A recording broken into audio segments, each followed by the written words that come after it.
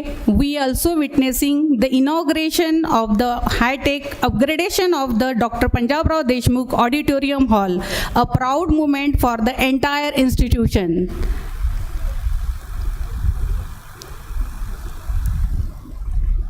Inauguration of high-tech upgradation of Dr. Punjabrao Deshmukh Auditorium Hall. We take this opportunity to express our gratitude to Honorable Shri Harshavardhan Deshmukh Sir, President Shri Shivaji Education Society, Amravati. Ladies and gentlemen, please join us in welcoming our honorable delegates with huge round of applause as they proceed toward the stage. I humbly request all the dignitaries to kindly proceed a garlanding and floral tribute ceremony and light the auspicious lamp. We shall now beginning with the adoration and the garlanding ceremony of the image of the three great visionaries, Kranti Surya Mahatma Jyotiba Phule, a great visionary and social reformer, Vairagya Murti Sant Gadge Baba, Shikshan Maharshi Dr. Punjabrao alias Bhau Sahib Deshmukh, a great visionary and philanthropist. Knowledge expels ignorance. Likewise, light removes darkness. Moreover, knowledge is the everlasting wealth within us through which all our external successes can be attained. Thus, we light the lamp and bow before knowledge as the supreme form of wealth.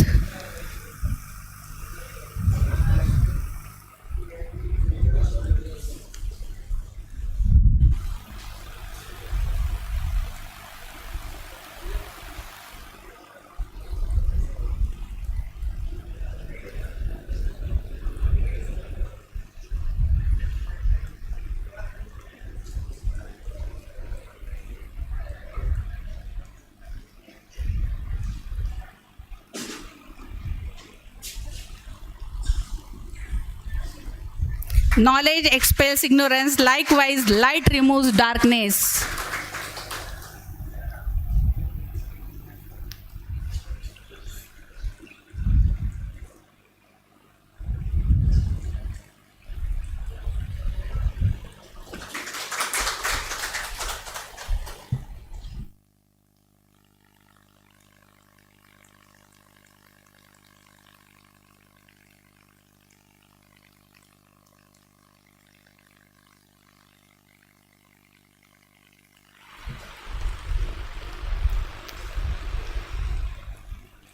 May I request all the dignitaries to please take their respective seats on the dais.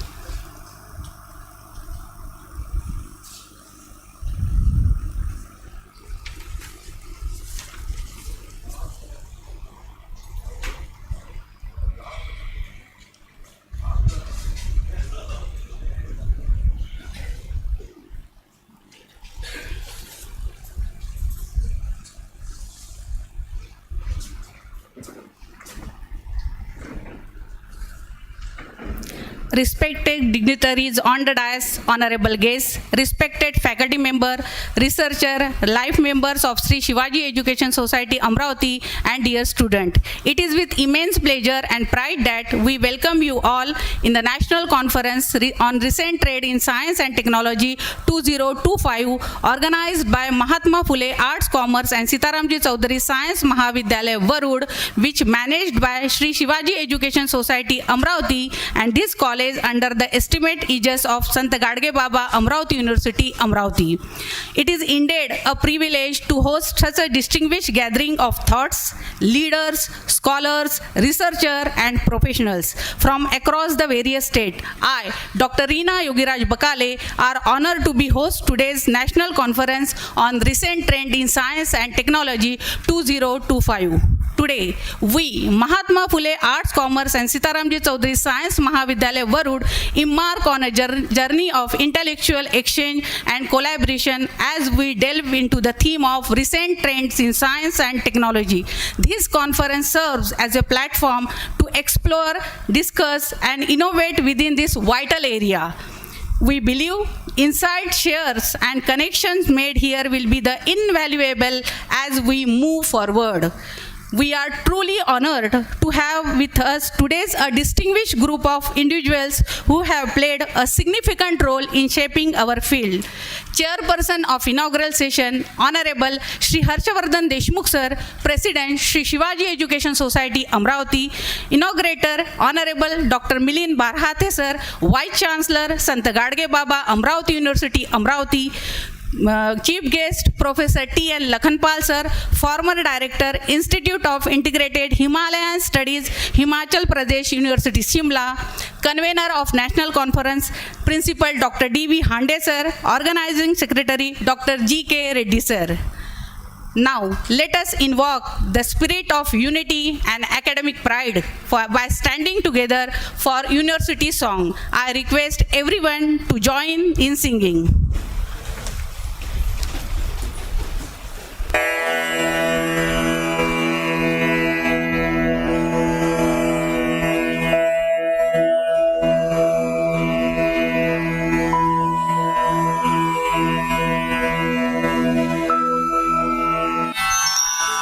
नित्यं हि विद्याचिन्तनं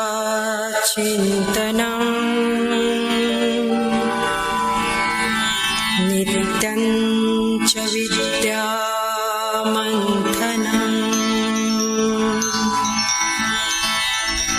नित्यं हि विद्यासर्जनं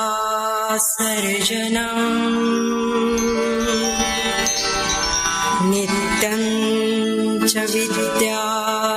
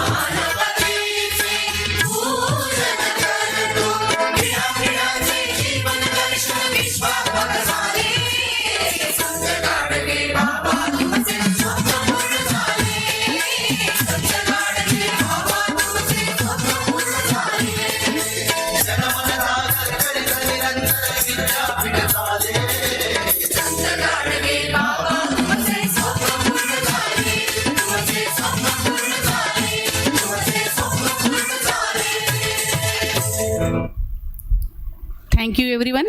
Please be seated.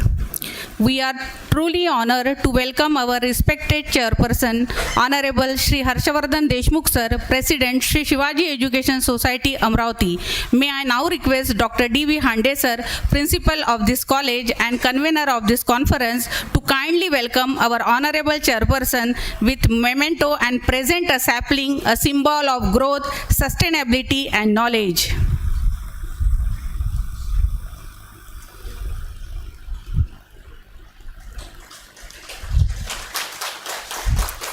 Thank you, sir. Your continuous support and your dynamic leadership are truly guiding light for us. Thank you, sir. It is our proud privilege to have among us inaugurator of this ceremony, Honorable Dr. Milind Barhate sir, Vice Chancellor, Sant Gadge Baba, Amravati University, Amravati. May I now request Honorable Shri Harshavardhan Deshmukh sir to felicitate our honorable guest with shawl, sapling and memento as a mark of our deep respect and gratitude.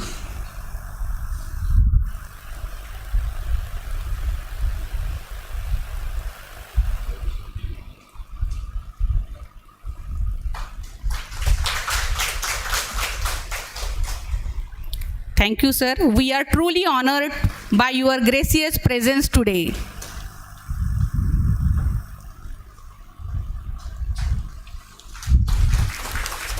Thank you, sir. Next, our chief guest of today's inaugural session, a renowned academician, Professor T.N. Lakhanpal sir, former director, Institute of Integrated Himalayan Studies, Himachal Pradesh University, Shimla. May I request Honorable Shri Harshavardhan Deshmukh sir to felicitate our honorable chief guest with shawl, sapling and memento as a token of respect.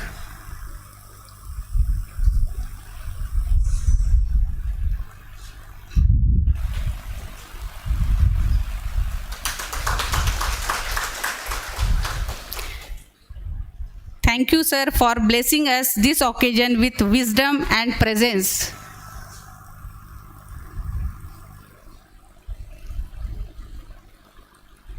Thank you, sir. I would like to request Dr. G.K. Reddy, sir, Organizing Secretary of National Conference, to present a sapling to Principal and Convener of this conference, Dr. D.V. Hande, sir.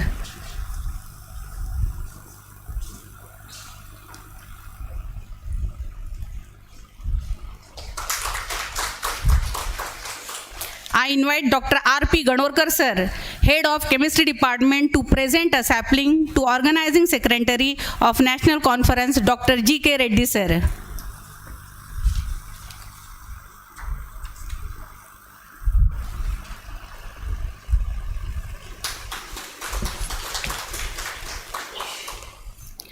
Thank you, sir. The root of great institution is in the strength of visionary founders and dedicated members. We are deeply honored to have the honorable life member of Sri Shivaji Education Society, Amravati, with us, also the CDC member. I request Dr. R.P. Ganorkar sir to kindly offer a floral welcome to our respected life members and CDC members.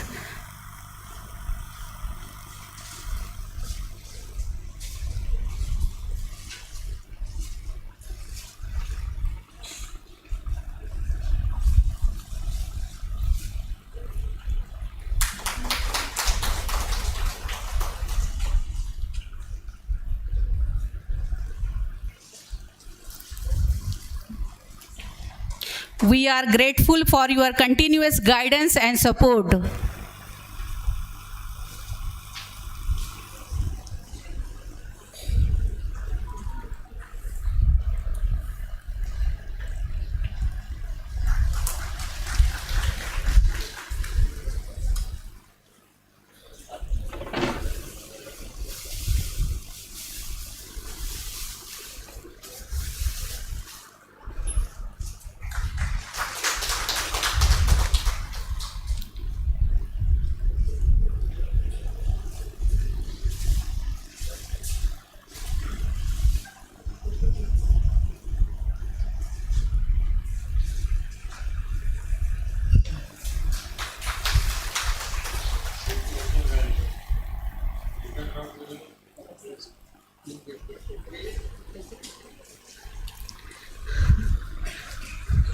There is also some eminent personality present in the auditorium.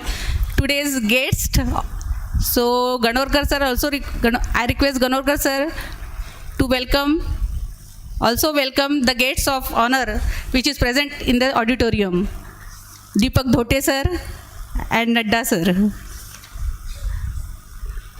And Bhagat sir. Dahikar sir.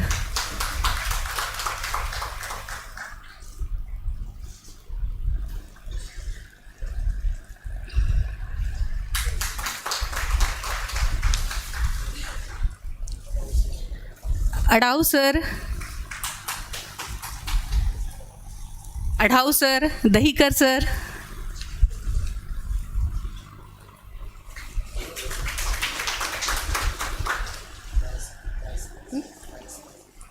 Baiskar sir,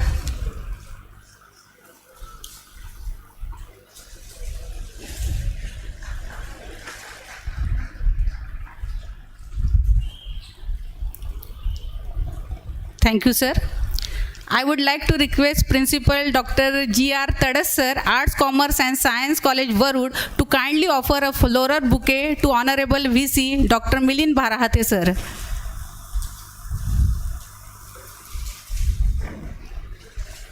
I also request Principal R.N. Fulari sir, Shama Prasad Mukherjee Arts College, Shendurjana Ghat, to kindly offer a floral bouquet to VC Honorable Milind Bharahate sir.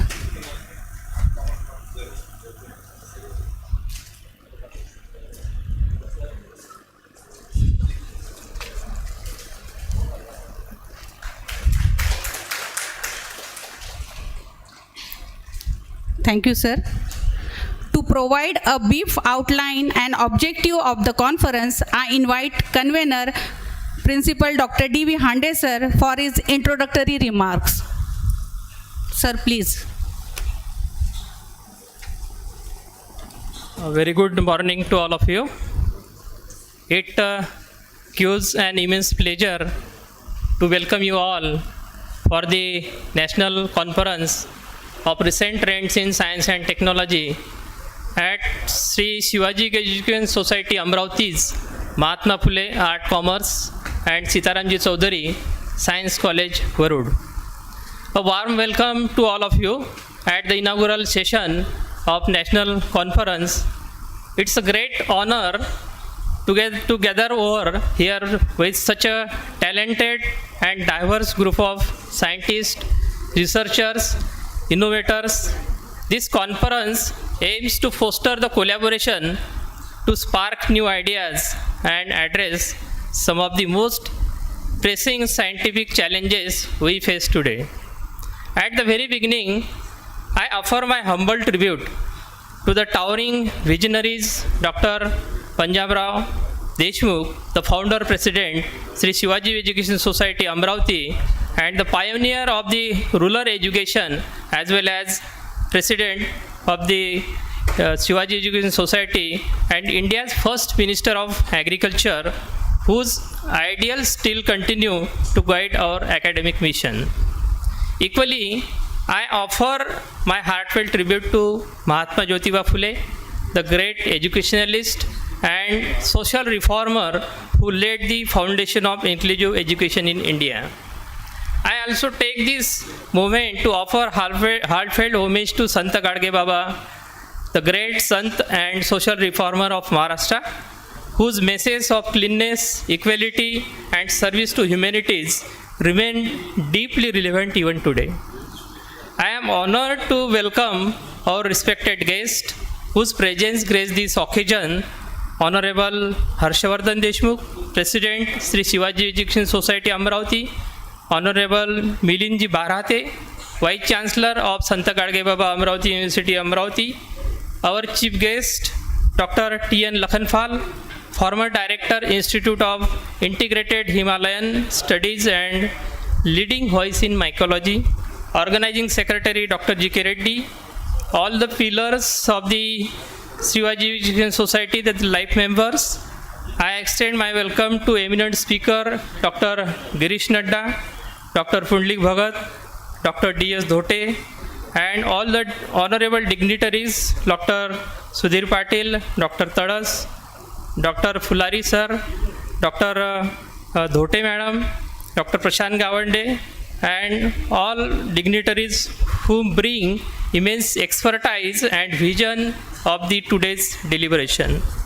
All participants, delegates from the different states and various University of India, teachers, students, and the budding scientists of various institutes, organizing team, and the media persons. Honorable Sri Harshavardhanji Deshmukh, a president of our institution, has always been a great source of encouragement and support for our college for organizing such academic events.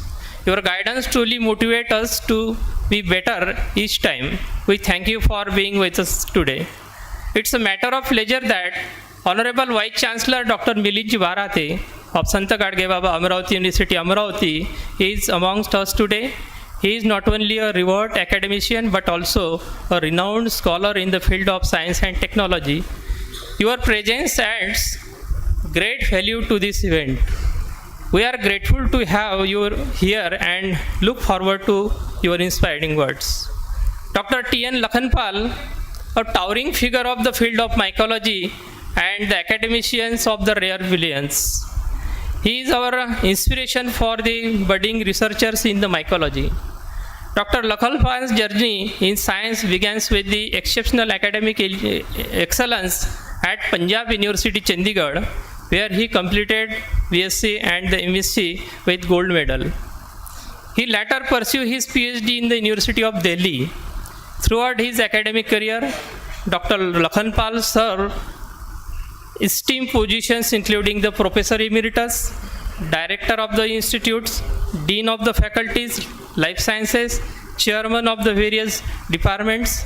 In addition, his academic pursuit, Dr. Lakhanpal has served as the President of Mycological Society of India, chaired the Project Advisory Committee of the National Mushroom Research Center, and has been serving as an advisor to various scientific and government bodies of India. His global influence is reflected in his academic visit and collaboration across the country like the USA, UK, Japan, and Thailand, where he has represented the Indian science and the distinctions.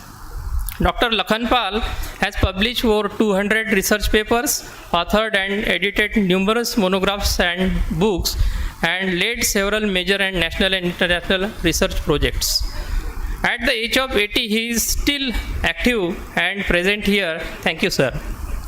It's great to hear. With 500 participants registered for this conference, it sounds like there will be vibrant exchange of idea and a networking opportunity. It's my great pleasure to honor the welcome you on this national conference. We have gathered over here today to share insights, foster collaborations, and ignite innovations in our respective fields. Over the day, we will explore cutting-edge research, engage in thought-provoking discussions, and inspiring one another to break new ground. Our college, located in the heartland of the Varud, famous as the California of Vidarbha, was established in 1960 with arts faculty and the commerce, and science started in 1971 with the goal of transforming a predominantly region into hub of the knowledge, skill, and progress. Over the decades, our institution has expanded its academic landscape, offering undergraduate and the postgraduate programs in art, commerce, and the science, and continuously engaging in the research, extension activity, and community outreach. We have total 3 undergraduate programs, 11 postgraduate programs, and the 11th research center of the campus in various subjects. In the last academic year, we have successfully organized several impactful programs, the National Seminar on Fungal Diversity, National Conference on Conservation and Enrichment of Regional Folk Culture, and various activities organized. Throughout our consistent engagement in scientific research, environmental sustainability, and promotion of regional arts and culture, a natural realization emerged that The intersection of the science, tradition, and the innovation must be brought to national platform for meaningful discussion and collaborative growth. In our journey of institutional growth, we recognize the need of dialogue and collaboration across the discipline, not only to share the knowledge, but also to build a bridge between the institutions, researchers, and real-world applications. Thus, the concept of this National Conference on Recent Trends in Science and Technology was born in. Our faculty and the students have shown enthusiastic commitment forward emerging scientific trends, interdisciplinary research, and community-driven learning. This growing academic spirit planted the seeds of the idea that must host the national level event that brings together scientists, educators, and young minds across the country. These efforts reflect our ongoing commitment to experiential learning, research promotion, and the holistic development. The idea behind this national conference is to provide a dynamic platform for the young researcher, academician, and domain expert to deliberate on the fast growing, evolving landscape of science and technology. This conference aims to inspire curiosity, promote interdisciplinary dialogue, and highlight innovations that are relevant to both academia and the society. With NAC accreditation, a team of dedicated faculty, and the increasing student engagement in research and innovations, we are moving toward becoming a recognized academic center in the region. We will hear from outstanding lineup of speakers who will inspire us with their expertise and forward-thinking ideas. We have scheduled a variety of invited talk, discussions, and networking opportunities designed to foster dialogue and the collaborations. Whether you are here to learn, to teach, or to connect, I encourage each of you to engage fully in the sessions and the discussions. I thank the organizing committee, faculty colleagues, student volunteer, and our non-teaching staff of their tireless efforts making this conference reality.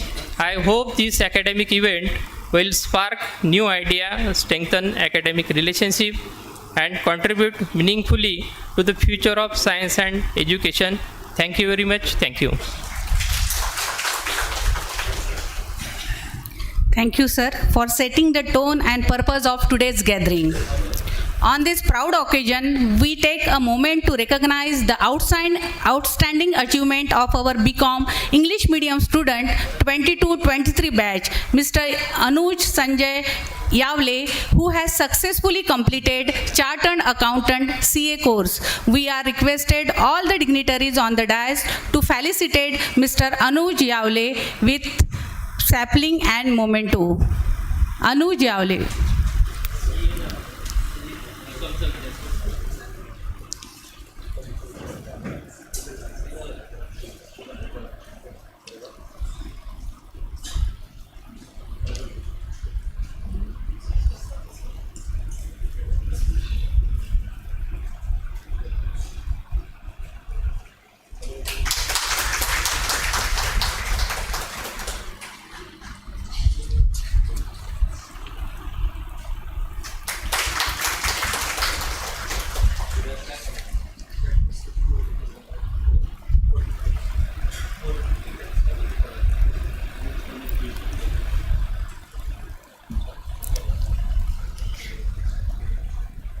Thank you, dignitaries. Now comes a much awaited moment, the inaugural address by our distinguished inaugurator, Honorable Dr. Milind Bharahate sir, Vice Chancellor, Sant Gadge Baba, Amravati University, Amravati. Sir, may we have the privilege of hearing your words of wisdom. Sir, please.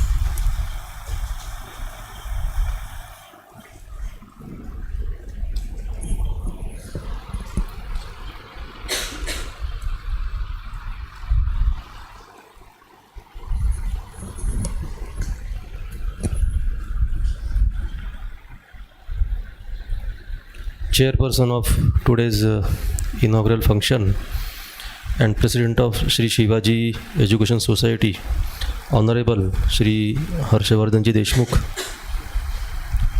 today's keynote speaker, Professor T.N. Lakhanpalji, who has come all along from Himachal Pradesh. Then Dr. D.V. Hande, Principal of Mahatma Phule Arts, Commerce and Sitaramji Chaudhary Science College, Varud.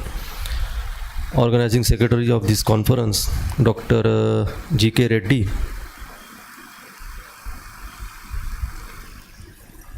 Dr. ex-Vice Chancellor of Sant Gadge Baba Amravati University, Dr. Sudhir Patil sir, all the scientists, teachers, students, and all the dignitaries present for this inaugural function. Firstly, I declare the National Conference on Recent Trends in Science and Technology has been inaugurated, and I congratulate Principal Dr. D.V. Hande, Organizing Secretary Dr. Reddy and his team for organizing National Conference on the very important topic of recent trends in science and technology. As we all know, in the progress or development of any country or in any society, the science and technology has always played a very important role, and we cannot avoid this fact that science and technology is the foundation on which the development of any nation or any society stands.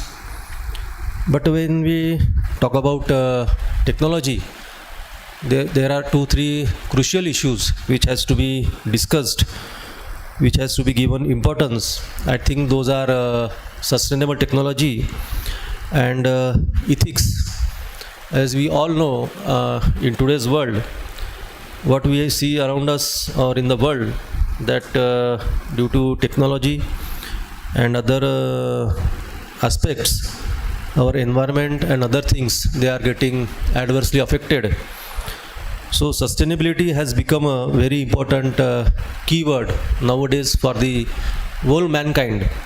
So I think sustainable development should be at the center, as well as ethics.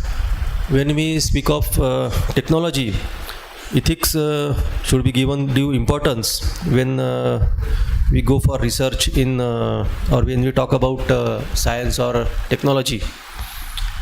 Today, for this national conference, scientists, teachers, students from all over Maharashtra, all over country have gathered here, and I believe with their discussions, with their deliberations and exchange of ideas, we will definitely get new concepts in recent trends in science and technology. And my belief is all the deliberations, all the discussions or all the exchange of ideas should give due weightage to the today's most important buzzword, that is artificial intelligence. Artificial intelligence has become the most important thing, the most important concept in our life or in the life of society or country, as well as overall progress or development of the society or country. So I believe the deliberations and exchange of ideas will definitely give new concepts, new ideas, which will definitely add to the recent trends in science and technology. I again congratulate Dr. D.V. Hande, Dr. G.K. Reddy and his whole team for organizing this national conference, and I extend my best wishes for the grand success of this conference. Thank you.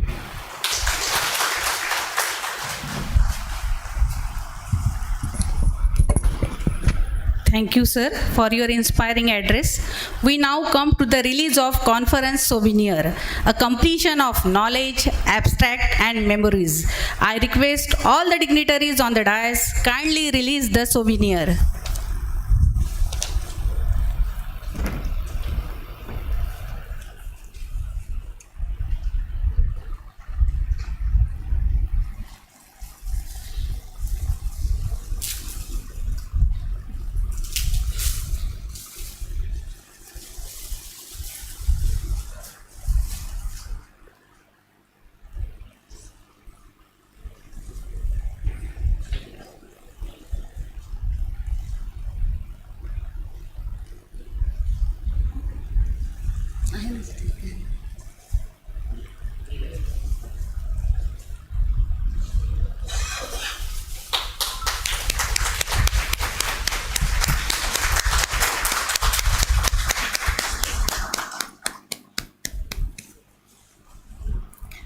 Thank you, dignitaries.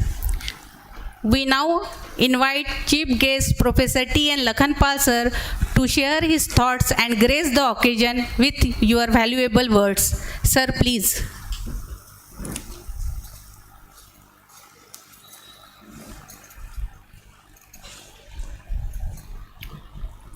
Thank you, ma'am.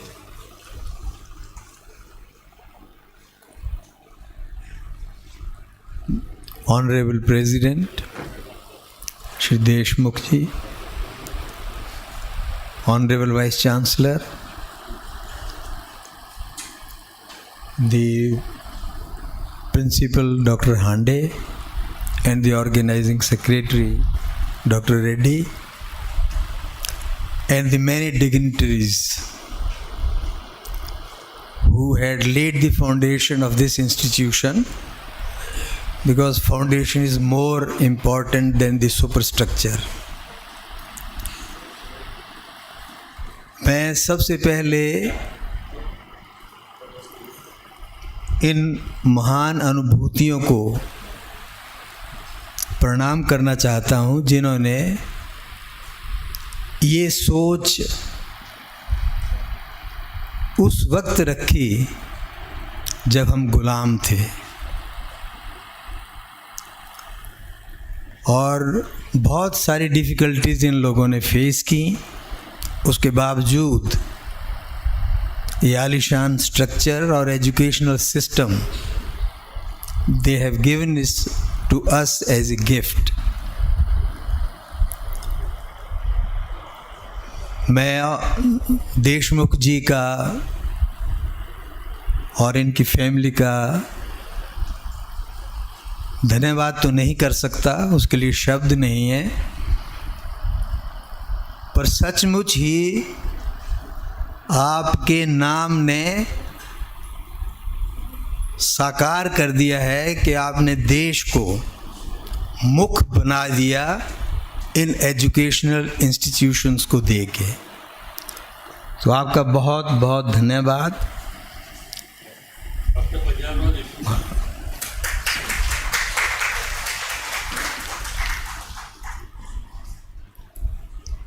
I thank Dr. Hande for giving me this opportunity to interact with you and to come to Amaravati. Now it is said for education that universe is a university and world is a school. And education is the bridge between the earthhood and the heavenhood. So that is the purpose that is these institutions are serving. They are a link between the earthhood and the heavenhood. And this is the rare of rarest examples of people who had dedicated, sacrificed their lives for bringing up these institutions.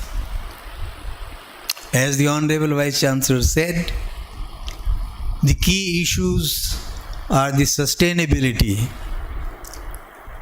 And sustainability, as he said, requires ethics. And ethics require that we develop human values. A revival of the culture, because Bharat is known as a country, Yog Bhumi, Tyag Bhumi and Punya Bhumi. So that glorious past and that glorious culture needs to be revived. Science alone cannot do that. Technology alone cannot do that. We have to be a mix of these two, because science is above the senses, whereas spirituality is below the senses, that is the foundation. We ignore the foundation and appreciate the superstructures. We ignore the root system but appreciate the canopy of a tree. So that is a misfortune. We have to irrigate and water the root system so that the shoot system flourishes and it shows its luster in full form. Therefore, we need a synthesis, a synergy between science and technology.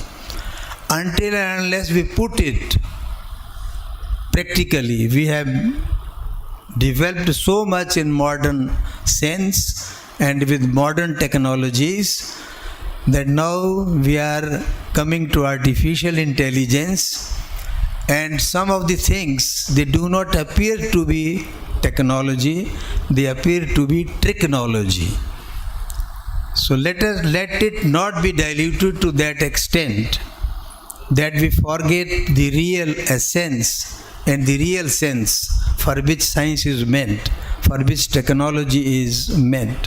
You have to shoulder that responsibility, and that responsibility is a major responsibility. Then only we can claim. Until and unless the human life is for achieving what we call as salvation. Salvation has different meanings.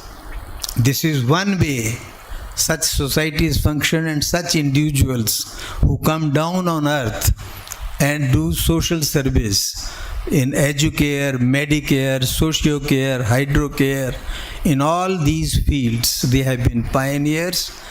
This has to be sustained, and sustainability lies in following the value system. So what do we actually need is, we need a system. We don't need a new system. We need the character development, which will come only through values. That is why it is said that education is not for life. Value for education.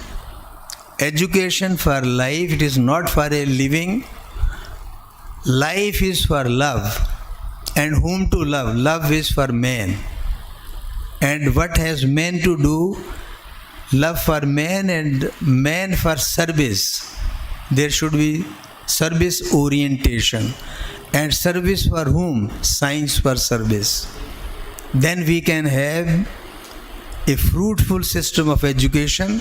Then only we can appreciate the inputs of technology and developments in the science, in the field of science.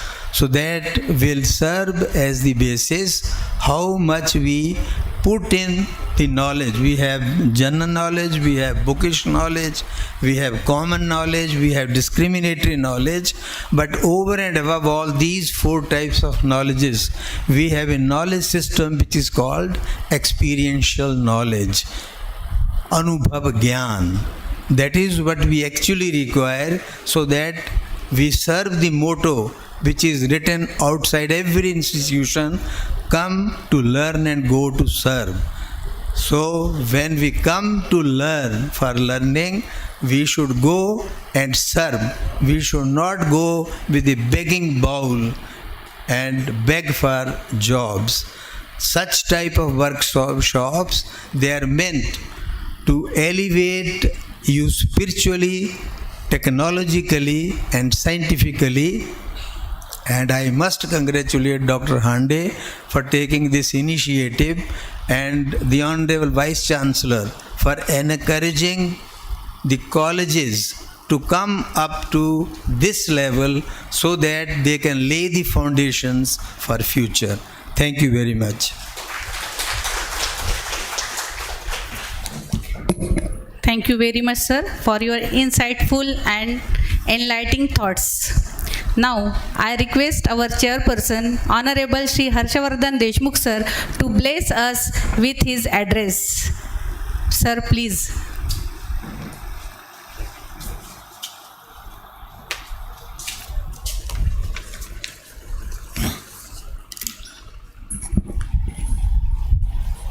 I offer my humble tribute to Dr.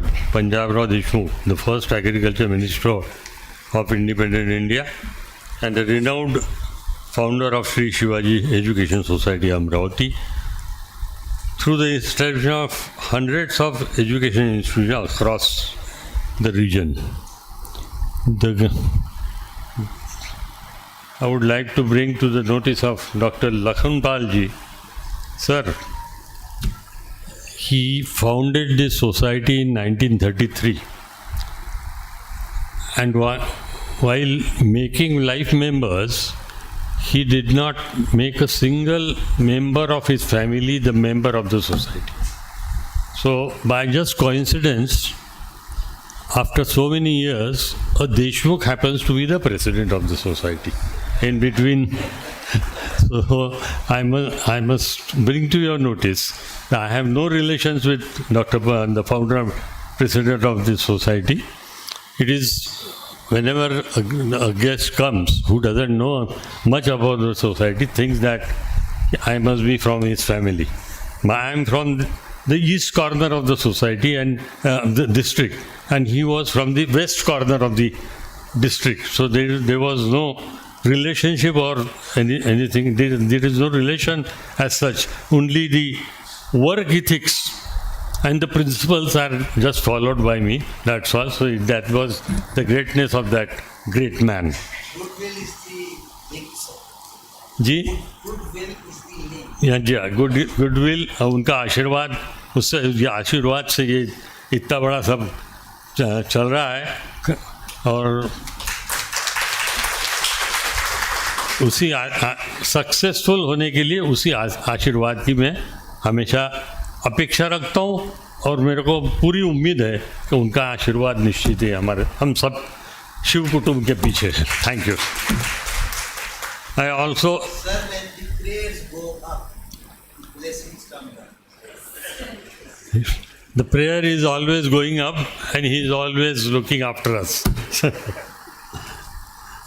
I also offer my humble tribute to Mahatma Jyotiba Phule, a great social reformer and educationalist who believed that education should be right for all.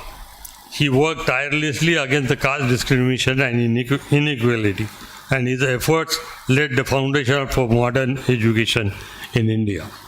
I extend my heartfelt welcome to our esteemed chief guest and inaugurator, Dr. Milind Bharati ji, Vice Chancellor, Sant Gadge Baba Amravati University, the guest of honor, T.N. Lakhanpal ji, Director, Institute of Integrated Himalayan Studies and Himachal Studies from Himachal Pradesh, and I would like to share with you all Dr. Lakhanpal ji is not coming for the first time in the society. In I think 2012 or 14, so you were a guest here, and now after retirement, तुमच्या कॉलेजला आल्या होत्या का madam? हां, तुमच्या कॉलेजला you were there then. Doctor Dhote was there, doctor Hande was there, and he had come there for the program, and he is spending his life reforming the society, telling the principles of ethics and all that, and he is doing all this as a social worker.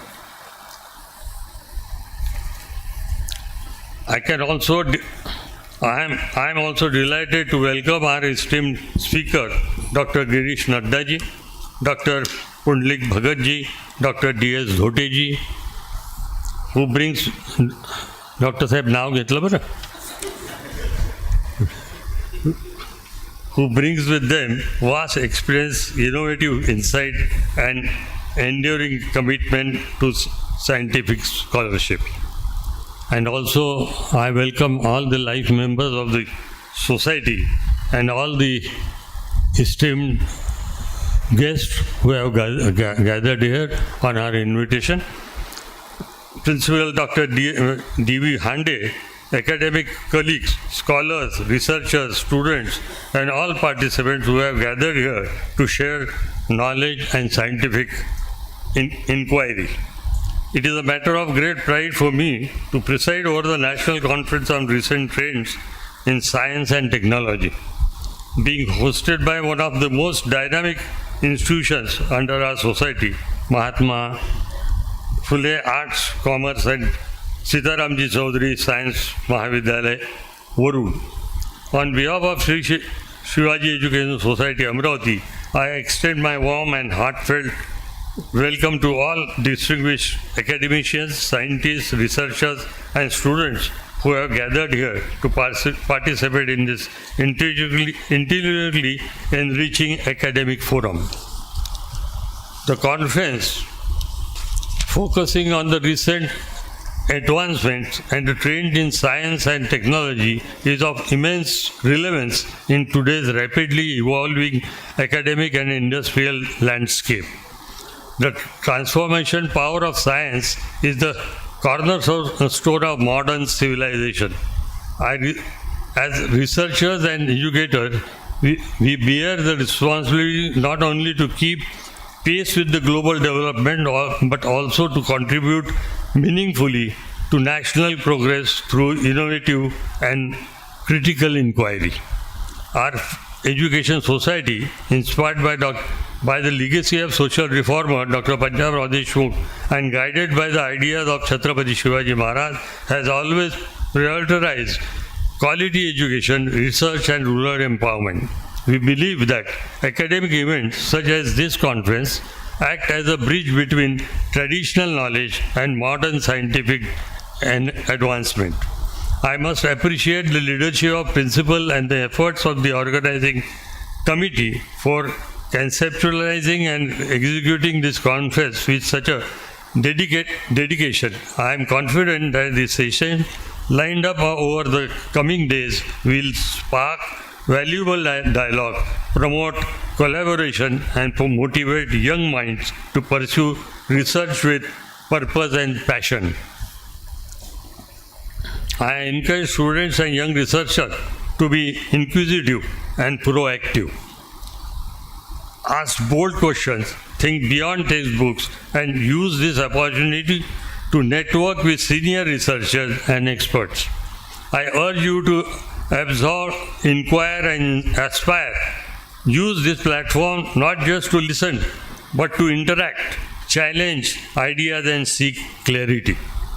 Science grows through questioning, and conferences like this provide the ideal environment for intellectual growth. With these thoughts, I once again commend the organizing team for their dedicated effort and extend my best wishes to all participants.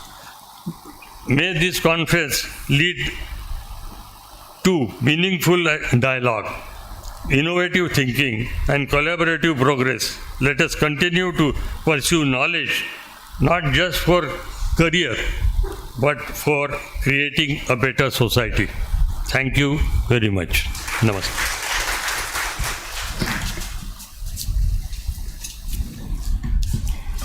Thank you, sir, for your ever encouraging and motivational words. And finally, to formally conclude the inaugural session, I invite Dr. G.K. Reddy, sir, Organizing Secretary of National Conference, to deliver a vote of thanks. Sir, please.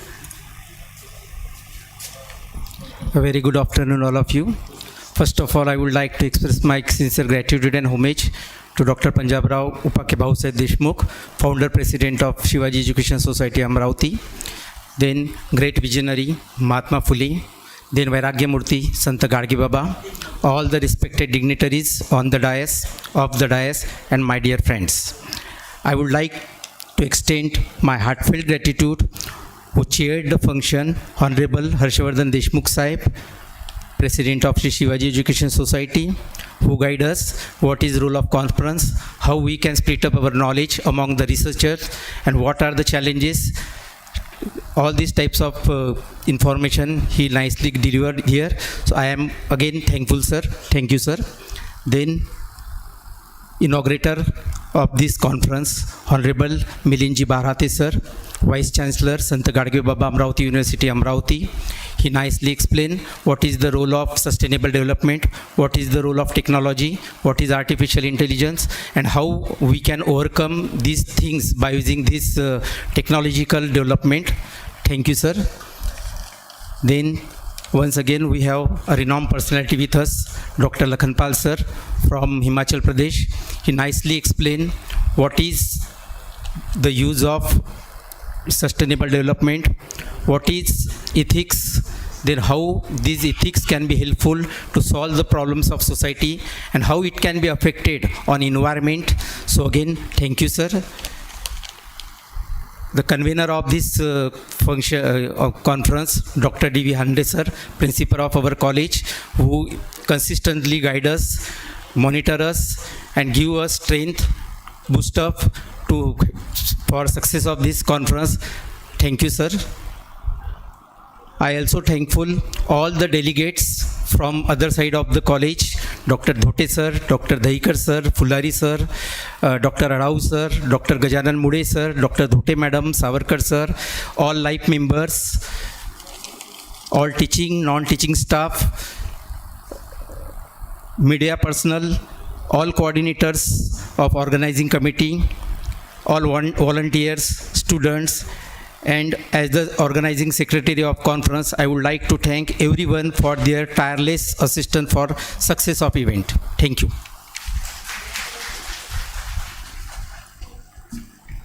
Thank you everyone for being a part of this momentous inaugural session. With your presence and blessing, we are sure the session ahead will be full with rich academic dialogue and exchange. Let us quiz for knowledge and innovation begin. Thank you very much.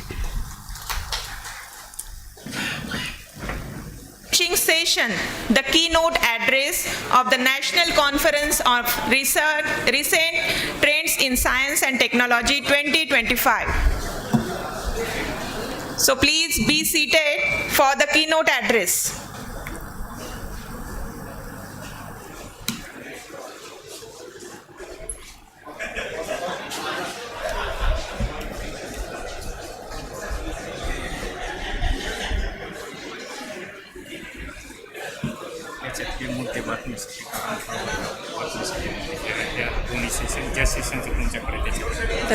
बटनी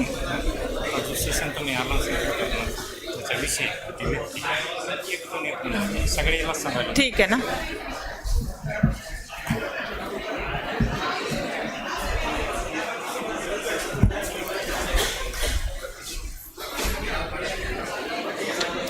I request to all the dignitaries, delegates, students, be seated, please be seated for the keynote address session.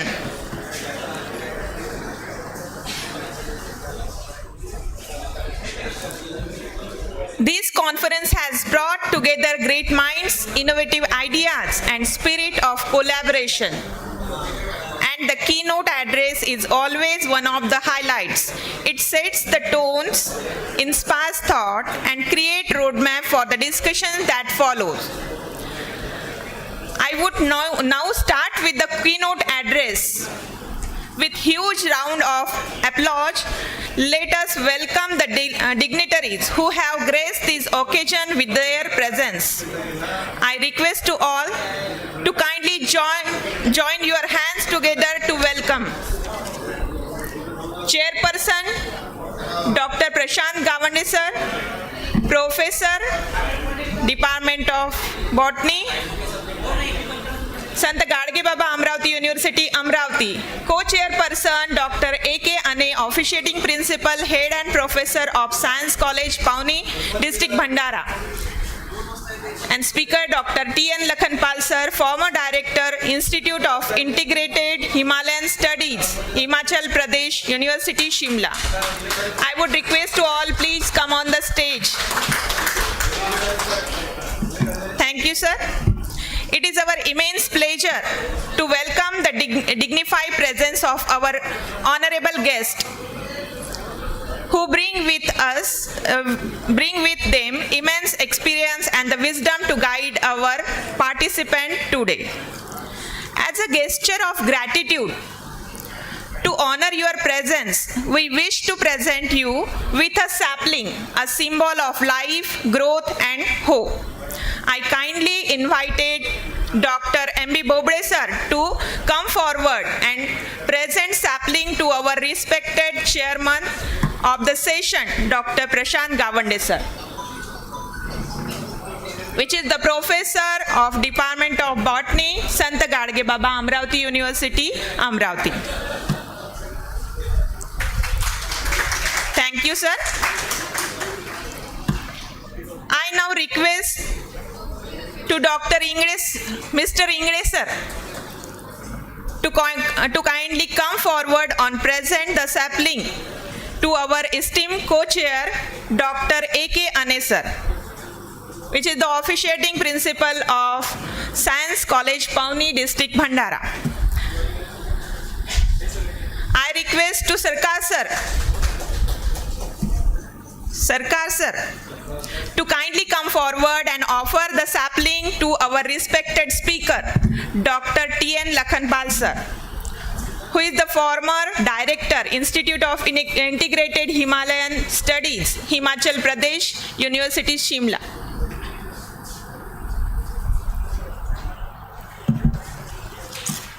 Thank you, sir.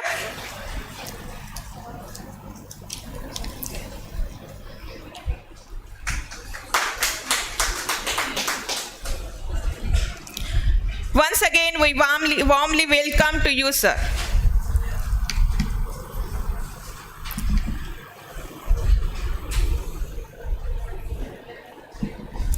I take this as my privilege to introduce chairperson in front of you, Dr. Prashant Ashokrao Gawande, currently serving as a professor in the Department of Botany at Sant Gadge Baba, Amravati University. With over 2 years of dedicated experience in teaching both undergraduate and postgraduate students, his areas of specialization include molecular biology, biotechnology, molecular systematics, and taxonomy. He holds MSc Botany, SED, and PhD degree. His doctoral research focus on the molecular analysis of Dioscorea species from the Melghat Tiger Reserve, contributing significantly to the understanding the plant molecular taxonomy and phylogenetic relationships. He has successfully guided 7 PhD scholars with several others currently under supervision. Till date, he published over 30 research papers in reputed journals, national and international journals, and have contributed 316 genome sequence to global database such as BOLD and NCBI. His research has received funding from prestigious agencies, including the University Grant Commission and the Government of Maharashtra. So thank you, sir. Thank you, sir, for the coming. I take this as my privilege to introduce the co-chairperson in front of you all.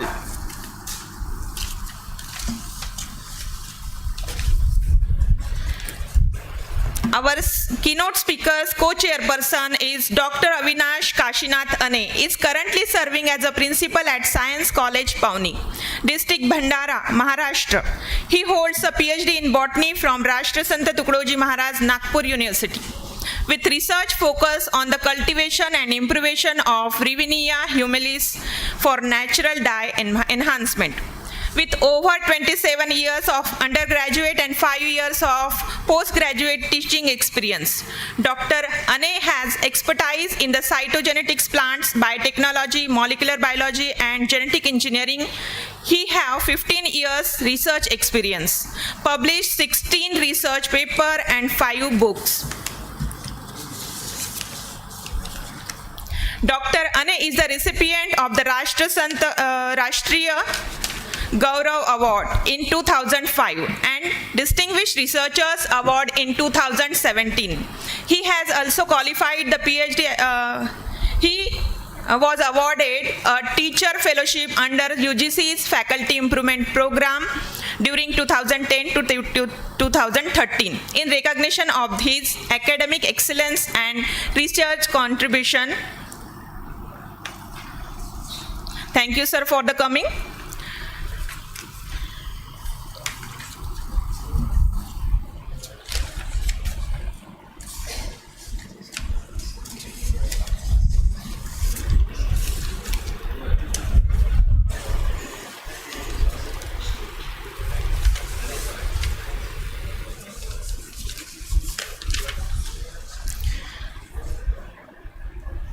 It is my distinct honor to introduce our keynote speaker, Dr.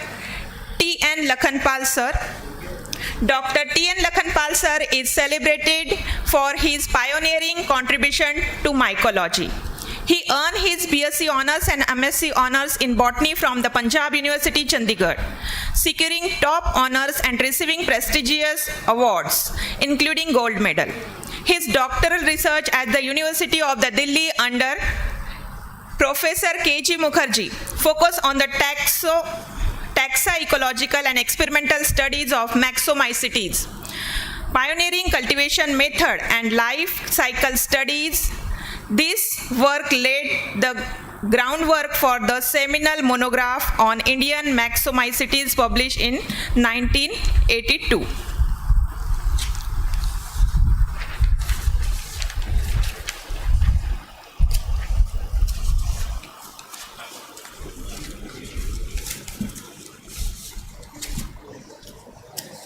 Dr. Lakhanpal's contribution extends beyond academia. He has served as president of the Mycological Society of India, chaired the PAC of National Mushroom Research Center, and advised on various scientific committees, recognized with prestigious awards such as Lifetime Achievement Award from Mycological Society of India and Saraswati Award from the University of Delhi. Dr. Lakhanpal's legacy in mycology continues to inspire and educate generation of researchers worldwide. His global influence is underscored by the visits to the USA, Japan, England, and Thailand, fostering international collaboration in fungal research and biodiversity. Thank you, sir, for the coming for the keynote session.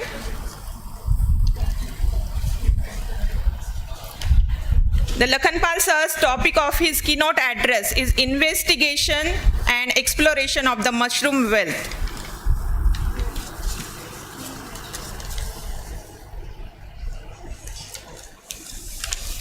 Now, I would like to request Dr. Prashant Gawande sir take over the session for further proceeding. Thank you, sir.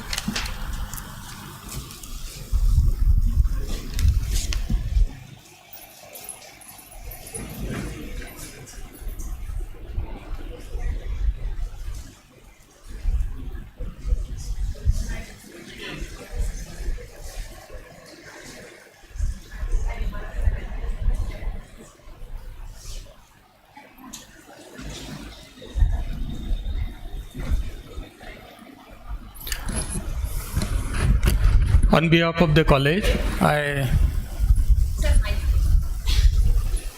छोटा mic द्यायचा आहे सरांना खालूनच करतो म्हणतो. I welcome you, sir. Please deliver your talk. Topic. सरांनी सांगितलं तुम्ही speak हे करा म्हणून मग तुम्हाला Hello.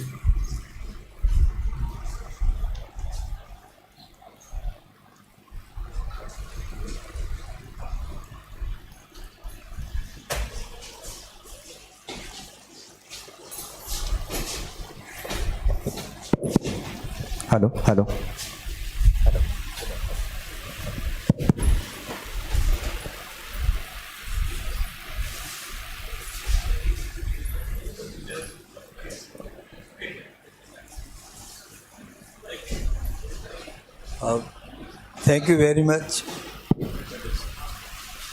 Thank you very much, the chairman sir and the co-chairman sir. Dear colleagues and dear participants from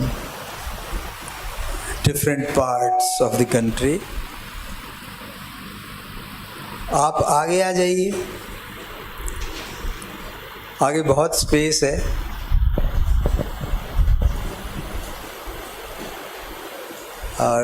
Dr. Hande had directed me to speak on mushrooms.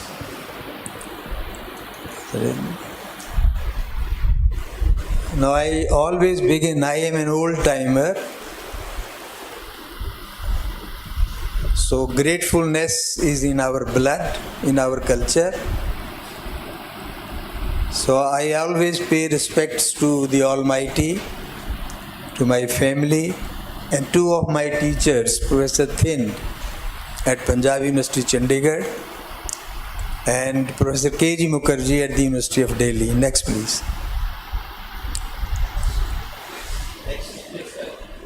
Next.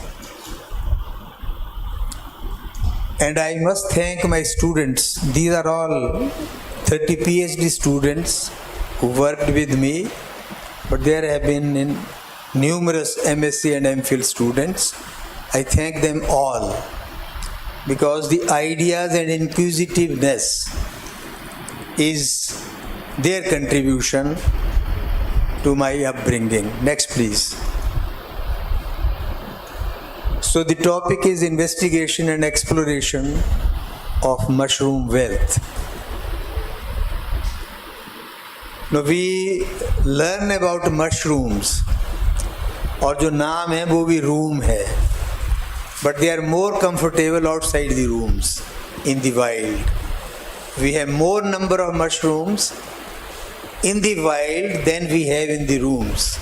There are limited number of mushrooms which we have domesticated or cultivated, which are grown inside the rooms. Next, please.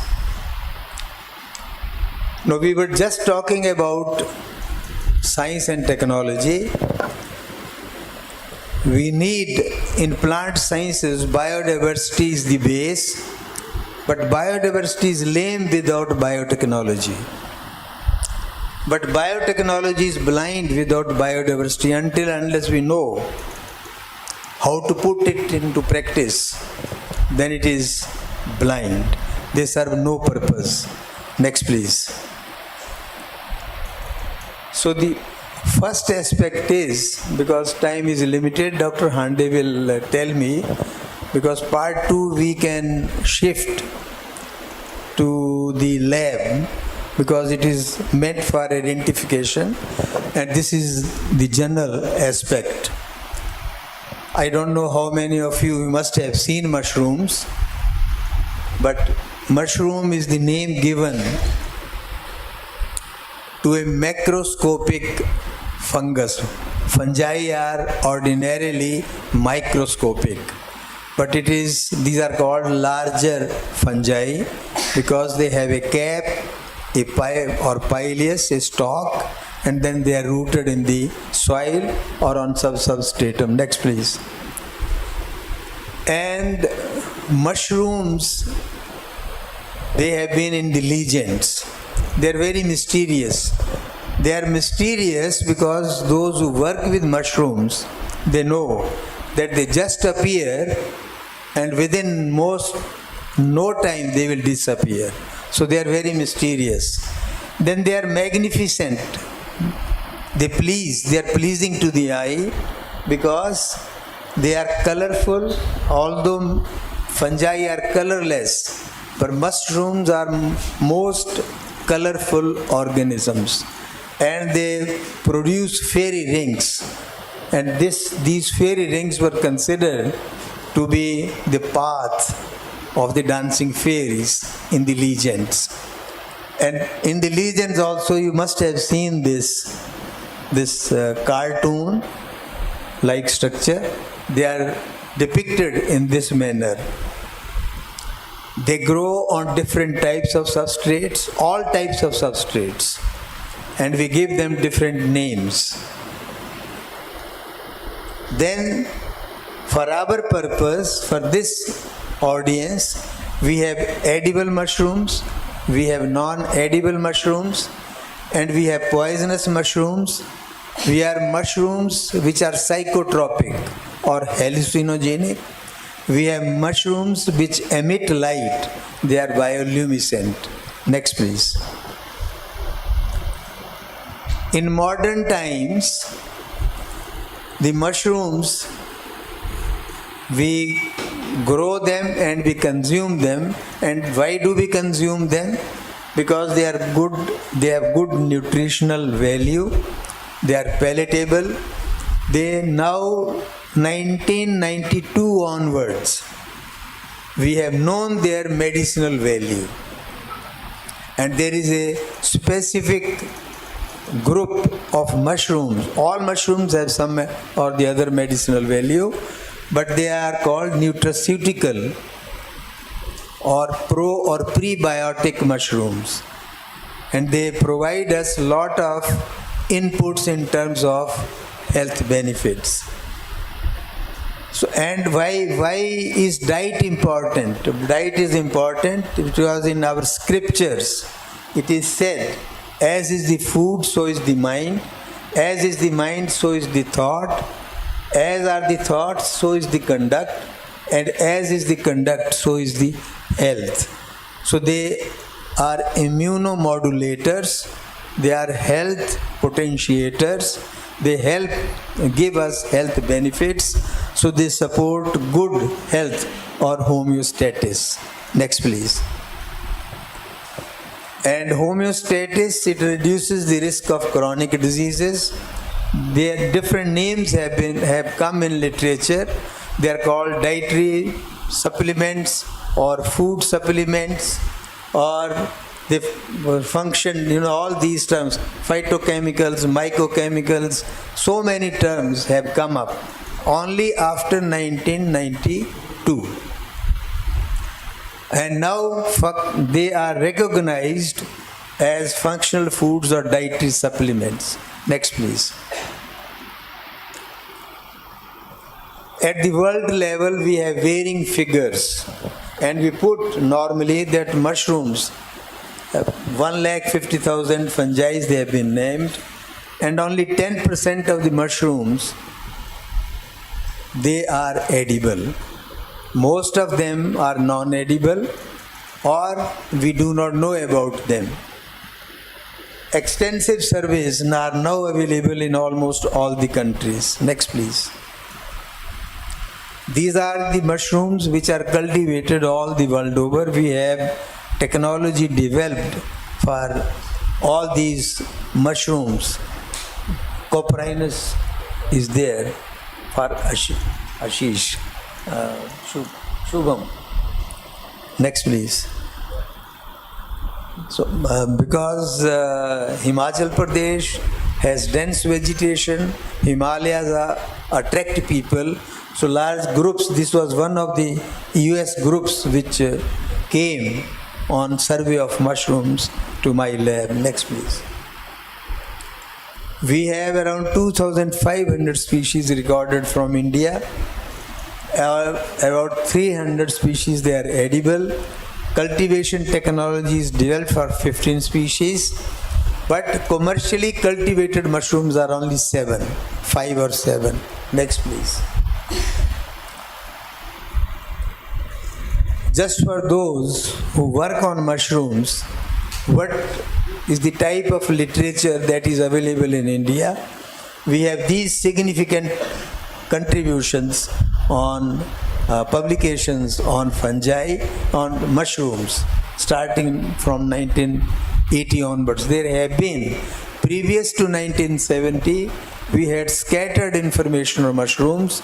It was only around 65 to 70 that continuous research in different places like Shimla, Patiala, IARI, CS in botany, and Kerala, and all these places, active centers, they emerged, and lot of survey work has been done in all these places. Next, please. This was the first book compiled by Purkastha on Indian edible mushrooms. Next, please. Just to give you, there were the two monographs which we had published in 1990 and then in 1994.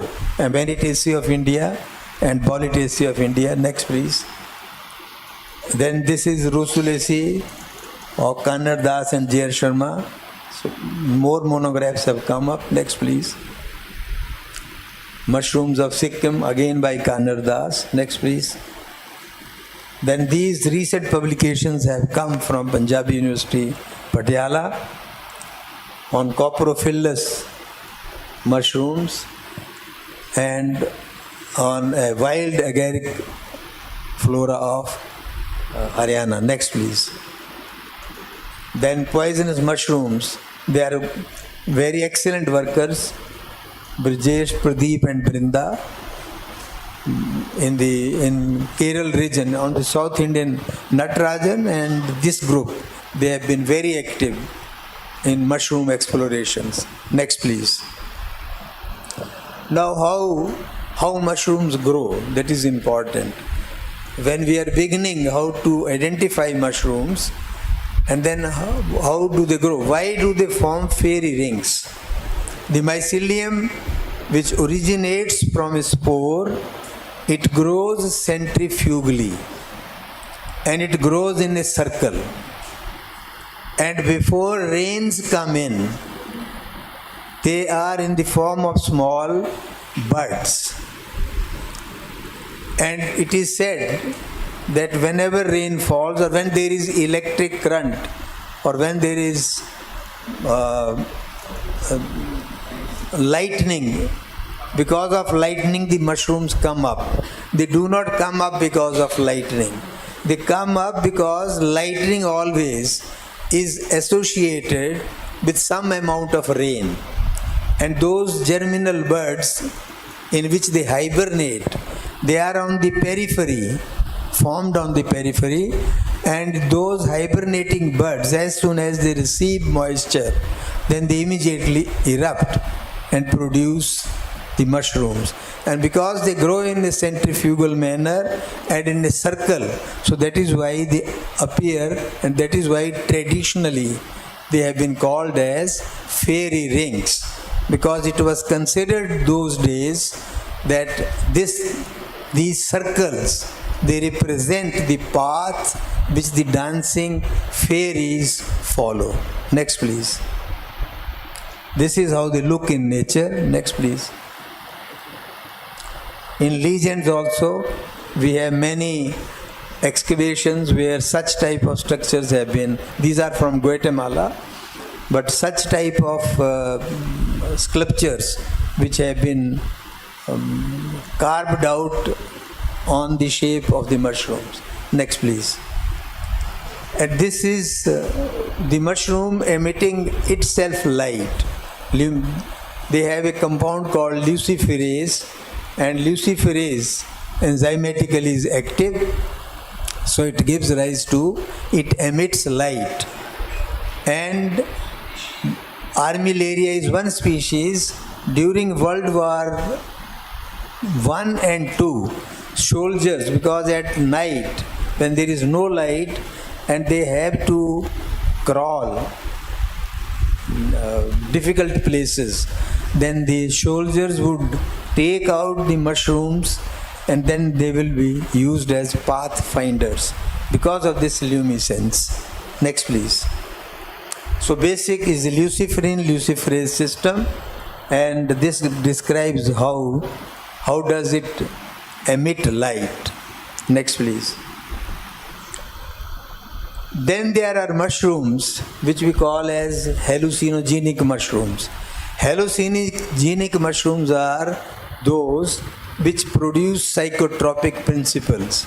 And now it has been identified one of the mushrooms which we credit with is Amanita muscaria, which is said to be the source of Somras in our scriptures. Now, hallucinogenic mushrooms, they have a psychotropic principle which affects the mind, and you start daydreaming. It is LSD, source of LSD, lysergic acid dimethylamide. This is the source. So, and lot of literature, many books have been written. There were a pair of scientists, Dr. Watson and his missus. Both of them lived in Mexico for many years, and they have compiled good 3-4 books on hallucinogenic mushrooms and the rituals that were followed. They were very costly, very prestigious, and those people were very secretive about divulging the information about hallucinogenic mushrooms. So they alter your mindset, or they upset your mind. Next, please. Next. This is Amanita muscaria. Next, please. This is psilocybe. This also gives psilocybin, which is a psychotropic principle. Next, please. Now, why we should study mushrooms? Mushrooms are not just organisms. They provide us vast array, vast scope for different activities. If you become an expert, if you want to survey them, then they give you recreational adventurism. They give you academic and professional avenues. They provide you business entrepreneurship when you cultivate them. And because they are medicinally very important, so they ensure a good health. And then they also provide clean environment, because mushrooms, they enter into mycorrhizal relationship with different tree species. And now, till 1970s, this was considered that presence of mycorrhiza is an exception and absence of mycorrhiza is a rule. Now it is the reverse. 95% of the plants of the world, they have one or the other fungus associated with them in the form of mushrooms or mushroom types to form mycorrhiza. And mycorrhizal association is a universal association. Absence of mycorrhiza is reported only a few families which are aquatic. In them, mycorrhiza may be absent, otherwise it is universally present. Next, please. So, how are they beneficial? It is a low-calorie diet. Then it has significant good for metabolic diseases.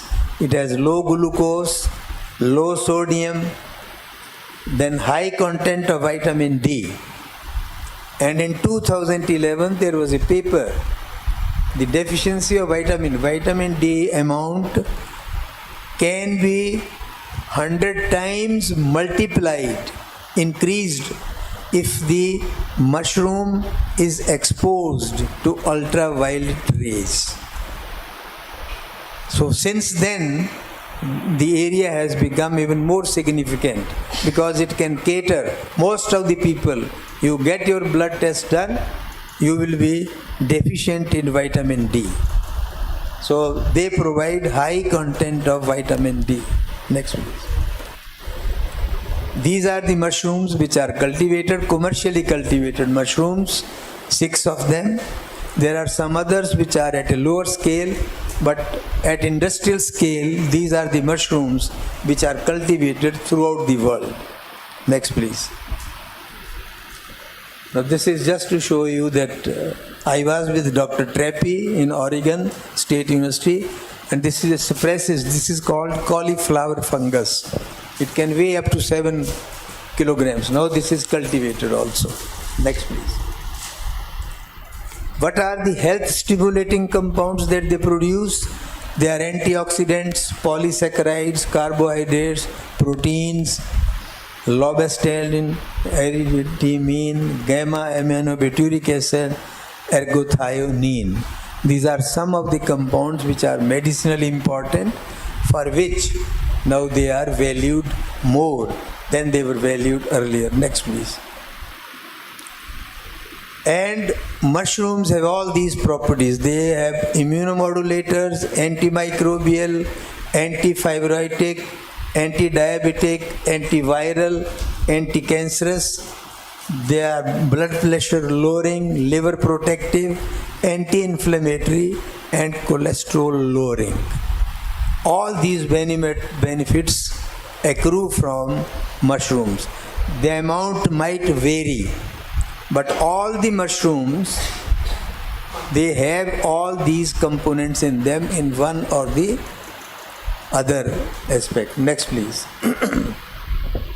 And in Chinese system of medicine, in our system of medicines, mushrooms are not given much priority or much significance, but in Chinese system of medicine, he who is a piper, this is Ganoderma lucidum. He is taking with it. This is called a panaceal fungus. And now presently we have more than 100 products from this. And it is commercially cultivated, but this has been mentioned in Chinese literature more. In Chinese, it is a part of Chinese system of medicine. Next please. This is that Ganoderma. You can see what are the type of compounds that it has and for what use they are put. On the left side are the compounds, on the right side are the uses, medicinal uses to which they are put. Next please. I have selected only 3-4 of them. Next please. Now this fungus needs, we call now, generally people say that how is this a mushroom? All edible fungi, now the term has been broadened. And all those fungi, whether they belong to lower groups or middle groups or higher groups, they are all called mushrooms. Any edible fungus is now termed a mushroom. That is why it finds a place. This is a member of Discomycetes, cup fungi, and this is Cordyceps sinensis, and it has a long history. Now, in 1994, these what are the games we have? The Chinese athletes, they surpassed all and they won all the gold medals. So they were tested that they are taking steroids, but they tested negative. And then they tried to investigate what is exactly that they are taking, how their stamina has been increased so much. So it was this fungus that they were consuming. And Ganoderma and Cordyceps, they have been traditionally included in Chinese system of medicine since times immemorial.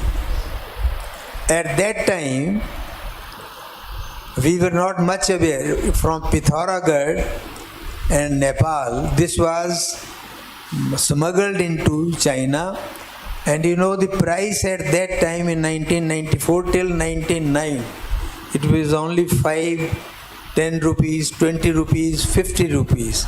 And now this fungus is 2.5 lakhs per kilogram.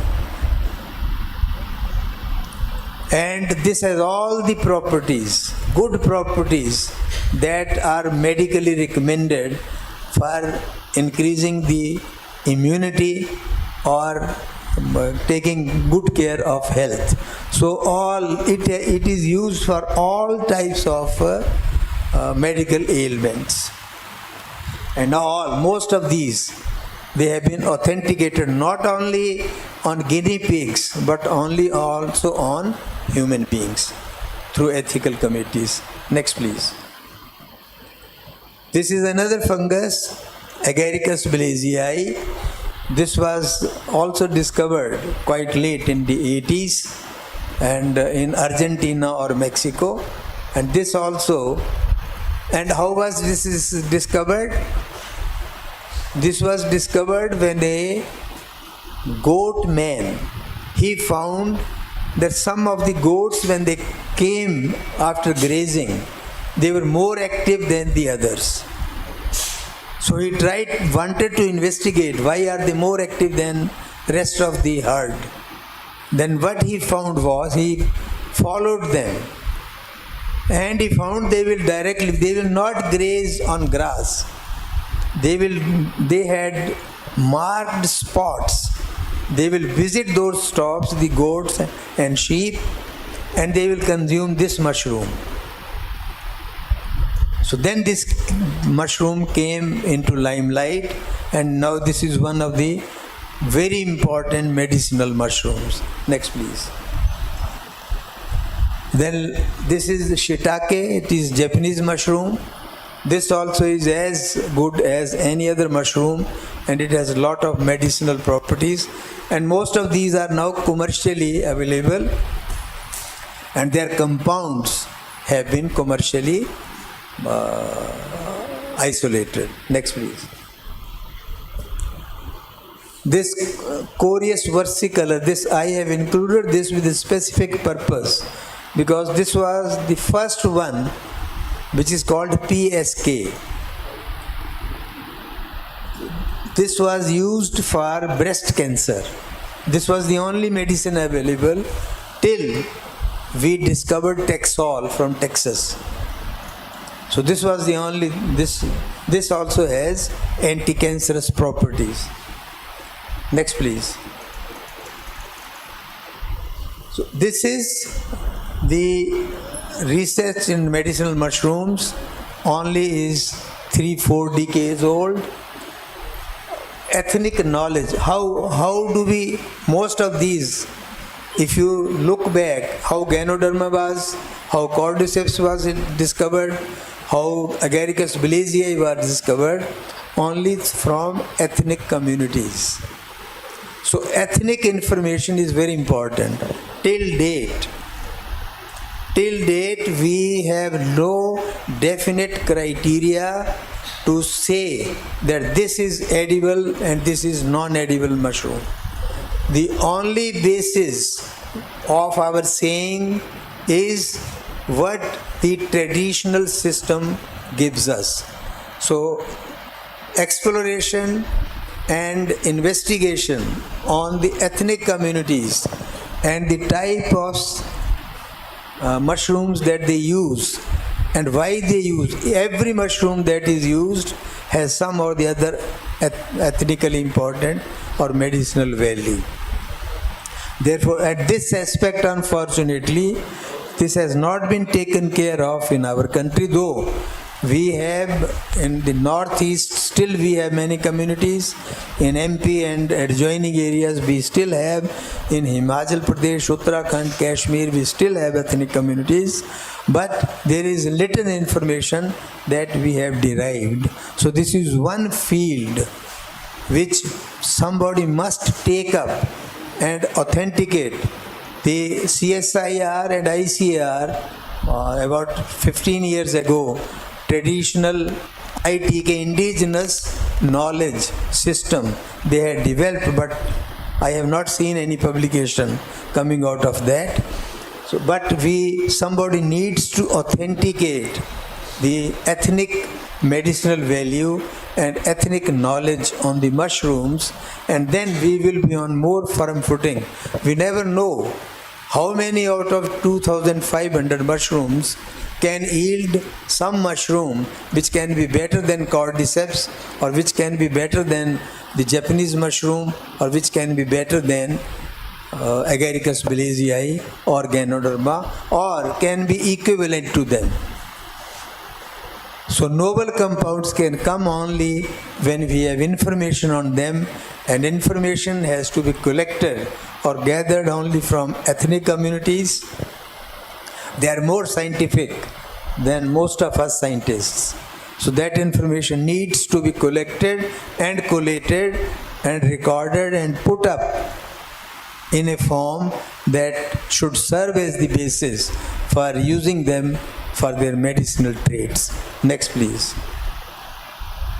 So these are the, because they have now entered into the dietary system, so you find many products available from mushrooms. As I told, even Ganoderma has about 100 products. So similarly, other mushrooms, they also have similar products. Next, please. Then there are mushrooms which are poisonous. And the poisonous element will vary from slight gastrointestinal upset to death. Next, please. This is Amanita phalloides. And the name phalloides means a death cap. Next, please.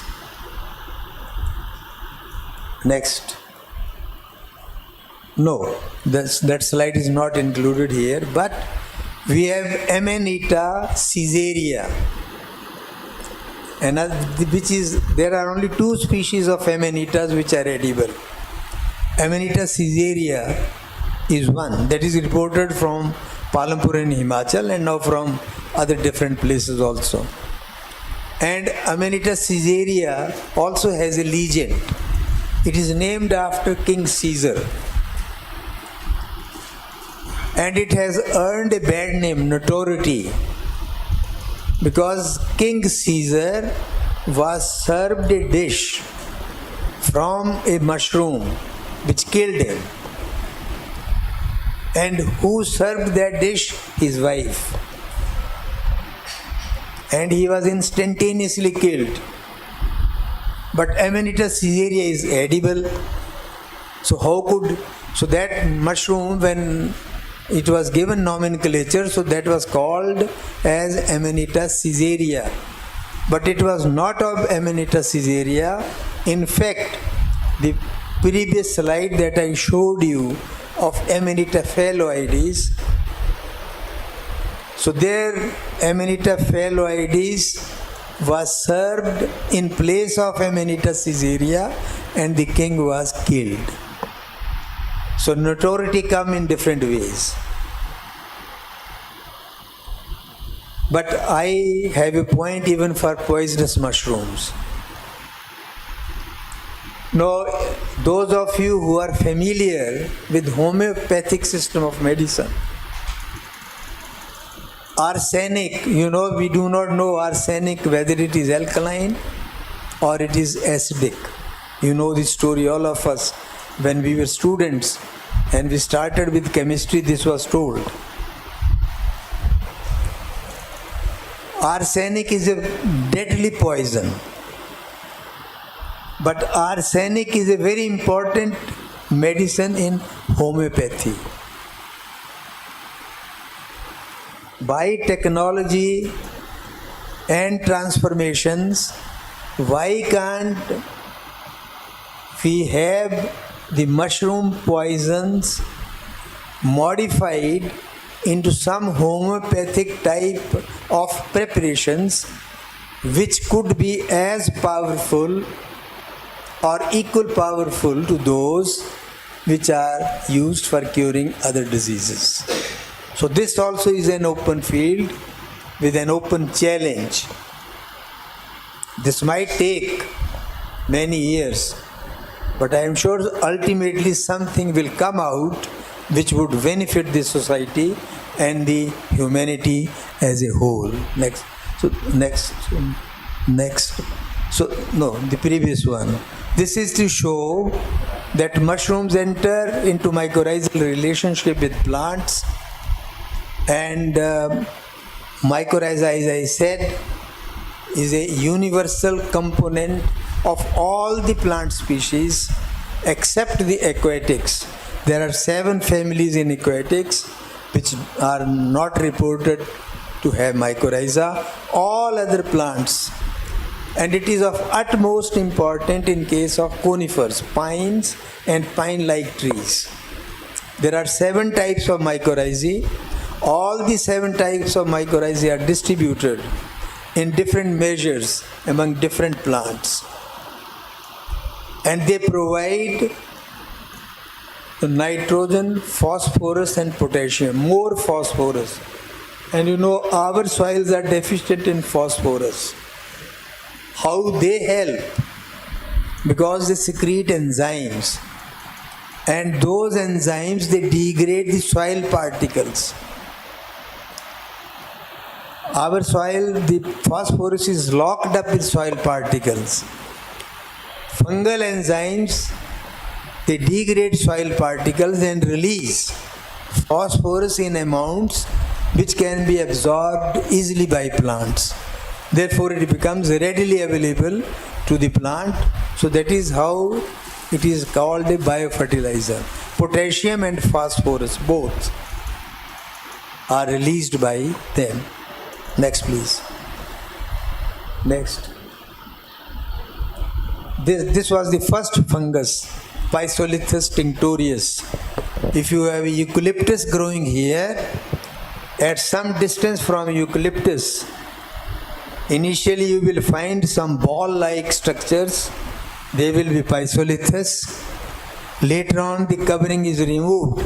It looks more like dung, and people think it is dung, but they are fruiting bodies of Physolithus tinctorius.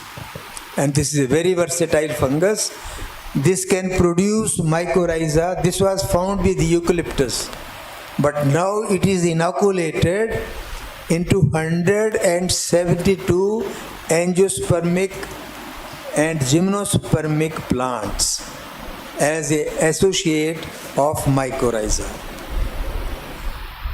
And in US, the seedlings, before planting, they are mycorrhizically tailored and then planted, and then the survival rate in uninoculated and inoculated seedlings is 95% more.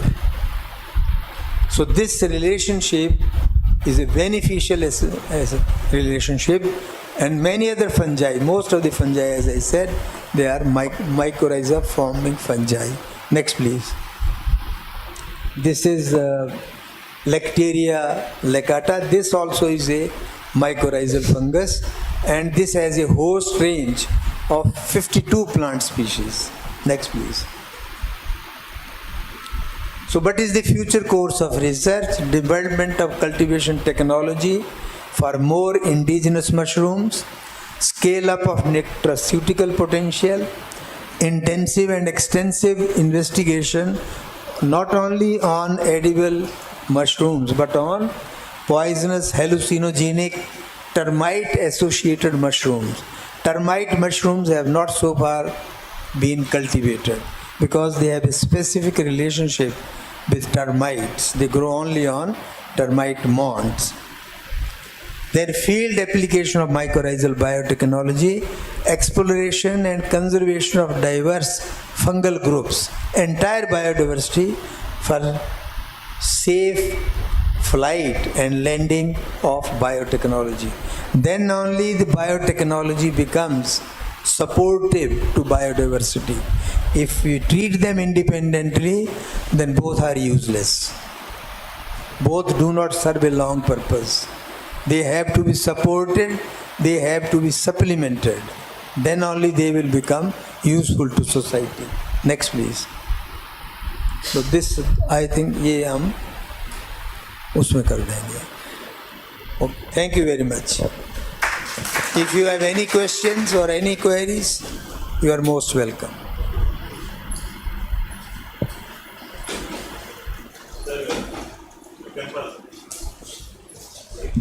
Any questions from the participants? No. Only the ethnic communities. We have all those which are said that you put a silver coin, it will turn dark, or if you put it on tongue, it will irritate the tongue, or it will change the color. They are all temporary parameters. There is no permanent feature which can determine unless you know to identify them. And identification will also lead you through literature that this is mentioned as edible in literature. Because ethnic does not mean that literature is available. ethnic means the ethnic information. We have communities That is which not- are consuming them. That information is not written so many. That is, Informations are not in written form. no, they are not in written form. It has to be collected and then it has to be tried and tested. But the ethnic communities, they have been wise enough because through tradition all these systems have developed. So therefore they are tested and tried systems. It is not that we don't have poison cases. We still have deaths. Some people go to the wild, there are many mushroom look-alikes. So anybody can pick up a wrong mushroom, eat it and then die. So as I said, they can have a gastrointestinal upset, but form species like Amanita phalloides, they cause instant death. Very good presentation, sir. Sir, you have observed the relationship between plant and the fungus. Is there any relationship between the animals or insects with this fungus you have observed? Cordyceps grows on insects. Cordyceps is a insect parasite. Okay. Oh, thank you, sir. I call Dr. Lakhanpal, sir. Please come on the dais.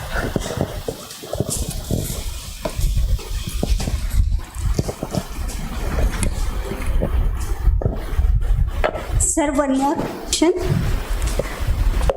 Sir, please, I want to ask one question to you.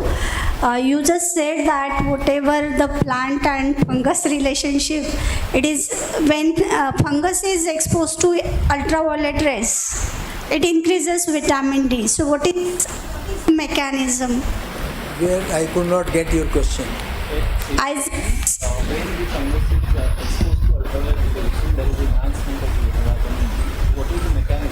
Mechanism I don't know.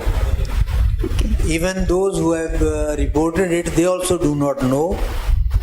But it is an observation made by them and then a paper was published. If you go scan the literature, So is it was the 2011, there was a first report that vitamin D amount increases 100 times when Agaricus bisporus is exposed to ultraviolet rays. Okay. So it happens only with agaricus, No, it will happen with any mushroom. any mushroom. Any mushroom. Thank you, sir.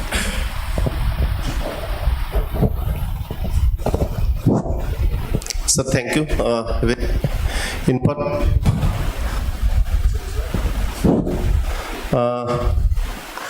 I have one query because I'm working on the sericulture and huge number of silkworm pupae that goes in waste.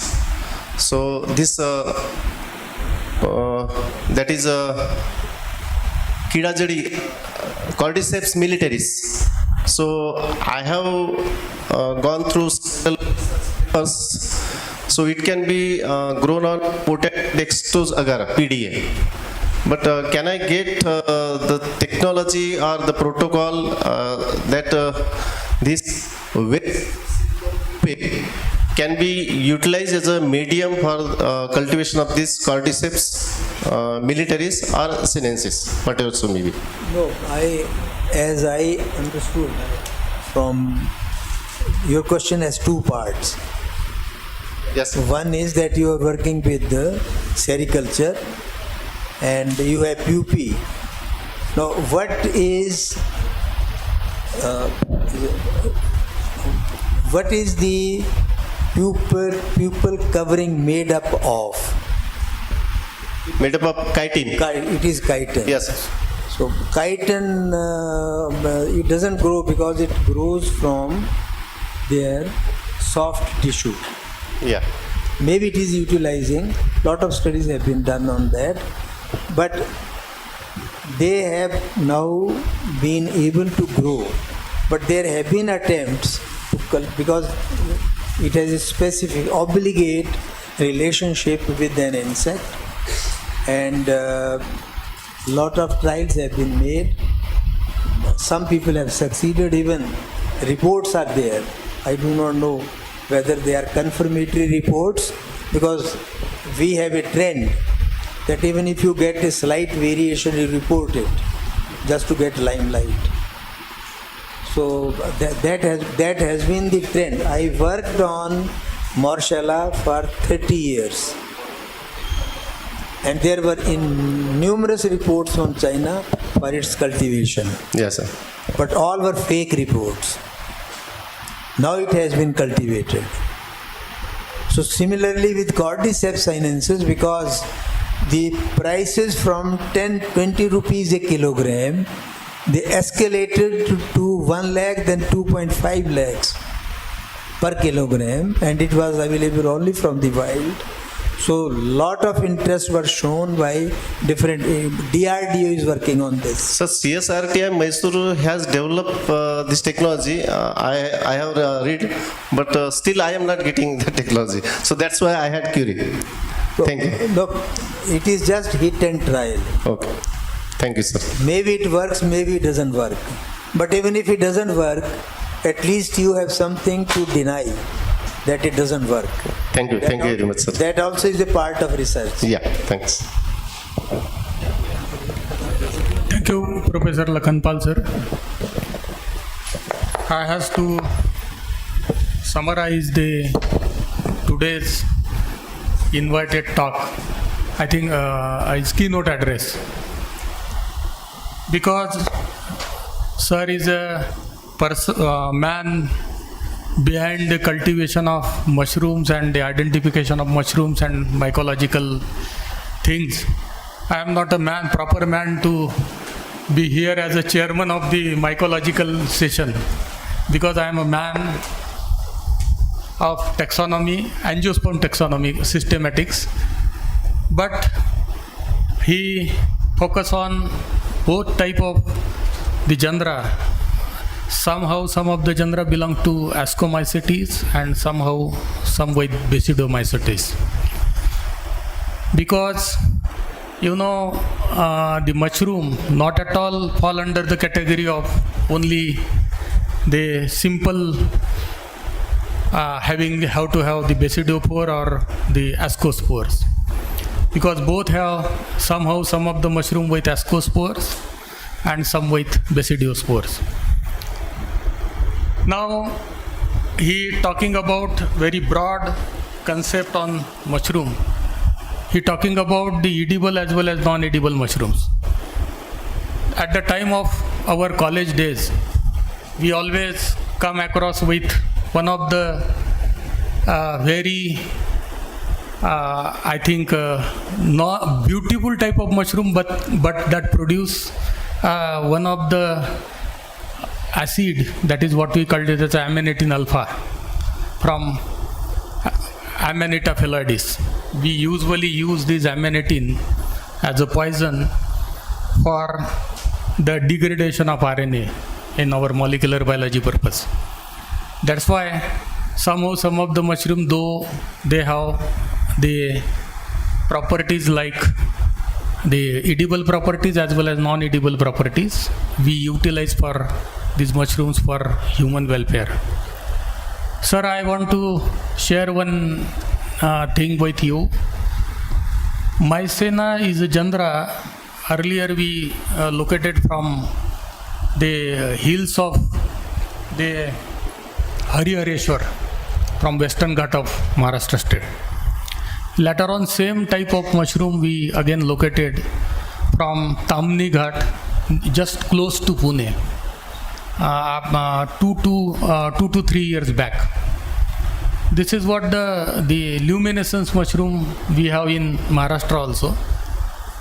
Sir has covered all the areas from edible as well as non-edible, along with the biochemical potential that mushroom have to have. On behalf of Sri Shivaji Education Society and behalf of myself and the Mahatma Phule and Sitaramji Chaudhary Arts, Commerce and Science College, Varud, I am very much thankful to you, sir. Thank you very much. Thank you, sir. Thank you very much, Dr. Lakhanpal, sir, for that enlightening your research. Your insight on investigation and exploration of the mushroom wealth have truly added great value to today's session. Your depth of knowledge and clarity with which you presented the subject have given us all much to think about and reflect upon. I'm sure everything present here is taking away something valuable from your session. Thank you once again. Ladies and gentlemen, we have reached to the end of this keynote address. On behalf of Organizing Secretary, I would like to express our sincere gratitude to Dr. Prashant Gawande, sir, for being here as a chair. Thank you, sir. I would like to express our sincere gratitude to Dr. A.K. Ane, sir, for being here as a co-chair. Thank you, sir. We are deeply grateful to our invited speaker, Dr. T.N. Lakhanpal, sir, for their insightful talk and presentation. Also, I would like to express my sincere thanks to our respected Principal, Dr. D.V. Hande, sir. I also would like to express my sincere thanks to everyone present here for keynote address. And with the permission of the chair, I declare that the session is ended here. Thank you once again. With this, we move forward to the next session, that is invited talk for life sciences. So gear up for the next session. Thank you. I hand over the session to Dr. Raile, sir. Please, sir.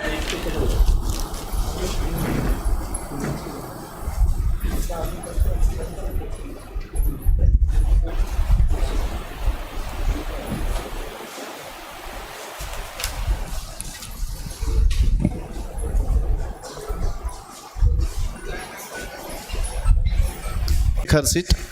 Ma'am, your guidance will be immense value to the today's discussion. I request the audience to join me in welcoming Dr. Dhote ma'am with a round of applause.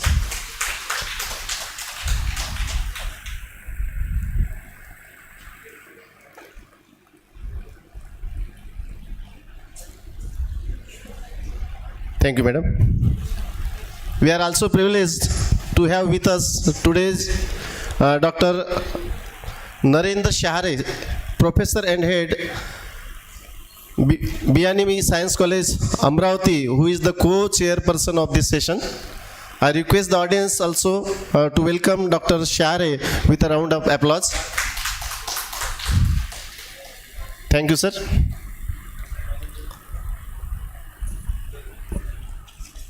The today's resource person for this technical session is Dr. Girish Nadda. May I invite Dr. Nadda sir to take his seat. Thank you, sir. Thank you. So may I introduce today's guests in a brief.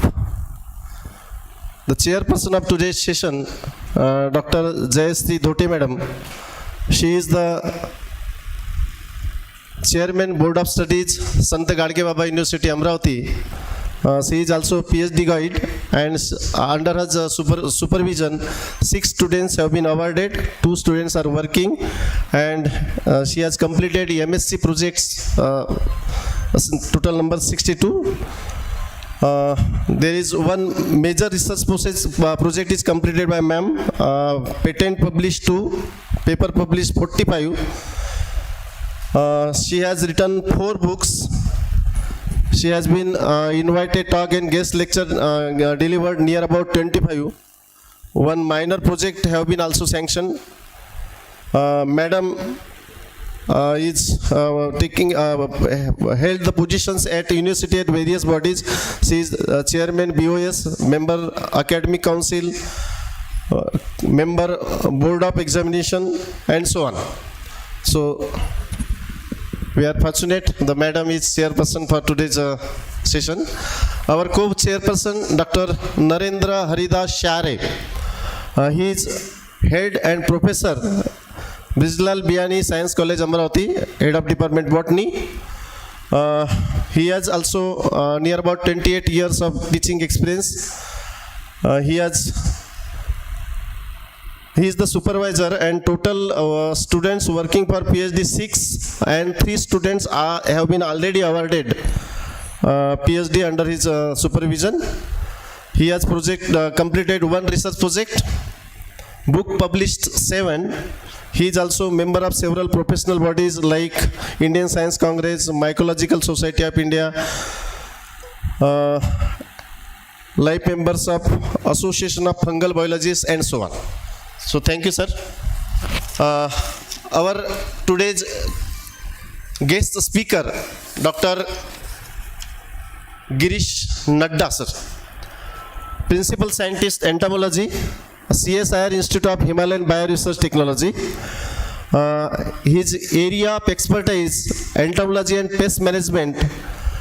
He is MSc Zoology with specialization in entomology. He has completed his PG from CCS University Meerut in year 99, and he has completed his PhD at Dr. B.R. Ambedkar University Agra in year 2003. He is presently working as a principal scientist at CSIR IHBT Palampur, and his research experience is 70 years. He has published more than 35 papers, and he discovered one new fungal species, that is Ophiocordyceps indica. And he has, under his supervision, 5 students have been awarded PhD. So thank you, sir, for joining us. So now,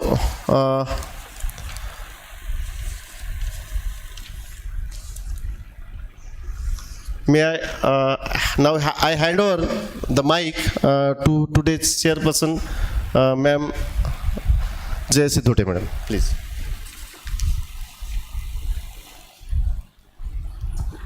Thank you so much, Dr. Rahile sir. And now I request today's speaker, Dr. Nadda sir, to please start the session.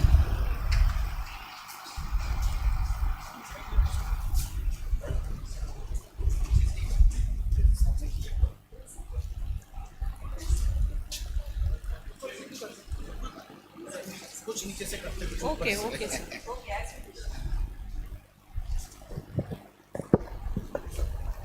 Thank you, sir. Thank you, ma'am. Good afternoon to all. First of all, I would like to thank you, the organizing committee, for inviting me here to discuss some of the research work which we are conducting at our institute. So, first of all, sir has explained all the things regarding the fungus. Because I am entomologist, I am working in the field of entomology. So I have also taken coincidentally the same topic, but in different way. For management of insect pests, how fungus are important and what are the role of these fungi for in nutraceutical. So, just a minute.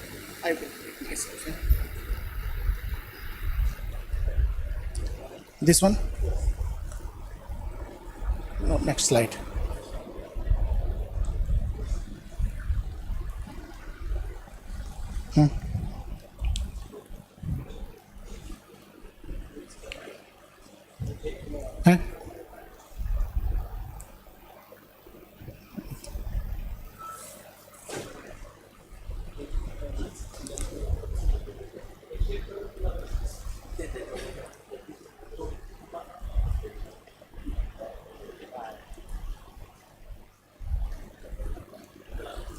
Okay.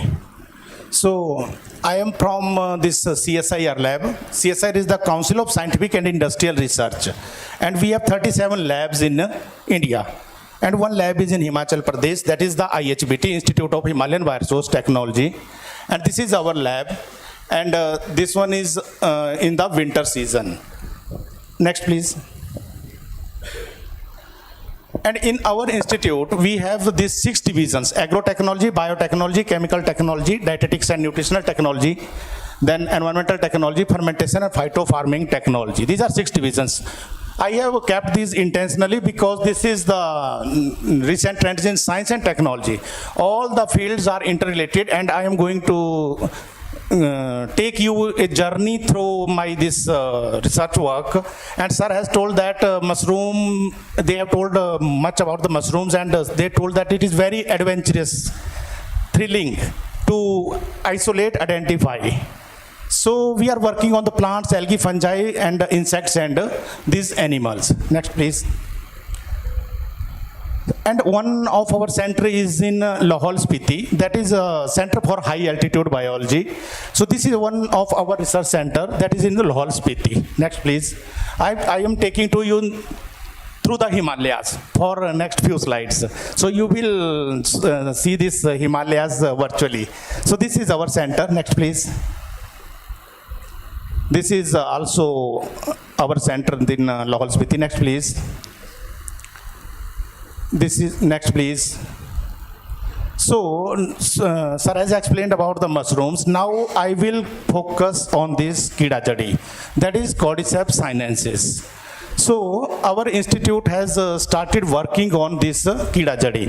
Because this Kida Jadi, it is called as Cordyceps sinensis. Now its name is changed to the Ophiocordyceps sinensis. So genus is now Ophiocordyceps, not Cordyceps, but commonly it is called as the Cordyceps. Sir has also asked for this Cordyceps militaris. Now it is, that is Cordyceps militaris, but it is now Ophiocordyceps sinensis. So why we have started working on this? Next please. Because it is Ophiocordyceps, a genus of parasitic fungi. It has, one is the insect part and other is the fungus part. This fungus comes inside the insect, it kills the insect and makes some of these metabolites of medicinal importance, nutraceutical importance, and this part is the fruiting body, it come out of the soil. And its rate, if you see, sir has told 2.5 lakh rupees starting, because sir has also told about the Pithoragarh district of Uttarakhand. It is found in Chamoli district, Pithoragarh district, and IUCN has listed it in the vulnerable category. So best quality of Cordyceps were sold at the rate of $1,45,000. This is the reported in the literature. And in Uttarakhand also, it starts from 5 lakhs, 10 lakhs, best quality, so much price is going up and up. Why it is so? And it is in China, its name is Dongzhong Zaokao, and in Tibet, it is called Yarsa Gumba or Yarsa Gumbo. Or in India, it is called as Kida Jadi or Kida Ghas. Next please. So it's distributed at Cordyceps sinensis. I am not talking about the Cordyceps militaris. I am talking about only the Cordyceps sinensis. And it is found in the alpine meadows from ranging 3,000 to 5,500 meter above mean sea level. So it is found in alpine meadows. From there is no trees. So why it is so important? Because it has aphrodisiac activity, hepatoprotection activity, anti-cancer, so much activity which you count, it is reported against that one. And in India, it is reported from Uttarakhand, Sikkim and Arunachal Pradesh only. So if it is reported from Sikkim, Uttarakhand and Arunachal Pradesh, so we thought that it can be present in the Himachal Pradesh also. So we started working on this. Next please. Then we start, this is just a trekking area where we started working on this. We have selected Chamba district of Himachal Pradesh. It is 30 to 35 kilometer paddle track. This is the on foot track, and we started. Please next. This is some of the glimpses of our trekking there. Sir has told that it is very adventurous. So you can see the adventure and you see the Himalayas. Next, please. These are the glaciers. We have to cross the glaciers. Next, please. Yeah, this in the trekking time. Next, please. And because we are the entomologist, if we will find this fungus in the field, then we will collect. Otherwise, we were, because its host is insect. So we have also collected the moths found in that area during the trekking. Next, please.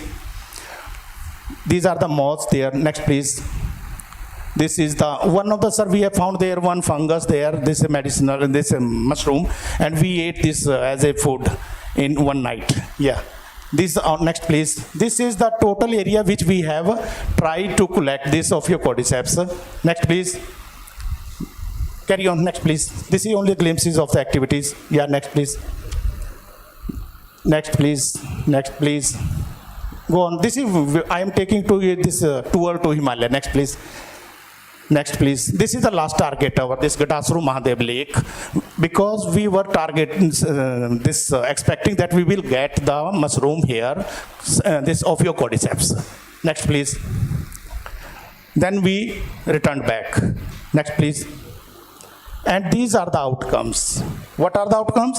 We have experienced life during trekking without phone, without any this thing, and no Ophiocordyceps was found in this total whole this exercise became based. But this Ophiocordyceps mystery remained the mystery. Then we decided to know the Ophiocordyceps in its natural habitat in Uttarakhand, and we planned our tour to the Milam Glacier area, Uttarakhand, that is in Pithoragarh district, where sir has told that Pithoragarh district. Then we planned our tour to there to explore the cordyceps there. So this is again 55 to 60 kilometer track in Pithoragarh paddle track. Then we have searched the literature about cordyceps. What is in the literature, newspaper, and all these things. So I will show you the next few slides. Himalayan Viagra is threatened. पहाड़ों में कीड़ा जड़ी की तूफानी मांग, sex power को बढ़ाने वाला कीड़ा, ताकत को बढ़ाती है यारसा गुम्बा. So rate is 60 lakhs per kg. So it is projected such type in the newspapers and media. Next, please. लाखों के कीड़ा जड़ी के साथ 2 तस्कर गिरफ्तार. So it is underground they trade. Sir has told it is going to China through Nepal, and all these things are from. Next, please. In Uttarakhand today there was a 1.5 kilo कीड़ा जड़ी के साथ एक गिरफ्तार. अंतर्राष्ट्रीय बाजार में कीमत लाखों में. उत्तराखंड में अब हम डर गए कि उत्तराखंड जा रहे हैं तो should we go there or not. Then next, please. Then we wrote the letter to the government authorities of Uttarakhand and got the permission from them to study there. And in this lighter way, there was a conflict between China and India. Then they have told that Doklam से हटने को राजी हुए चीनी सैनिक. There was fight between India and Pakistan. अब China से सैनिक क्यों हटे पीछे? क्योंकि उनको कीड़ा जड़ी ऑफर की इंडिया ने. This is just a joke in the media. It is in the net. So next, please. Then we started our trekking there. Next, please. This is the Pithoragarh district of Uttarakhand from where cordyceps is reported. So next, please. This is the track. Next, please. Next, please. So this point is the point from where we have collected Ophiocordyceps sinensis for the first time. It was 4,1500 meter above mean sea level, and we are at this point, and we left to this, and from there we have collected. Next, please. Yeah. From this point we have collected. If you see this point, this one, this is the Cordyceps sinensis, little one, which is protruded out of the soil. Soil के बाहर इतना सा हिस्सा है, सिर्फ यही दिखेगा और कुछ नहीं दिखेगा. So this is the Cordyceps sinensis fruiting body in Uttarakhand, Pithoragarh district, and this one is again Cordyceps sinensis. We have there seen in our naked eye, and we have observed the habit and habitat, so that we can again come to Himachal and find this Cordyceps there. Next, please. After surveying this Ophiocordyceps in Uttarakhand, then we again started surveying in Himachal Pradesh. Next, please. This is the highest connected village in the world in Himachal Pradesh. We went there. Next, please. Next, please. This is Himachal area. Next, please. We take this oxygen also with us because in high altitude there is a risk of oxygen. This is myself there in exploring this area. Next, please. We are asking the local people whether you have seen this cordyceps in Himachal or not. Next, please. Next, please. Next, please. Next, please. Next. This is the light source for collecting the insects as well as for charging the torch. Next, please. Next, please. We are surveying, but we have not found anywhere. Next, please. Next. Carry on. And lastly, we went to the Garsa Valley of Himachal Pradesh, district Kullu. So we tracked there. Next, please. Next, please. Next. Yeah. So in this Himachal Pradesh, this is Himachal Pradesh, this is Kullu district, and these are two sites, Manihar and Panchanala. There we have found, this is the area from where we have found one sample, first sample, because we have collected these samples in Uttarakhand. Then we have found this one in this forest type area. Next, please. This is the sample in Himachal Pradesh, cordyceps sample. Next, please. Yeah, this is the insect part and this one is the fungus part. Soil was rich in organic matter and fruiting body or stroma was up to 12 centimeter. So we have collected some of the samples from there and brought to our laboratory for further analysis. We were very happy that we have found cordyceps and now we can generate the revenue to the state government of Himachal Pradesh in huge amount. Next, please. So we have collected these samples and brought to the laboratory, and then I handed over these samples to Miss Akriti Sharma, PhD scholar. Now she is PhD, Dr. Akriti. So after that, we have started working on this. Next, please.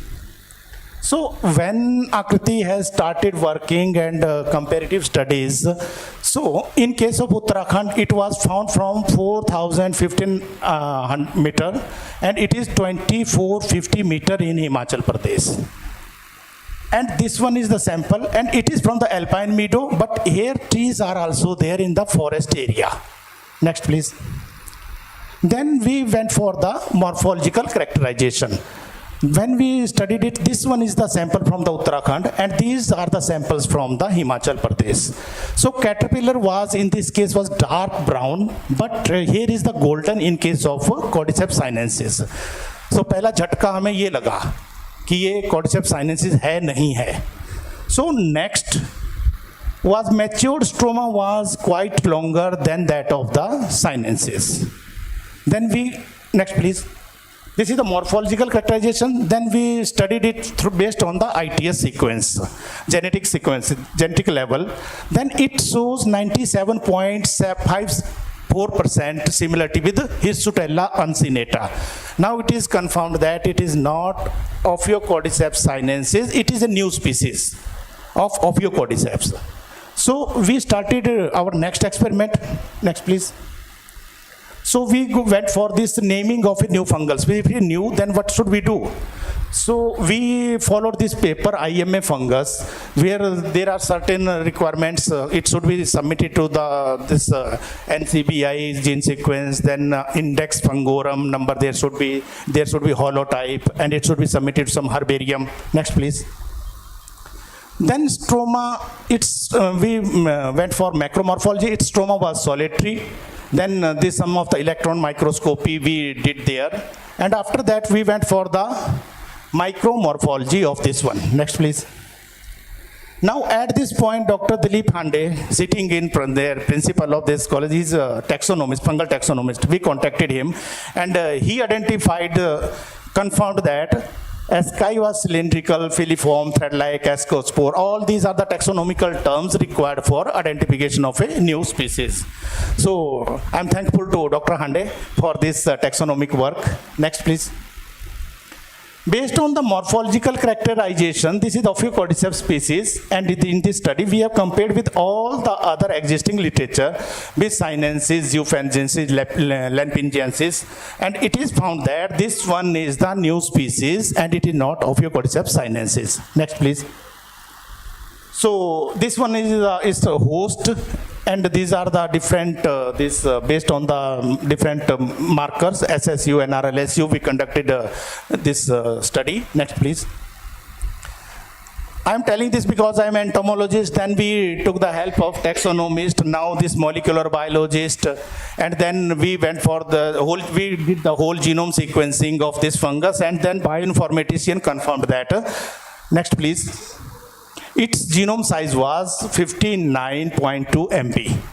And this is the genome size of Ophiocordyceps indica, our sample, and this is the sinensis. Next, please. This is the phylogenetic analysis based on the whole genome sequence. And this is the Ophiocordyceps sinensis, and this is the Ophiocordyceps indica. This is our new species, but it is closely related to the sinensis. It is showing 94% genetic similarity to that of the sinensis. Next, please. Now, in the Index Fungorum, we have, its name is now Ophiocordyceps indica. Authorities Girish Nadda and Akriti Sharma, 2023. And its host is Lepidopteran larva, distribution in Kullu, Himachal Pradesh. And its name indica is, we have kept its name indica because in sinensis that is discovered from China, then they have named it as sinensis. We have kept it, identified from India, so its name we have named it as indica. So now its name is Ophiocordyceps indica, and its fungorum number is IF, this one, and it is specimen holotype is submitted in the Central National Herbarium, Kolkata. Next, please. Next, please. Now, our part is over here. Now we can come to this chemistry part, because it is new species, whether it has the chemical profile that of the sinensis or not. So we collaborated with the chemistry people of the institute. Next, please. So we have developed the method for development of the marker compound, adenosine, cordycepin. So these are some of the marker compounds. Next, please. This is the chemical characterization study revealed that in Ophiocordyceps indica, cordycepin level was 59.6, and where it is 21 point in sinensis. Whereas the total, this adenosine marker compounds were 2300 and it is 2500. And it is at par with that of the sinensis. In the next stage, we have did proximity analysis, then heavy metal analysis, total phenols, mannitols. In our case, mannitol, vitamin D 48 was in this, and sinensis it was 139%. Next, please. This is the summary. Summary is ultimately that we have discovered a new species of Ophiocordyceps from Himachal Pradesh, and that was named as Ophiocordyceps indica, Girish Nadda and Akriti Sharma. And it is showing 94% genetic similarity to that of the Ophiocordyceps sinensis. Next, please. And this is in the NCBI. If you search this Ophiocordyceps indica, it comes like this name and all these things. Next, please. After that, we did one experiment on this IgA nephropathy, whether it is giving some treatment to the kidney or not. On the rat model, it showed very good these results, and it is acute toxicity. It is found to be safe for the rats, because now we are working that whether this species we can position it equivalent to that of sinensis or not, because we are competing now with sinensis, Ophiocordyceps sinensis. So we did all these experiments, and some of the experiments are in progress for its making it as FSSAI approved for the consumption by the human beings. Next, please. Then in the field, wild, we have to collect insect as well as the fungus complex for this harvesting. And due to depletion in this number of these cordyceps, now we want to cultivate in the lab conditions. But these are this cordyceps stroma we kept on this media. Next, please. Now, in order to cultivate this one, we have isolated so many fungal isolate associated with insect fungus complex as well as the soil. Sir has told that so many of the fungi are associated with the plants. So with this 112 fungal isolates were we have isolated in the laboratory, and our target was Hirsutella sinensis or Hirsutella uncinata or Samsonella hipali, because these are the anamorphs of this one. And in the market, so many products of Cordyceps sinensis are available, and these are of Samsonella hipali. It is called as CS4. In China, one company is making Cordyceps sinensis in vitro in laboratory conditions, and product of Samsonella hipali are present in the market. In Indian market also these are available. So our target was to identify and isolate these one. Next please. So we have identified 112 fungal isolate representing 25 genera, and out of these, this one Samsonella hipali, which is the target, it is called as the CS4, and it is declared as a protected and confidential strain in China. We have requested them to supply us, but they have not supplied us because it is of huge industrial importance. So we have now, in our lab, we have this Samsonella hipali strain with us, and we are now working on it for making the product as the Cordyceps sinensis product. And this Bavaria bassiana, Colonostichus crabiensis, and Tolipocladium inflatum. So these are the these are of insecticidal activity. So we worked with these for the insecticidal activity, and this for the nutraceutical and medicinal properties. Next please. This is the Samsonella hipali which we have isolated, and it is submitted to the MTCC Chandigarh under the patent head section, and it is 100% similar to that of the China. Next please. Now, why we should work on this Samsonella hipali? I have already discussed that it is a protected and confidential strain of China, and it is very difficult to get it from China. So we now have this strain. Next, please. Now, again, we took the help of Dr. Dilip Hande to identify this strain as whether it is Samsonella hipali or not. So we did make slides, and Dr. D.B. Hande, based on the morphology of this Conidia conidiophores, this confirmed that again, that this is the Samsonella hipali. Next please. Because we are working on molecular, morphological, both of these fields. And these are scanning electron microscope of this one. Next please. Now we did the chemical characterization in this. Now this Samsonella hipali we grow in the lab in the fermenters up to 8 liters of capacity, and it again gave 3,500 more than that of indica and sinensis total nucleoside content. Similarly, amino acid content was also more in the lab grown this culture. Next please. And this is the polysaccharide content in this lab grown 33.33, and this mannitol is also increased in case of this fungal culture grown in the laboratory. Next please.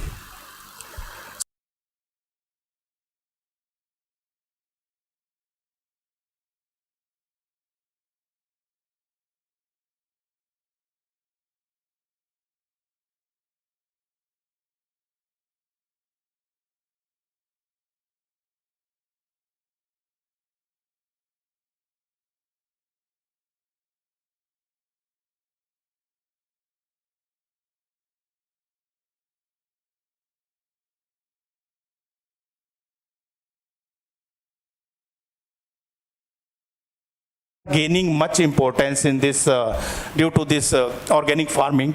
And in India, all of you know that all the pesticides are registered and recommended by Central Insecticide Board and Registration Committee, Faridabad. And as per the guidelines, microbes which are to be used as a pesticide, they should be indigenous, efficacious, and not genetically modified. These are the 3 conditions: indigenous, efficacious, and not genetically modified. So these are some of the formulations which are already available in this market, in Indian market. So our target was to identify the native efficacious isolate to develop as a biopesticides. Next please. So we have evaluated this pesticidal activity of these fungal isolate associated with the Ophiocordyceps indica, And Bavaria bassiana has shown preliminary activity against Diamondback moth, Plotella xylostella, then aphids, Apis crassivora, and mites, Tetranicus urticae. So we have selected because these are giving much efficacy. So we have selected based on preliminary study for the further investigation. Next, please. So pesticidal activity was found to be as per 0.62 into 10 raised to power 6 spores per ml, and as per CIP it should be less than 3 into 10 raised to power 9 CFU per ml. This means our this isolate was more active than the required guidelines from the Central Insecticide Board, and now we can register this biopesticide for the development of the biopesticide against the Diamondback moth. Next, please. Similarly, we have studied the activity of this Tolipocladium inflatum and Clonostochus crebiensis, either alone or in combination. In the combination, activity is found to be increased. Next, please. So we have studied this against the aphids, and these are the some of the mycosis which were observed on the aphids. And we are working on this Tolipocladium inflatum against the activity against the DBM, and the DBM is the insect, Diamondback moth, and we are standardizing production of cyclosporin A. Cyclosporin A, you must know about this. Cyclosporin A is very important, this compound, and it is produced by the Tolipocladium inflatum, and most of this isolate are not Indian, and this is the now Indian isolate. We have this Tolipocladium inflatum. Now we are positioning it for production of the cyclosporin A in the laboratory conditions, and some of the neuroprotective activity are also we are planning for the against the zebrafish models.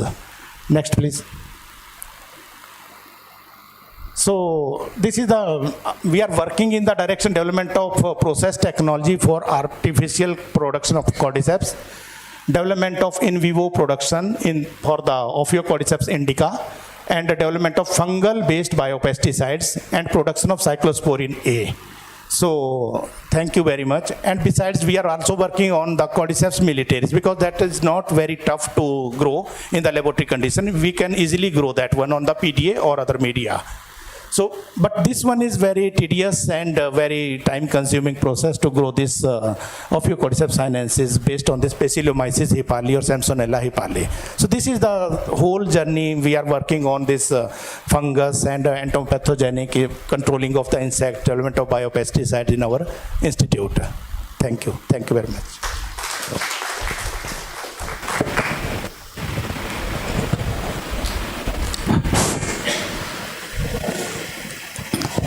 Can I ask Yes, you a question? yes, sir. Yes, sir. I have basically two questions. The second question may not relate to with your topic. You talk about the different fungal isolates that has been developed to kill the insect species. My first question, are they target specific?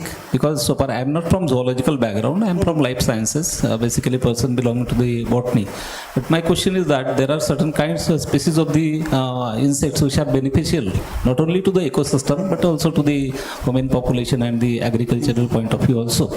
But the isolates which have been developed from the fungi and you are commercialized by insecticides, are they target specific?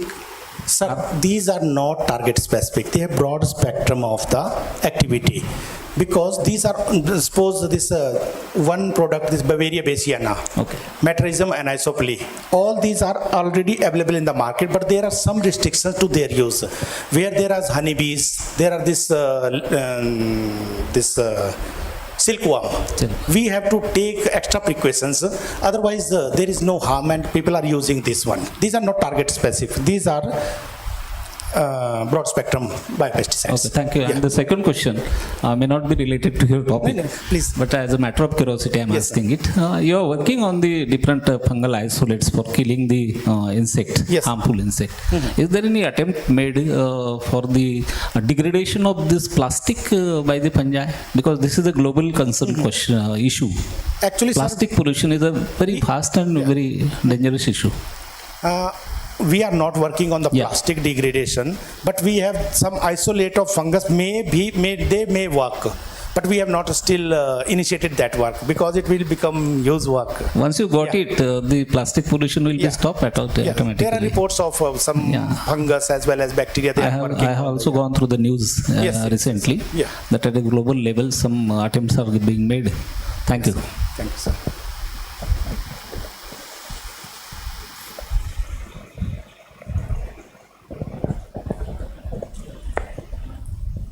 Sir, I have one question that you have mentioned the fungus is very medicinally important. Yes. So, what are the benefits of having this medicinal important chemicals to that particular fungus with respect to the survival or adaptation of that particular fungus? Actually, the name of this fungus is mysterious fungus. Still, it is mysterious.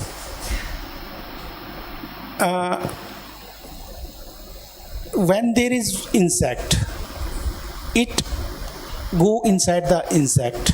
It start using its this host total body parts as a substrate, and it convert them into the secondary metabolites.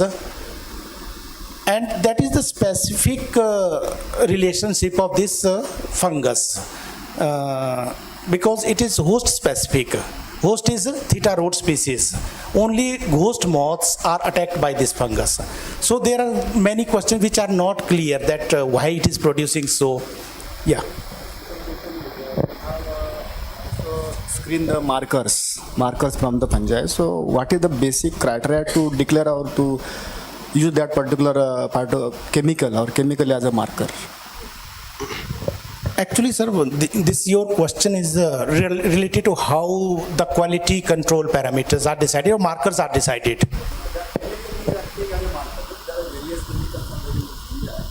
But we can say that this is a marker compound present in that fungi. So my question is, this is a curiosity and I don't know about the detail about these things. So how, on what basis we can say this is a marker compound with respect to the particular fungi? I have also no much idea about this, but in case of cordyceps, it is anciently used in the traditional system of medicine in China and Tibet. So when they studied in the literature, cordycepin content is the most potent marker compound in the cordycepin. And after that, adenosine, thymine, uracil. Now, other is the mannitol. These are some of the key components. They should be present in the cordyceps. So only after that is marketable and good quality of cordyceps are called. If you want to buy some of this sample from me, you will ask how much is the cordycepin content in militaries also and in this also. And this is only the sum of the marker compounds. Otherwise, there are some sugars also and their polysaccharides. If you see the literature, there is a vast research is going on the polysaccharides and their interaction, how they are affecting and how they are beneficial to the human being, human health. So research is still going on, and the name is, again I will tell you, that is mysterious fungus. Yeah. You have gone through the wild and cultivated one also. That means people have go for cultivation to produce more amount of the target chemicals by using fungi. In your presentation, I have gone through one slide. So my question is there a difference between the wild and cultivated with respect to the target chemicals of that particular chemical? Actually, what happens, there is, in this case, there are two major issues. One is cordyceps collected from the wild. Market acceptability and rate is only for that. And that is also, there should be insect and fungal part intact. Both होना चाहिए, दोनों होना चाहिए. Only then it is of good quality. And second is the artificial cultivation. If we can cultivate artificially in the lab on the insect, then it will become equal to that of the wild.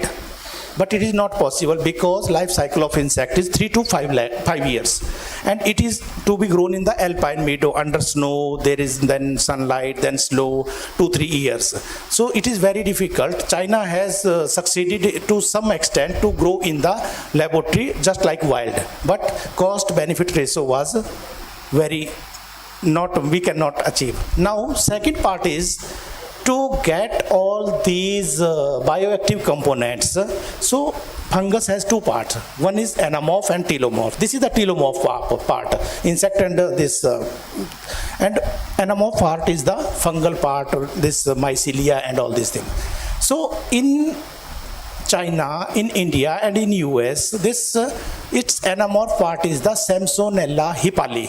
Earlier it was called as some other name was there, Bacillomyces hipali. Now it is Samsonella hipali, name is changed. So all the product in the market are of Samsonella hipali CS4 strain of China. In India, no one is cultivated in the wild, in the laboratory on the insects, as well as in the lab conditions. DRDO has done some work, but I have no idea that whether it is up to some level or not. But at present, we are working on this, and we have produced approximately 100 gram of this cordyceps powder in one batch of from 8 liter of fermentation.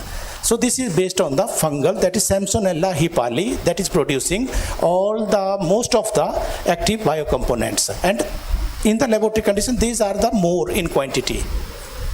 But whether it will be equal to that of wild or not. Okay, thank you.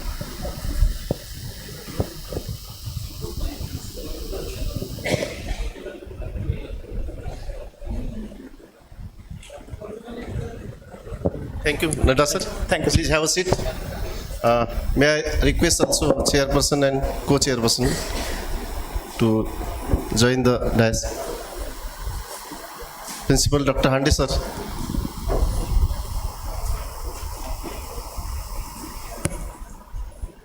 Now I request chairperson Dr. Dote madam to kindly share the concluding remark and summarize the key takeaway from this session. Ma'am, please.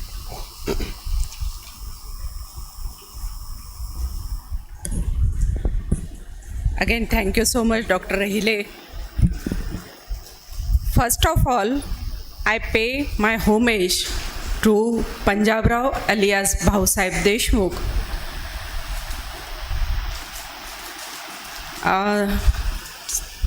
Sant Gadge Baba, and Mahatma Jyotiba Phule.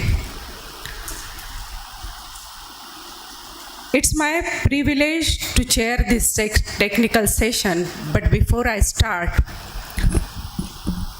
for concluding this session on the dais,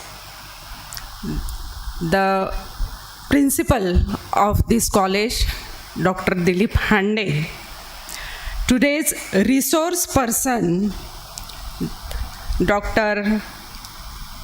Nadda sir, Dr. Girish Nadda, Principal Scientist, Institute of Entomology and Pest Management, Himachal Pradesh. Then Dr. Sahare sir, Professor and Head, Department of Botany, Brijlal Biyani Science College. I am greatly privileged to chair this technical session at the National Conference on Recent Trends in Science and Technology 2025, organized by Mahatma Phule Arts, Commerce and Sitaramji Chaudhary Science College, Varud. Our speaker for this technical session, Dr. Girish Nadda sir, Principal Scientist here. Sir has shared their research and expertise, providing valuable insights into exploring indigenous fungi from Himalayan niches for the industrial applications. And of course, it's a promising area of research, as we all know the Himalayan region is home to a diverse range of fungal species, many of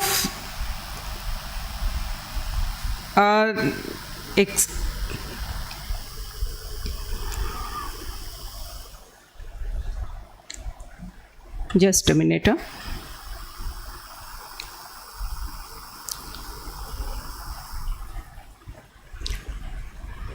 Okay. Many of which have been found to have valuable properties and potential uses. I am very impressed by the informative knowledge and thoughts-provoking lecture presented by today's speaker. Sir, your research and experience, your passion and dedication really motivate the researcher. It's truly inspiring. Definitely, the researcher will look forward to applying the insights you have shared with us regarding the Kidajadi journey towards your aim, as well as isolation and culturing the fungi. Sir has also shared the information regarding the culturable fungi, as well as the chemical and molecular characterization. Thank you so much, sir, for sharing such a dedicated work before us. Thank you, Mahatma Phule College, for inviting such an excellent guest for making this event a success. I also pay my thanks towards the principal of the college, Dr. Dilip Hande sir, and his team for invitation as a chair for this session and honor. Thank you. Thank you so much.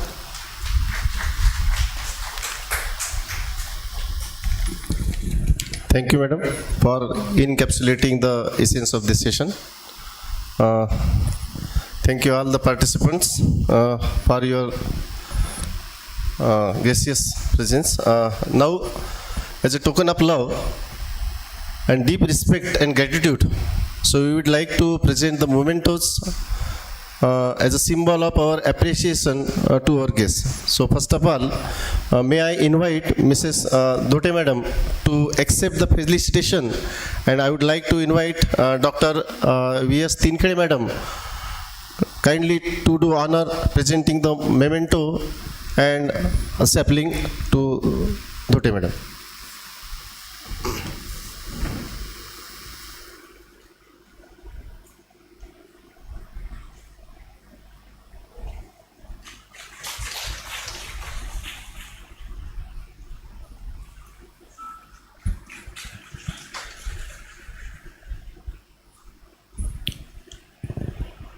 Again, may I invite Dr. Shahare sir, the co-chairperson of this session, to accept the felicitation, and I invite Dr.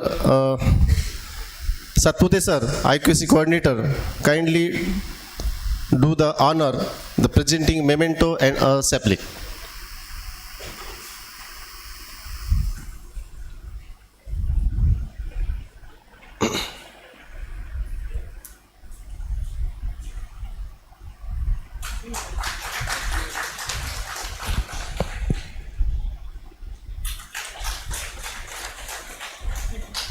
Thank you, sir. I would like to invite Dr. Girish Nadda, sir, the resource guest speaker today's technical session. He has delivered a very nice and informative talk on Ophiocordyceps indica. So I request Nadda sir to accept the felicitation, and I would like to invite Dr. Dilip Hande, principal of this college, kindly do the honor, the presenting memento and a sapling.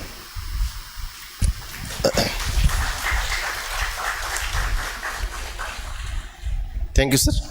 So, on behalf of organizing committee, I extend my sincere gratitude to our chairperson, co-chairperson, and resource guest speakers, and Principal Dr. Hande sir, and each one of you for your active participation and attention.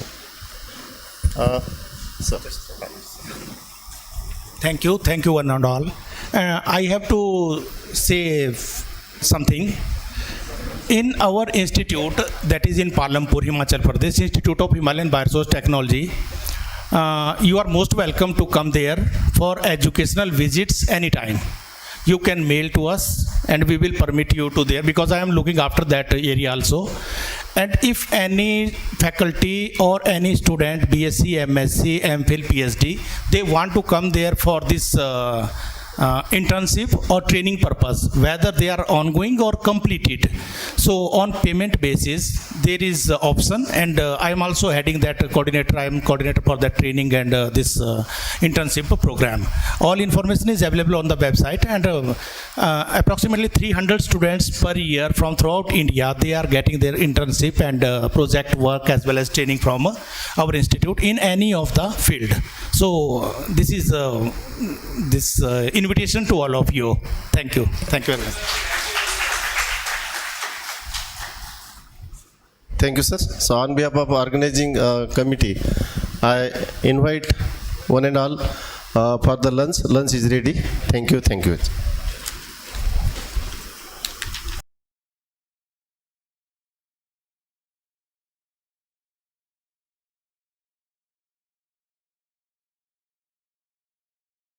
A gathering of innovative minds, bold ideas, and impactful research. I am Dr. Pranjali, your host for this oral presentation session. Before we begin our oral presentation session, it's my honor to extend a warm and respectful welcome to the esteemed panel of judges who are with us today. We are privileged to have with us distinguished expert whose insights and evaluation will guide and enrich this session. Let me take a moment to introduce them. Dr. Santosh Pawar sir, Professor and Head, VMV College, Amravati. Milind Shirbhate sir, Professor and Head, Department of Zoology, Khandelwal Science College, Akola. Dr. Deepak Koche sir, Professor and Head, Sri Shivaji College, Akola. Dr. Gajanan Santape sir, Professor and Head, Department of Zoology, Rajeshri Shahu Science College, Chandur Bazar. Dr. Tushar Wankhede sir, Professor and Head. Madam, Tushar Wankhede sir आहेत खाली बोलत आहेत. हां. Professor and Head, J.D. Patil, Sangudkar Mahavidyalay, Daryapur, District Amravati. We are truly grateful to have your presence and expertise with us today.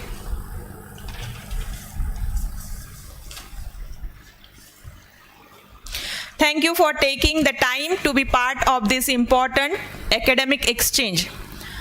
As a token of our respect and symbolize growth, knowledge and sustainability, we would now like to welcome our judges with a green gesture by presenting them a sapling. Kindly I invite Dr. Kondulkar sir to come and forward present a sapling to Dr. D.K. Koche sir.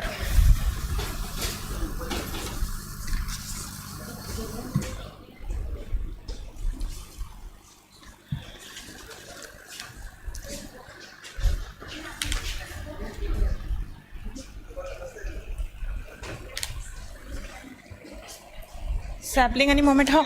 Don't.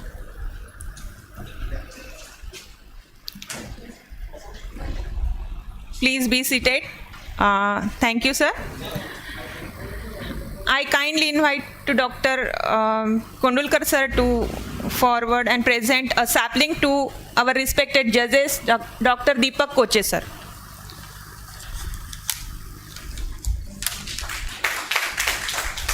Madam Tushar Wankhede सरांना आवाज द्यायचा कोणाला तरी द्यायला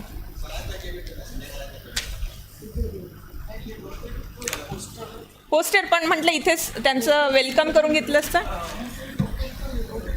आय also request to doctor Kondulkar sir to present a sapling doctor Santosh Pawar sir.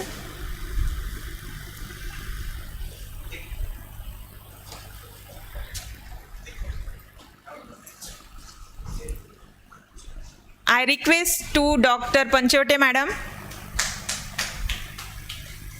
please come forward and present a sapling to respected Milind Shirbhate sir, Professor and Head.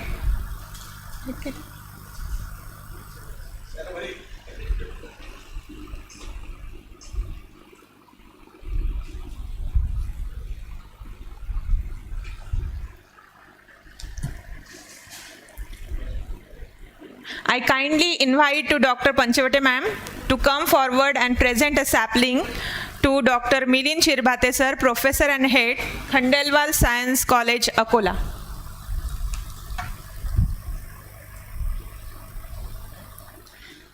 I also request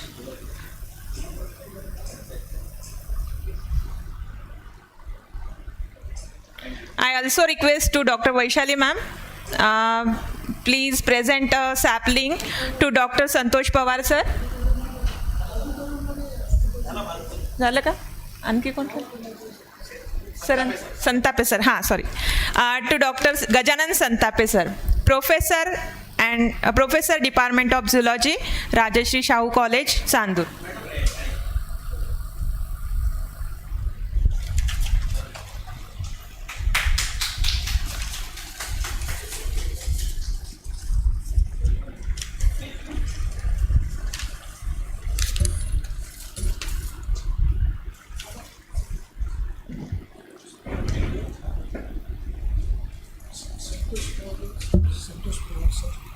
केलं ना संतोष Pawar sir झालं म्हणतात ना वानखेडे सरांना फोन केला ना हां येते.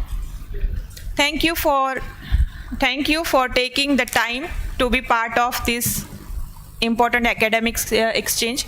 To honor your gracious presence, we wish to offer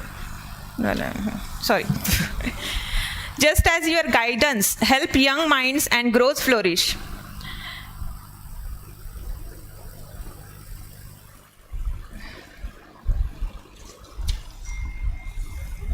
So after that we will start the oral presentation, and poster presentation also started parallelly to the new building second floor.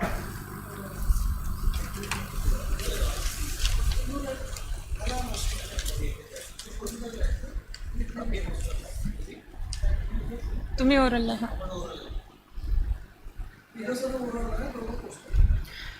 So I will tell you some rules of sir Tushar Wankhede सरांना खाली केबिनमध्ये. So I will tell you some rules of oral presentation. Each presenter will have 5 minutes to deliver their presentation, followed by a brief question answer from the judges and audience, and 5 marks to each categories: presentation, delivery, content, and visual aids. So without further delay, let us begin. Our first presenter from botany department. Are you ready? KG Chauhan, Kunal Chauhan.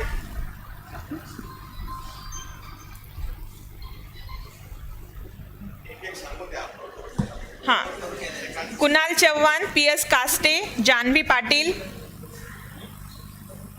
AM Deshmukh, Minal वर्धे. Ready आहे ना तुम्ही लगेच?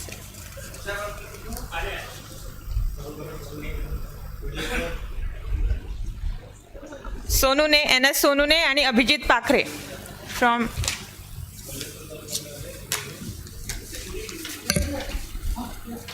Dr. Tushar Wankhede sir, please come on the dais. I request to Dr. MB Bobde sir to present a sapling to Dr. Tushar Wankhede sir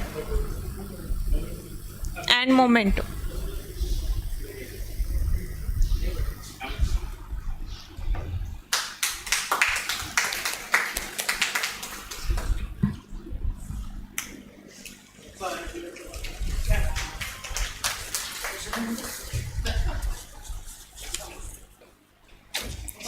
And a pen time.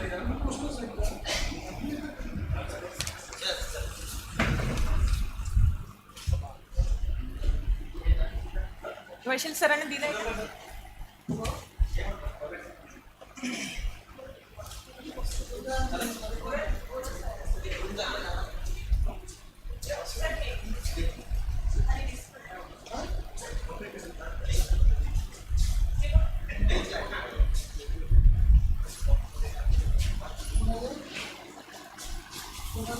So the first presenter is Kunal Chauhan from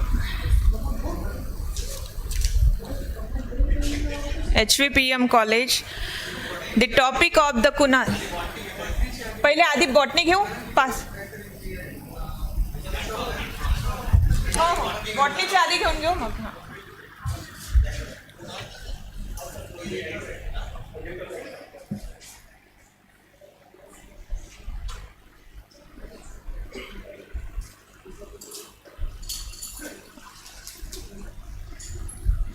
तुला handle करता येतं ना. लागले ना मला लागलं English sir हे project sir एकदा सुरू करून द्या आम्हाला विद्यार्थ्यांना सांगा लिस्ट झुलॉजीची दिली वापस.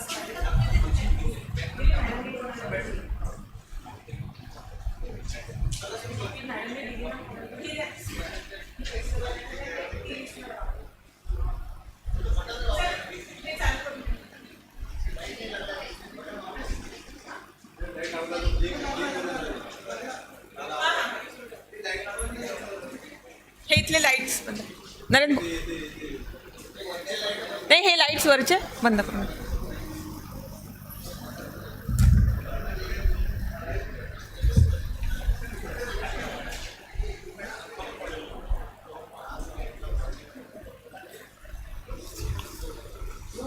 So the first presenter is Tina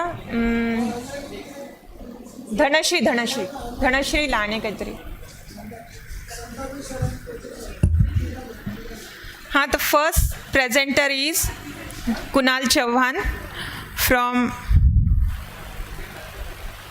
HVPM College Amravati. GVISH College Amravati. His topic is phytochemical insights into casein glauca, a natural antidepressant linked to antioxidant and phenolic activity. So Kunal, present your.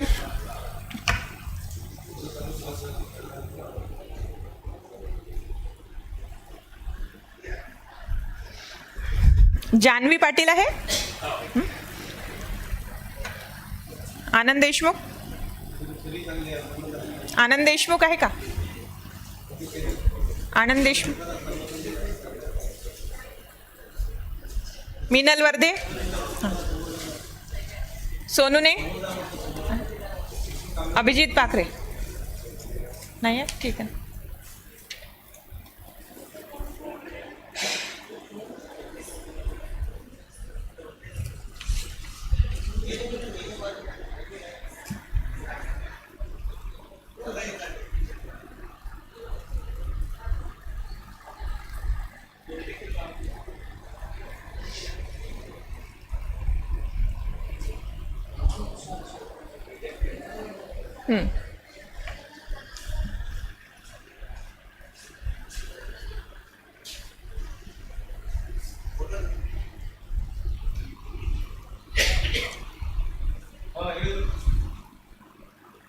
Mic घेशील.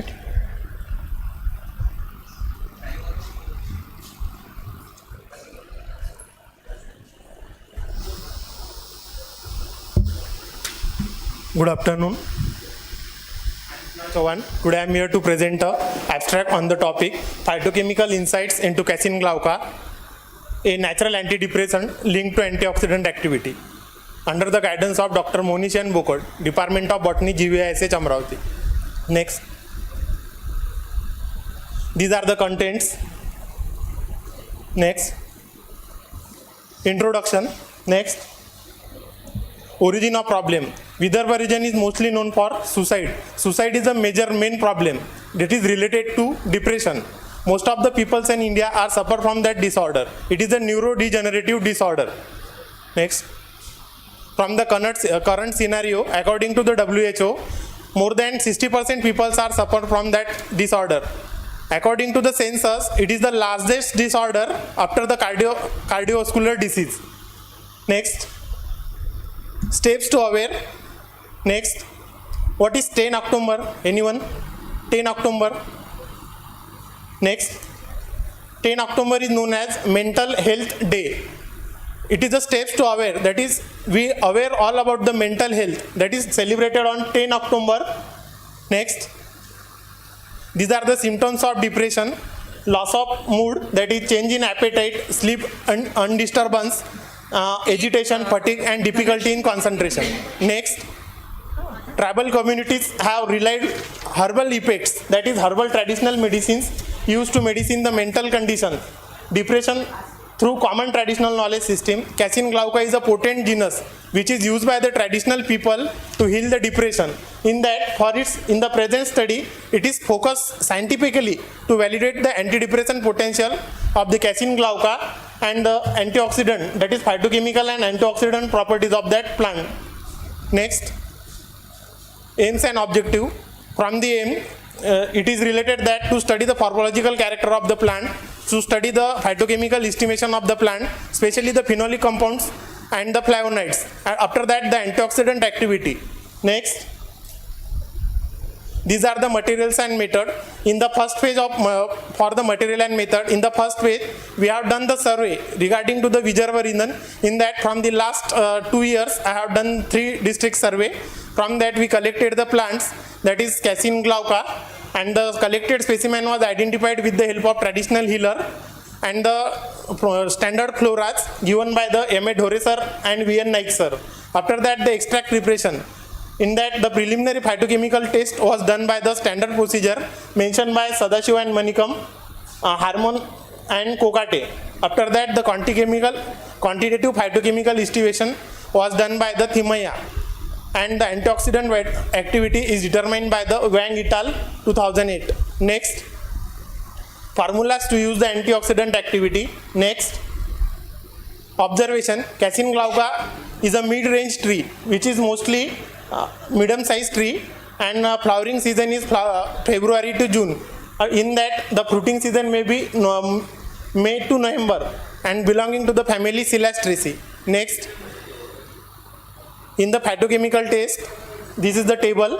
Next, phenolic compound estimation. Next, antioxidant activity. Next, this is the graph which is compared with the ascorbic acid as a standard, is taken as standard.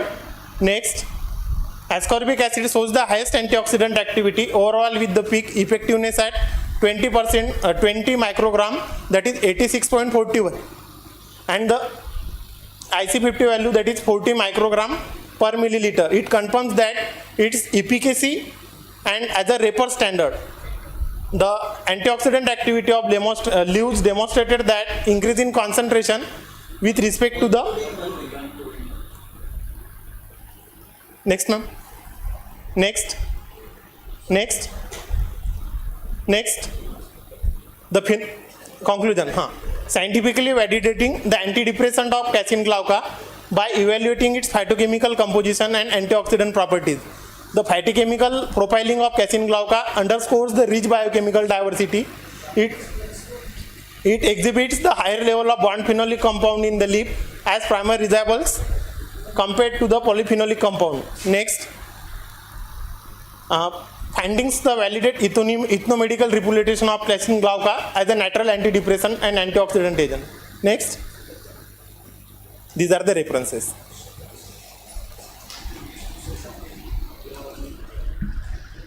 Sir, specially सांगायचं म्हणजे मी phenolic compound estimate केले आहे, त्याच्या बेसिसवर antioxidant ॲक्टिव्हिटीचं हे केलं आहे. Phenolic compound जास्त आहे म्हणजेच फिनॉलिक कंपाऊंड अँटीडिप्रेसंटसाठी यूज केलं जातं आणि फ्लॅवोनाइड्स पण यूज केल्या जाते. हेच मला पूर्ण याच्यात मांडायचं आहे.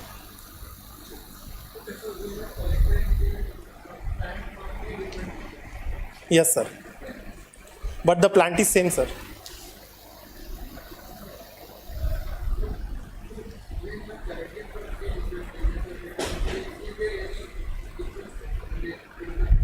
No sir, because in the same period I have collected that.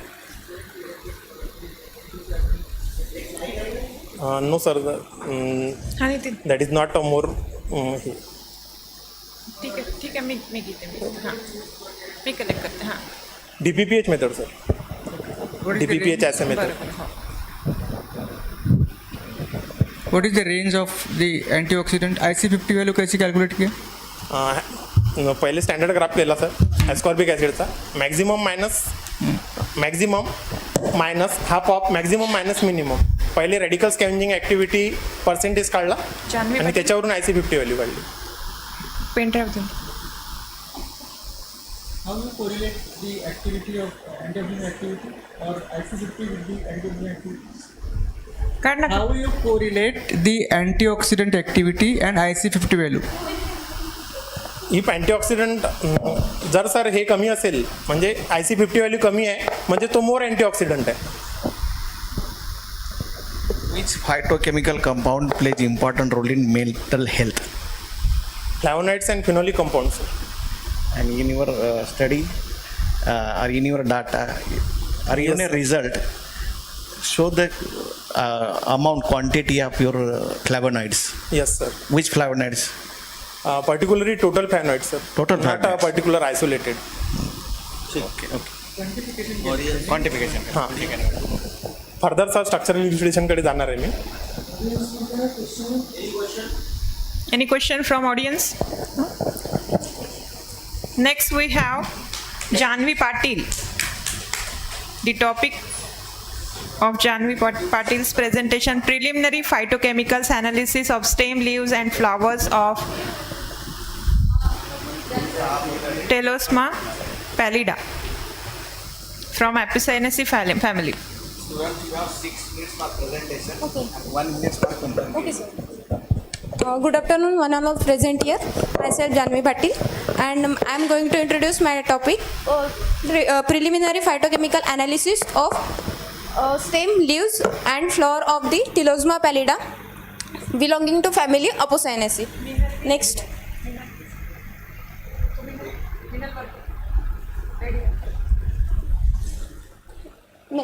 ठीक है.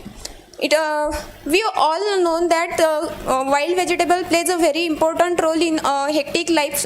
So availability of wild vegetables are decreasing day by day, and also due to its habitat loss by herbicide spraying, and also the eradication of the green fences in agrofields. Then this plant is also called as Jyoti, and Jyoti, why it is called as so because of their therapeutic uses. And therapeutic uses, it also has anti-inflammatory properties, antioxidant properties, and it also used to treat cough, cold, indigestion and stomach discomfort. Then Telosma pallida have both cultural and also economical values.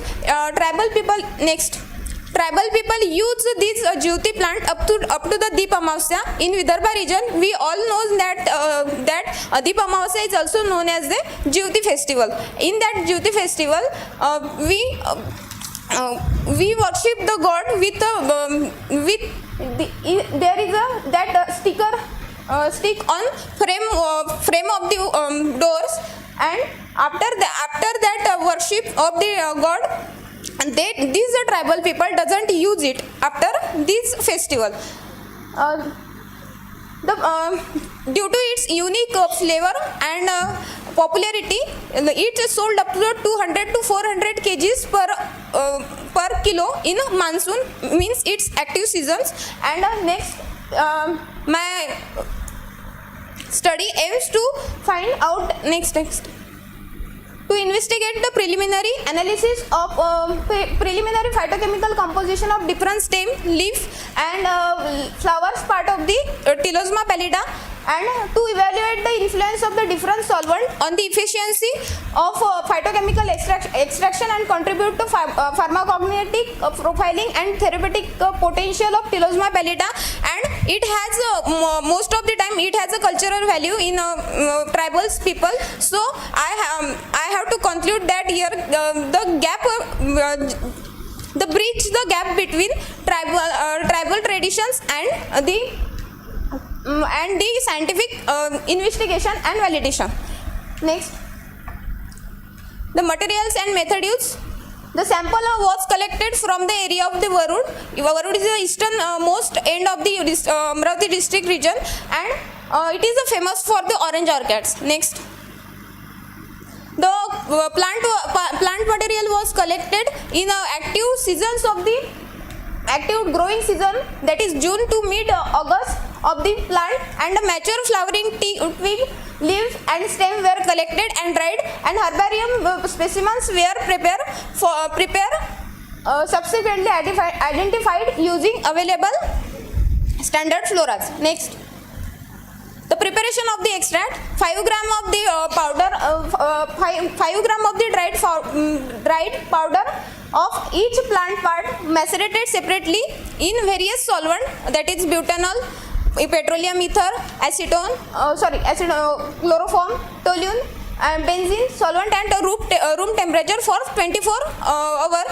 After that, the extract was filtered out through the Wortman number 1 filter paper. The concentrated extract were collected in an amber color bottle and kept in the refrigerator. Next,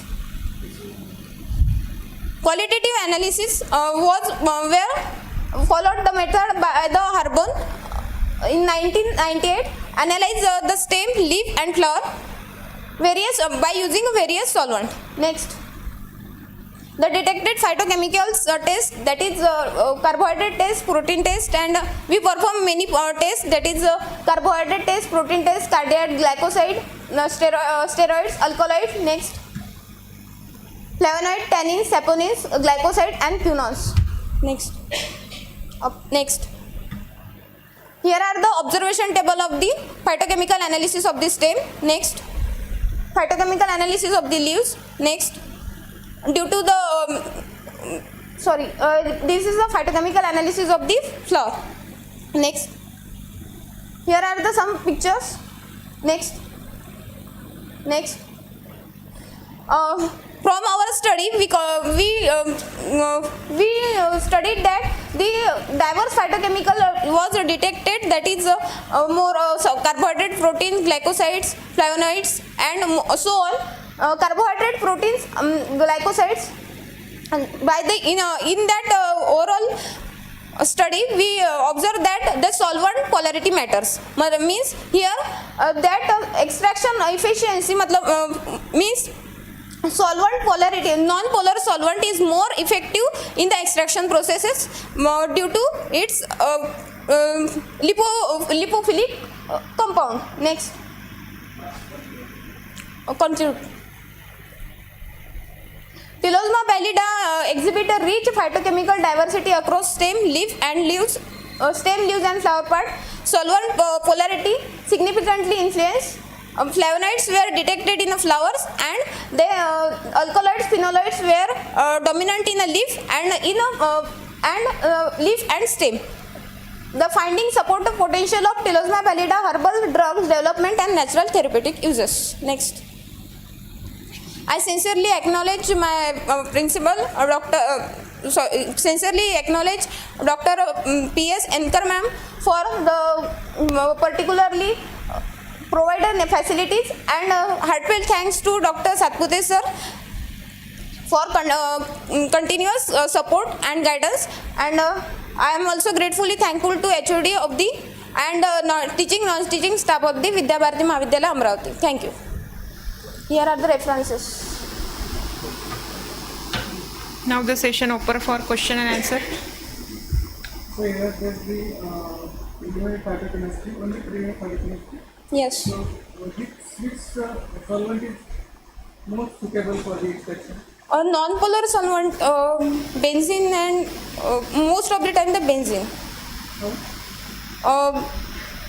Like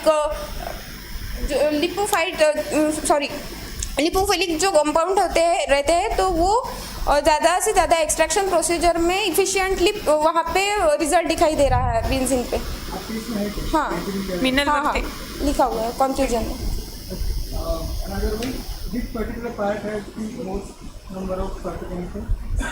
mostly due to मतलब क्या हुआ है कि जो flowers का जो powder है वो कम मिला, तो हमने जहाँ पे ज़्यादा से ज़्यादा इफिशिएंट जहाँ पे मिलता है तो बेंजीन और टोल्यून में विच पार्ट तो लीव्स में ज़्यादा मिळतं.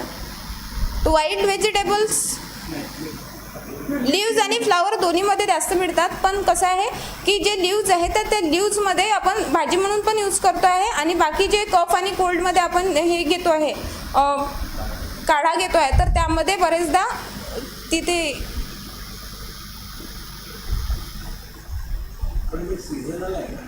हां हे सीझनल आहे आणि सीझनल वाईल्ड व्हेजिटेबल आहे ते हां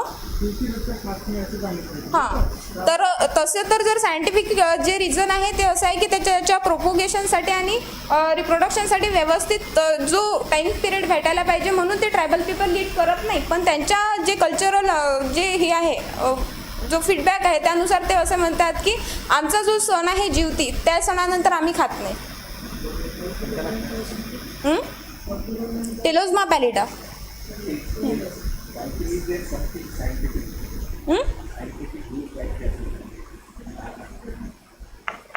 सायंटिफिक सांगितलं आहे ना की ते सर त्याची जी प्रोपोगेशन आहे ना ते खूप कमी होते म्हणजे आम्ही त्याचं सीड जर्मिनेशन पण केलेलं आहे आणि सीड जर्मिनेशन करून आम्ही त्याला ट्रान्सप्लांट पण केलेला आहे पण म्हणजे त्याचा सीड जर्मिनेशनचा जो रेशो आहे तो भरपूर कमी येतो सोबत जो आपण हे ट्रान्सप्लांट केलेला आहे तर ते सर्वायवल जो रेशो आहे तो पण खूप कमी आहे म्हणजे आम्ही 50 प्लांट केलेले होते प्लांटेशन केलेलं होतं तर त्यातले फक्त 5च असे होते की जे जिवंत आहे अजून आता या सीझनमध्ये मिळतात आहे हां सध्या मिळत आहे वरुडला मिळतात या रिजनमध्ये मिळून जातं आणि बरेचदा अमरावतीला छोटे छोटे जे ट्रायबल्स पीपल आहेत ते घेऊन बसतात छोटे छोटे स्टॉल आणि त्याची भाजी अशी अगदी अंडा बुर्जी सारखी लागते अंडे टाकले तर नाही ज्यांच्यासाठी ज्यांना व्हेजचं हे आहे ज्यांनी नॉनव्हेज पण म्हणजे अंडा बुर्जी पण टेस्ट केली आहे आणि ही पण टेस्ट केलेली आहे त्यांना व्यवस्थित असू शकतं माहीत असू शकतं next one is Minal Wardhe any question from audience question any questions So next one is Meenal Varthe.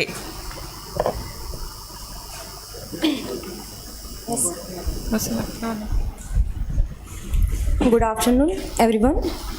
My name is Meenal Vardhe, and I'm here to deliver my presentation on the topic Pharmacognostic Evaluation and Phytochemical Profiling of Garuga pinnatum under the guidance of Dr. M.N. Bokkar sir, Department of Botany, Government Vidarbha Institute of Science and Humanities, Amravati. These are my contents. Next. Introduction.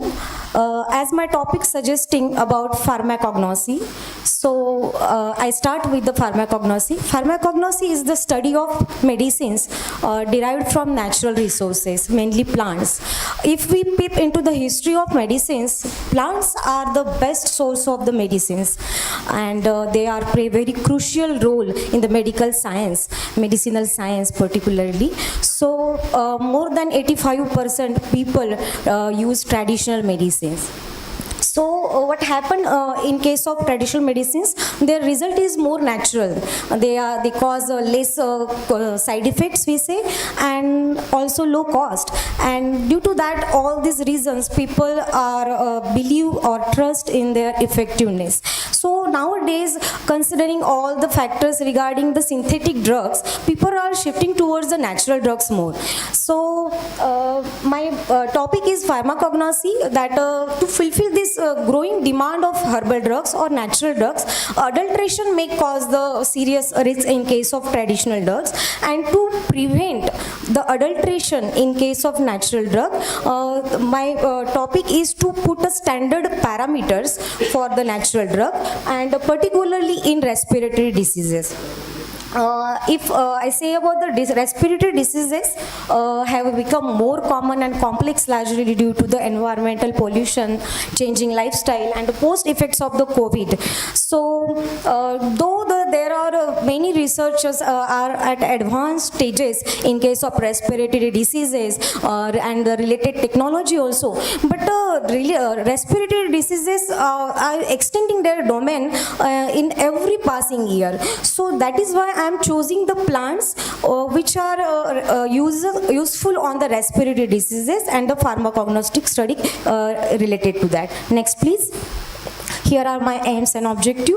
My main aim of the present research work is to set up standard parameters for the quality and purity of the plant used for the respiratory diseases. My objectives are mainly to study the morphology of the plant material, to study the organoleptic parameters, physicochemical constant and qualitative phytochemical screening. Next please. Here are my materials and methods protocol.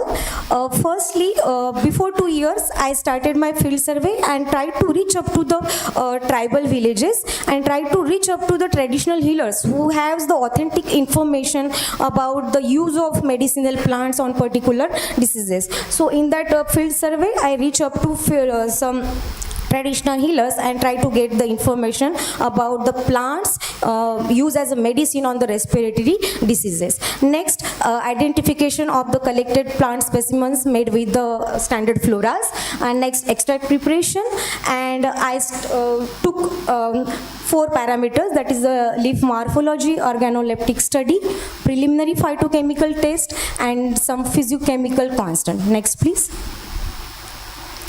Here is my plant, that is Garuga pinnata, which is commonly known as the kakad and belonging to family Burseraceae. It is basically a deciduous medium sized tree and its flowering season is January to April and fruiting you may see from April to June. Next. Here, in case of leaf morphology, you can see the leaf variation. This is the leaf of Garuga pinnata in the first table. That is, it is a leaf having many leaflets, and you can see the leaflet size variation also, ventral surface of a leaflet, dorsal surface of a leaflet, and a single leaflet I am covering here, which is having a size of 11 to 12 centimeter long and width up to 3 to 4 centimeter. Next please. This is my report regarding organoleptic evaluation of leaf powder and the stem powder. Next please. Next one is the physiochemical values of Garuga pinnata, where I took 6 solvents from polar to non-polar and determine its extractive values plus total ash values, acid insoluble values and water insoluble ash values. Next please. This is my observation regarding phytochemical screening of Garuga pinnata leaf, where many constituents, biological components like flavonoids, saponins, alkaloids are mainly highlighted here. Next please. This is my result.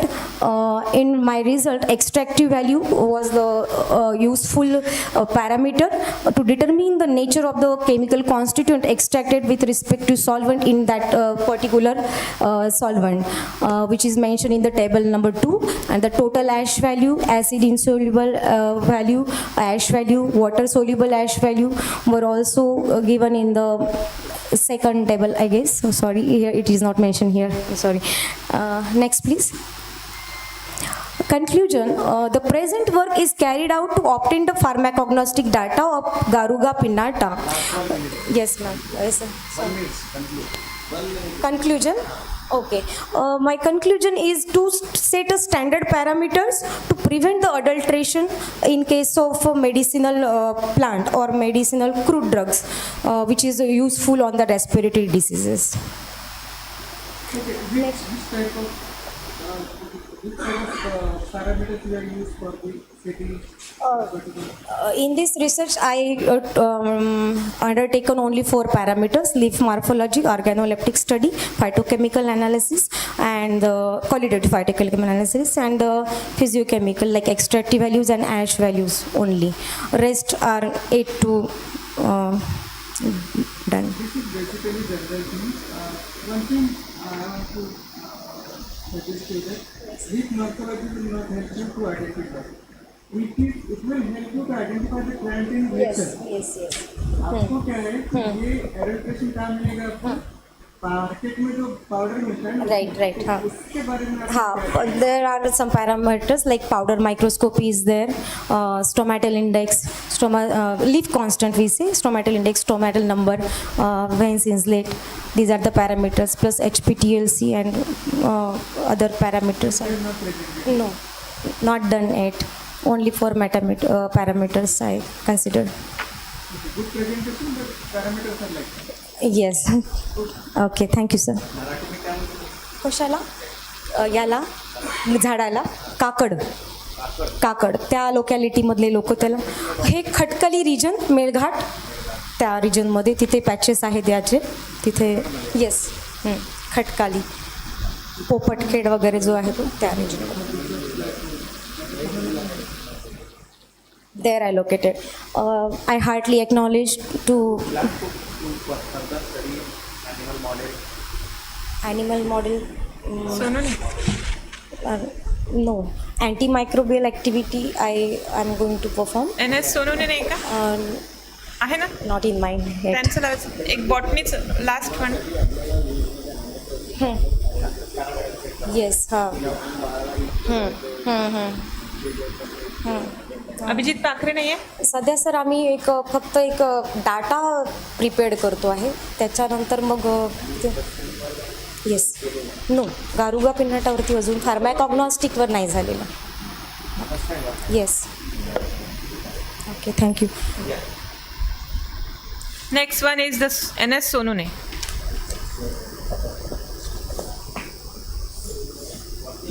botany last one from the botany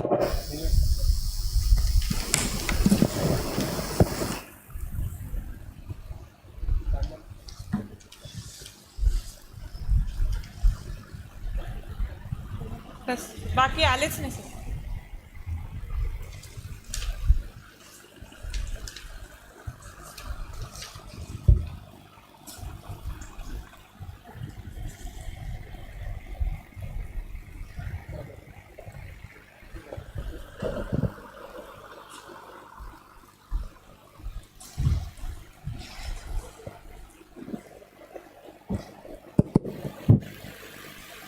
May I start, sir?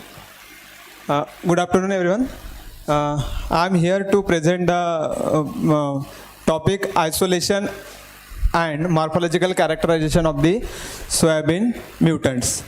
I am doing PhD under the guidance of Dr. Swapnil Mahamune, sir, at Department of Botany, GVISH, Amravati. So soybean is the botanically described as glycine max.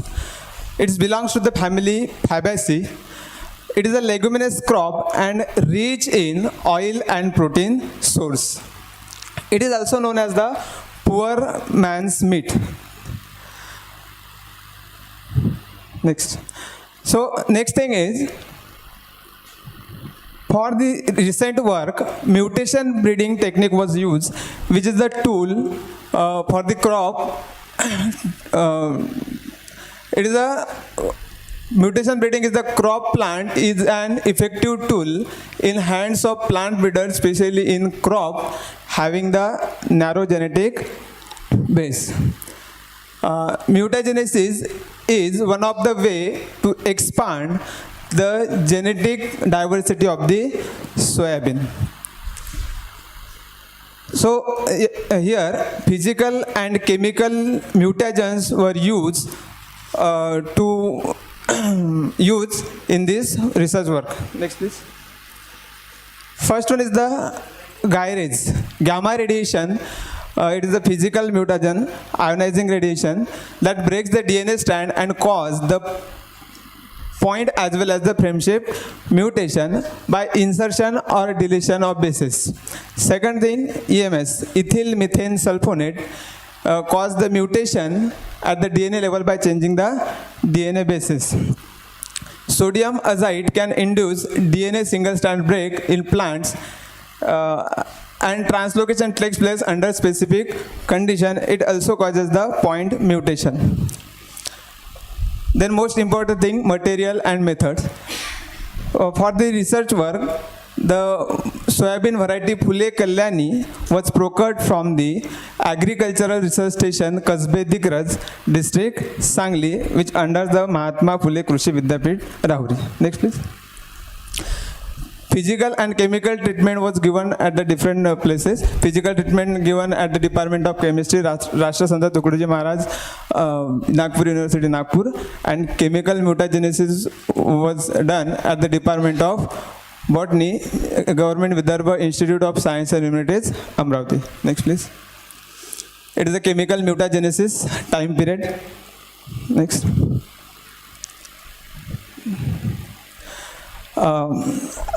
The treated seeds along with the control were sown in the field following randomized block design to raise the M1 generation. The entire M1 generation was studied for various biological parameters. Field observed thoroughly and data recorded. Seed of the M1 population were collected plant to plant basis. M1 seed were sown and M2 generation was raised. Then various morphological mutants were isolated and morphological characterization was carried out. Next, please. So these are the results. Different 9 types of the mutants were recorded. These are tall. So 5 different plants obtained from the tall mutant, then 5 from the dwarf, 6 separate plants from the high yielding mutant, then 6 from bold seeded mutant, 2 from small seeded, 5 mutant from seed coat color, then 2 from long pod, 2 early flowering, and total 11 early maturing mutants were recorded. Next, please. It is a photography of 5 tall mutants. Next. Dwarf mutants. High yielding mutant. So in high yielding mutant, pod and seeds are 2.5 times more than the control. Next, please. Early flowering mutant. Near about 10 to 12 days early mutant was found. Bold seeded mutant. Here 13 to 14 means average 40 gram of the 100 seed weight recorded, and in control there was 10 to 11 gram. Next, please. There is another mutant, shiny seed coat mutant. So that seeds are somewhat shiny than the control seeds. Next. That patch somewhat yellow and other field is green. So that particular plants are the early maturing mutants. Next, please. These are some different mutants from the category of early maturity mutant. Next, please. It is morphological characterization of the soybean mutants in M2 generation. So these are some figures where the control is mentioned and where the red color mentioned, that is changes in the mutants. So in tall mutant we can say 60 height is the 64, means it is double than the control. In dwarf mutant height is less. In high yielding it is near about 2 or 2.5 more. And early flowering it is 10 to 12 days early. In early maturing it is near about 6 to 7 days early. Next, please. In conclusion, total 9 types of the morphological mutants were isolated and their morphological characterization was carried out. Next, please. Future plan. To check the to check the viability of the isolated morphological mutants in M3 generation, their morphological characterization and biochemical analysis. Next, please. Acknowledgement. Authors are thankful to Mahatma Jyotiba Phule Research and Training Institute, Nagpur, for providing the research fellowship. References. Last. Next. Thank you. Any questions? Yes, sir. Yes. M2 generation.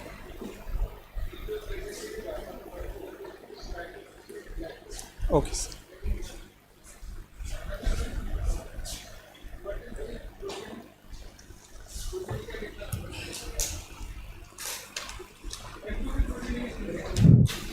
total plants, it is near about 70 to 80 seeds in one row.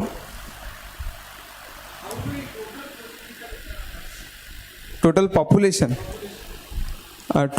is near about 3,000 something, 3,800 something. Total 9 types, 9 categories, 9 types. Total 43 in not calculate. Most effective mutagen, that is sodium azide. Yeah, sodium azide, and dose 0.001%. Means we selected the 3 doses, 0.001 sodium azide, then 0.003% of the sodium azide, and 0.005% of the sodium azide on the LD50 doses. LD50, lethal dose 50. So thanks.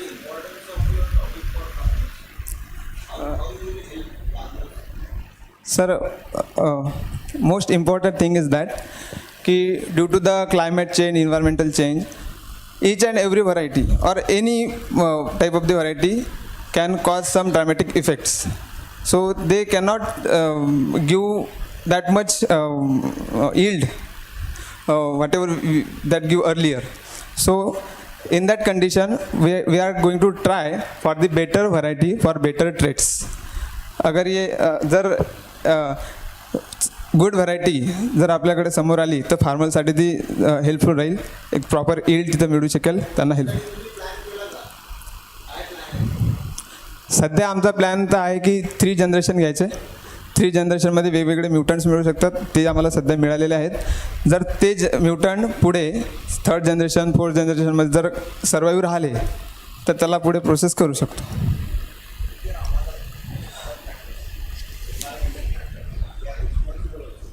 Yes, sir.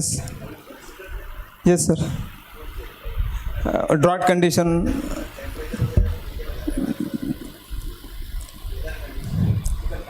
Physical factors मध्ये drought condition किंवा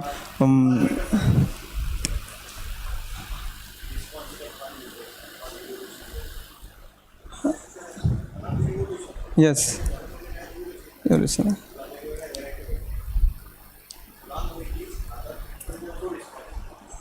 Yes, sir. Okay.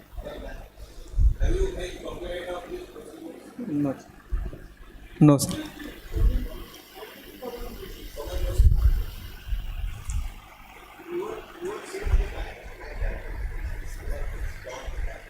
Pure means which have the unique set of the chromosomes. That is called as the pure.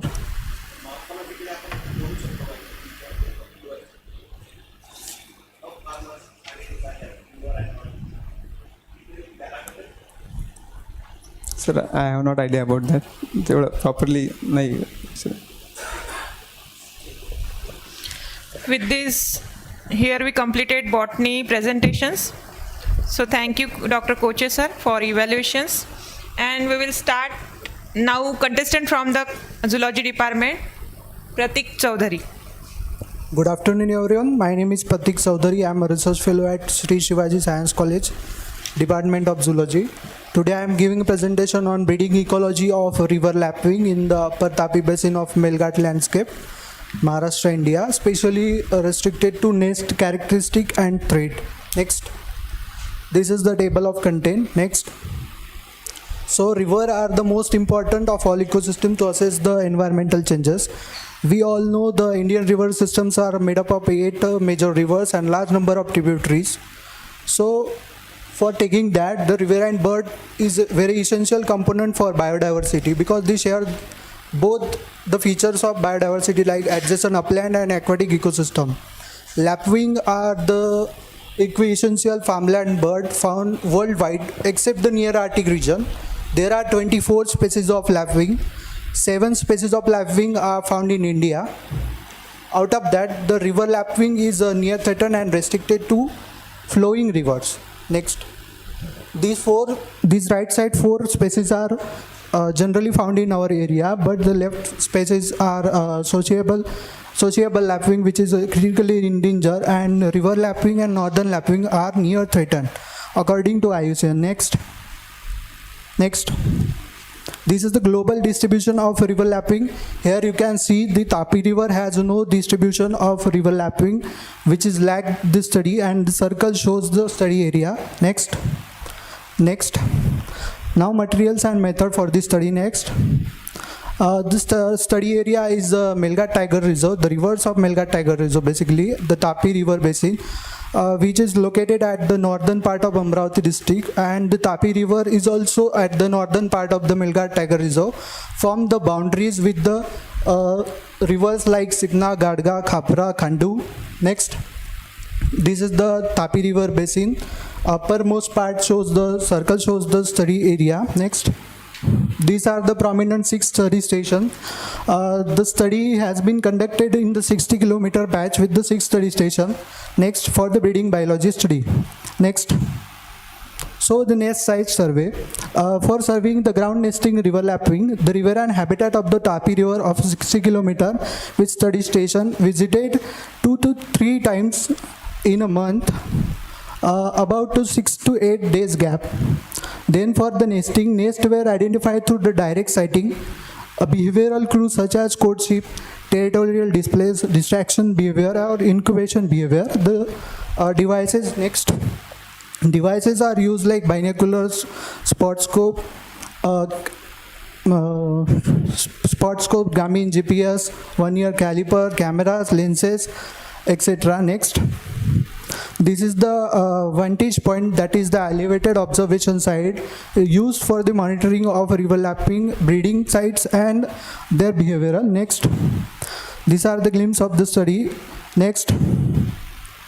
So the camera mounting at the ground with the camouflage background, the non-transparent tape is used for the camera flash to do not disturb the bird. Next. So the result. Next. This is the habitat of the river lapwing from the Tapi River. Next. Here the large flowing rivers, sandy or gravelly river banks with the sparse vegetation along the shores. Here you can see the bird is incubating on his nest. Here also you can see the one individual. These are 2 different images, but you can see here how camouflaged this bird is. Next. These are the 4 different habitat types like river bank, melon bed, river island and natural vegetation. Next. So in this lapwing, the sexes are alike, but the male are slightly larger than the female, and the juvenile are duller, having the bare part here. Next. Next. For the copulation behavior of river lapwing. Next. Back.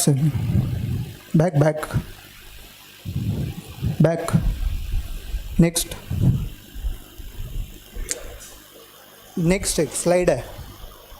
For the copulation behavior, we have this sequence, stepwise sequence of copulation behavior of the river lapwing, including courtship display, mounting, coital contact, and the post-copulatory action. From this, we can also identify only male and female. Next. Next. This is the distraction display behavior. Here the couch runs, false breeding and broken or feigning wing display. Means this behavior, if we see in the lapwing, we can have a chance to locate the nest of this lapwing. Next. This is the acoustic parameter pretending for calling behavior, observation made by the Raven Pro software. Here you can see amplitude, frequency and the frequency graph. Next. Normal call here, alert call and duet pair call. Here you can see very frequencies of the lapwing voice with the number of repetitions over here. That in the alert call we cannot identify the lapwing call repetition, but in the duet pair call we can identify the response from the female or the another mate. Next. Next. This is the call. Next. This is the study area map, the 60 kilometer patch showing the nesting site 1, 2, 3, 4, 5, 6. Next. This is the. Okay, sir. A map shows this. From all these, we have located 10 nests in 2000. Back.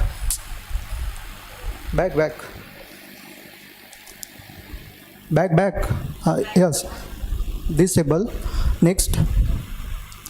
In the 2022, we have one nest was successful. In 24, we have one nest successful. In 25, also we have one nest successful. Next. For the first time, nest microstructural characteristics were taken. As you can see, this is overall the nest, and I make the VS of the nest with the various parameter. Next. This is the table shows with the nesting characteristic. Next. The total width of the nest rim is about 38 to 40 centimeter. Next. This graph shows the first, fifth and the 9 nests was successful. We can see the similarity. Next. All have the white nest cup. Consistently deeper nesting cups, all the natural stones, and the gravel slope is nearly equal. Next. These are the nests. Next. This is the lapwing having incubating on the eggs. Next. This is the incubational behavior by both the parents was exchanges at the time of incubation in between the 10-minute interval gap. Next. This is the juvenile. Here you can see the juvenile is hidden in the nearby vegetation, which is generally eggplant. Next. This table shows the direct and indirect trade. Next. This is the direct trade for the liver lapwing. We can see here the 3 images shows the next.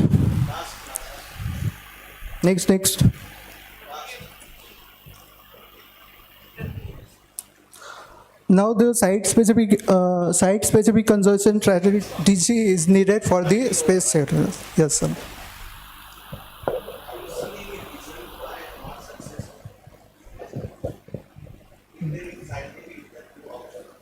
Yes, the predator number and the habitat is. Can I show you the images of habitat? Back. That is indirected for as the melon beds are used for taking in the agricultural patch, a protected area. They run the JCB. Next.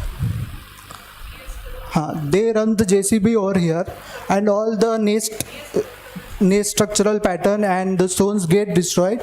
Also, there are large number of washing by chemical detergent. These are, and some use of pesticides also.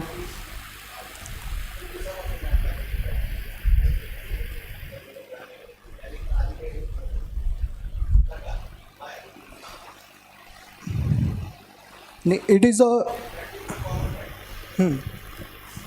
Chemical water flowing जे राहते रिव्हरमध्ये जे water flowing आहे अशा प्रॅक्टिसेसने ते water flowing न राहता slow moving होते. Slow moving न होता ते एकदम स्टेडी होते. स्टेडी वॉटर रिव्हर लॅपिंग कधीच प्रेफर करत नाही. Flowing reverse, slow moving and flowing reverse.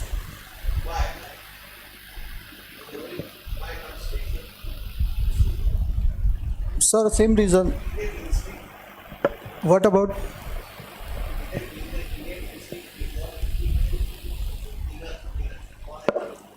नहीं सर, अभी तक तो नहीं देखा. वो फ्यूचर प्लान में है. एक crypsis, night study and instinct visualization, वो अभी देखने वाले हैं. ये specially nest characteristic and traits का है.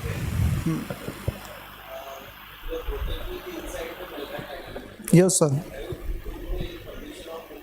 Yes, sir. In the acknowledgement, I have took the permission of CCF, Field Director of Melghat Tiger Reserve.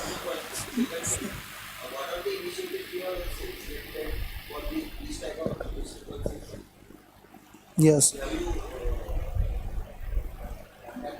I make the local people being aware of that and being avoid the trampling by the local livestock.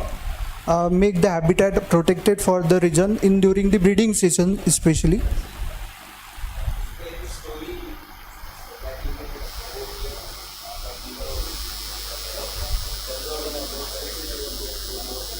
Yes, sir. During the visit or taking the nest parameters, I have shown some kindness. If you have any Adivasis and all these types of people, Yes, there is a nearby one this, picture that showing. you may mention it in the acknowledgement that they are also helping for the conservation of this type of birds.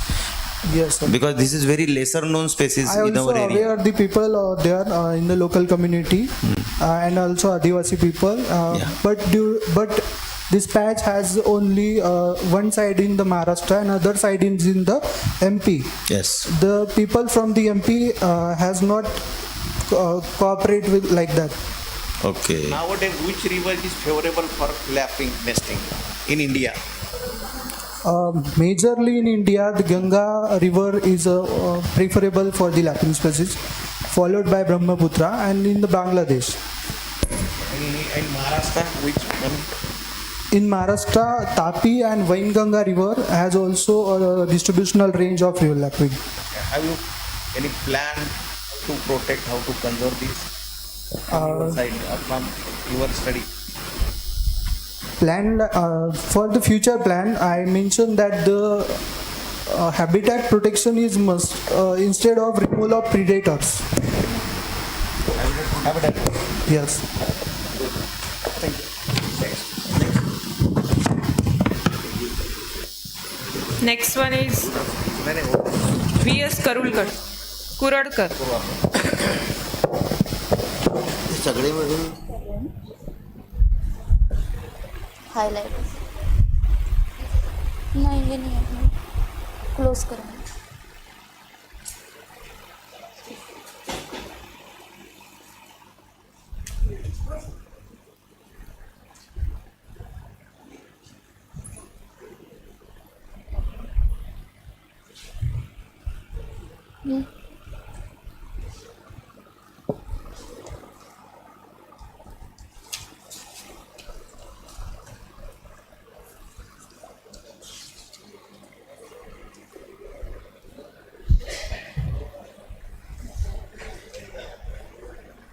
USB.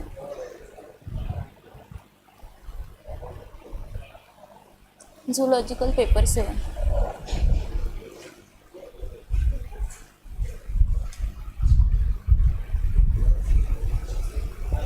Very good afternoon to one and all. I am Vaishnavi Kuradkar, research scholar from Department of Zoology from Sri Shivaji Science College, Amravati. I am here to present my research paper on topic fish diversity and habitat ecology from major rivers of the Amravati district, including Medghat, habitat ecology and their threats, under the supervision of Dr. J. Wagh.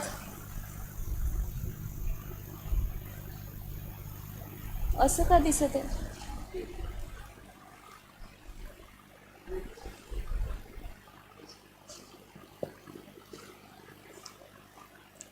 Structure चुकलं हां नाही हेच आहे पण ते ठीक आहे ना. Next contents of my presentation. The next we all know that biodiversity is very essential for the stabilization of ecosystem and overall protection of the environment. In Maharashtra, Amravati district has huge potential for the inland fisheries as many of the major river flows through the district like Tapi, Purna, Varda and their important tributaries. But nowadays what is happening, there has been a lot of exploitation of these rivers from nowadays. The objective of this study is to analyze the fish diversity in correlation with the ecological parameters and the threats reported there. Next, we have done the literature review on various level, international, national and regional, and we came to know that the research on fish diversity has been done on a huge level, but such type of study on fish diversity in correlation with the ecological parameter, considering both biotic and abiotic parameter and the threats of habitat, has not been done in the Amravati district yet. Next. For our research, we have selected the study area, the Amravati district including Medghat, Then we have covered the several rivers like Tapi, Vardha, Purna, and their important tributaries like Sipna, Gadga, Khandu, Dolar, Sapan, Chandrabhaga, Pedi and Bimla. Here is the map which shows the survey station of the research during our study area. Then next.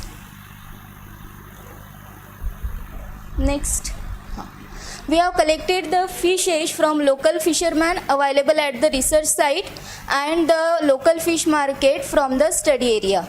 Then we have recorded the number of each species we have studied. After that, we have done the ecological parameter study considering both biotic and abiotic parameter.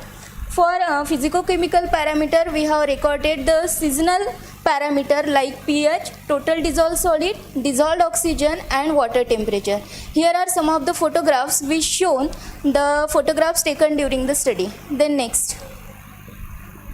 Now coming towards the result, up till now we have recorded 50 distinct species belonging to 17 distinct families during the survey.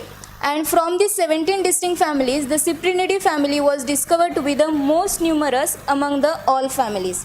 Now there is an important record for the Medghat Tiger Reserve, Cystomus serena, which is called locally Dodhad by the people of Medghat, is recorded for the first time after the survey done by the Zoological Survey of India in 2005. Then with that we have done the record of 22 new species for the Amravati district after the report of VR Wankhede in 2015. The fishes are namely Angula bengalensis, Ariza labio, and the list is here. Now the Tapi river was recorded with a maximum number of 22 fishes. Likewise Upper Vardha with 21, Chandrabhaga and Sapan with 15 and so on. Then next. Here is the list of fishes recorded during the survey. Then next. We have calculated the diversity indices of the fishes recorded, and from that we came to know that all the rivers has huge diversity with its richness. Then next. Here is the pie chart which shows family-wise distribution of the fishes. Then next. We have done some significant records during the study. Here is first image of Cystomus serena, which is locally called as Dodhad. This record has been done at the Tapi river. Then Tor Remadevi Mahasir from Tapi, Tor Khudri from Kadga river, Barelius bendelicis from Purna river, Glossogurius from Purna, Rasbora from Purna, Punctius from Chandrabhaga, and the last Pygocentrus nateri, which has been recorded at the Upper Vardha reservoir, which shows human-like dentition. These all fishes are highly demandable for its taste and high nutritional value. Then next. Now coming towards the result of ecological parameter, all the study have been done seasonally, and we came to know that all the parameter pH, dissolved oxygen, total dissolved solids and water temperature were in suitable range, and we can say that all the rivers are safe for several aquatic organisms including fishes. Then we have comparatively put forth the 3-year graphs which shows different parameter across different river across the different season. Then next. Then we have recorded some biotic parameter under the title of ecological parameter, and we have recorded more than 20 aquatic vegetation. Actually, this aquatic vegetation plays important role for the survival of fishes, including its habitat shelter, its breeding ground, then also it acts as a water quality indicator. Then next. Here are some of the photographs that we have recorded during the study of aquatic vegetation. All these aquatic vegetation plays important role. Yes? Rahul, acha. Next. Then we have recorded some threads like sand extraction, washing cloths, seasonal crop cultivation, immersion of idle, last ritual, and water use. Then next. Here are some of the photographs of threads that we have recorded during the study. Then next. Now concluding my study, up till now we have recorded 50 species of fishes including 17 families. This shows that Amravati district has huge potential for fishes diversity. Our record of 22 new species as compared to the previous record and one new species, Cystomus serena, shows that changing aquatic diversity during the year that calls for more investigation. The study of ecological parameter revealed the health and potential of the riverine ecosystem that we have studied. Then several threats were reported at the study site which gives strong emphasis on the conservation of the riverine ecosystem. Then next, the references we have used. Next. Okay, please stop. Thank you. Which taxonomy we use for identification? Sir actually the topic taxonomically मतलब हम लोगों ने barcoding किया है spaces का. Barcoding. हाँ yes. और scientist जो है जोलॉजिकल सर्वे ऑफ इंडिया के जादव सर, उनकी भी हेल्प ली है. और जो भी कैटलॉग है, आइडेंटिफिकेशन कीज है, अगर नहीं मिले बारकोडिंग और सर से तो फिर यूज़ किया है. तो अभी तक उसकी मतलब नीड नहीं है आगे. और रिजल्ट आने का है बारकोडिंग का कि कैसे? रिजल्ट हाँ मतलब आने वाला. या प्रोसेस में. हाँ, प्रोसेस है. From 2005 to till your data, your result. Yes. Is missing of diversity of fishes. 2005 yes sir, त्यांचा 96चा डेटा होता झोलॉजिकल सर्वे ऑफ इंडियाचा. तर एक ॲडिशन झाली आहे त्याच्यामध्ये 97ची सिस्टमच सर. नाही 2005 मेळघाटसाठी 2005 आणि 2015 पूर्ण अमरावती डिस्ट्रिक्टसाठी. पण त्याच्यामध्ये काही ज्या रिव्हर्स आहेत त्या आमच्याकडून ॲड झाल्या आहेत. म्हणजे 2015 काही रिव्हर्स नव्हत्या आणि झोलॉजिकल सर्वे ऑफ इंडियामध्ये पण काहीच रिव्हर होत्या. काहीच रिव्हर्स होत्या. तुम्ही ऍड केला त्याच्यात किती रिव्हर्स ऍड केला? माझ्या 11 आहेत तर 9चा डेटा आहे. डेटा 9चाच आहे कारण बाकीच्या ठिकाणी नाही रेकॉर्ड झाला. तो एरिया ॲक्सेसिबल नव्हता Melghat. As compared and your result is only 50 or 55 species? No sir, there are more than 50, there are more than 100. There is a need of more investigation. Okay. Thank you sir. Next one is SS Deshmukh. माझा छोटासाच प्रश्न आहे. What are the basic parameters for what we say medicinal value as well as the क्या बोलते हैं आप उसको nutritional value के बेसिक पॅरामीटर्स काय आहे? फिशेससाठी सर ॲक्च्युली ते आमचं नेक्स्ट नाही असाइनमेंट. तुम्ही म्हटलं ना त्यांची न्यूट्रिशनल व्हॅल्यू खूप चांगली असते. हो हो. तर मग ती चांगली असते कशावरून सांगितलं तुम्ही? तो तर सर लिटरेचर रिव्ह्यू वरून काढलेला आहे. लिटरेचरवरून. खाऊन नाही पाहिलं ना? नाही मी नॉन मी व्हेजिटेरियन आहे. Okay thank you. Thank you sir. SS Deshmukh.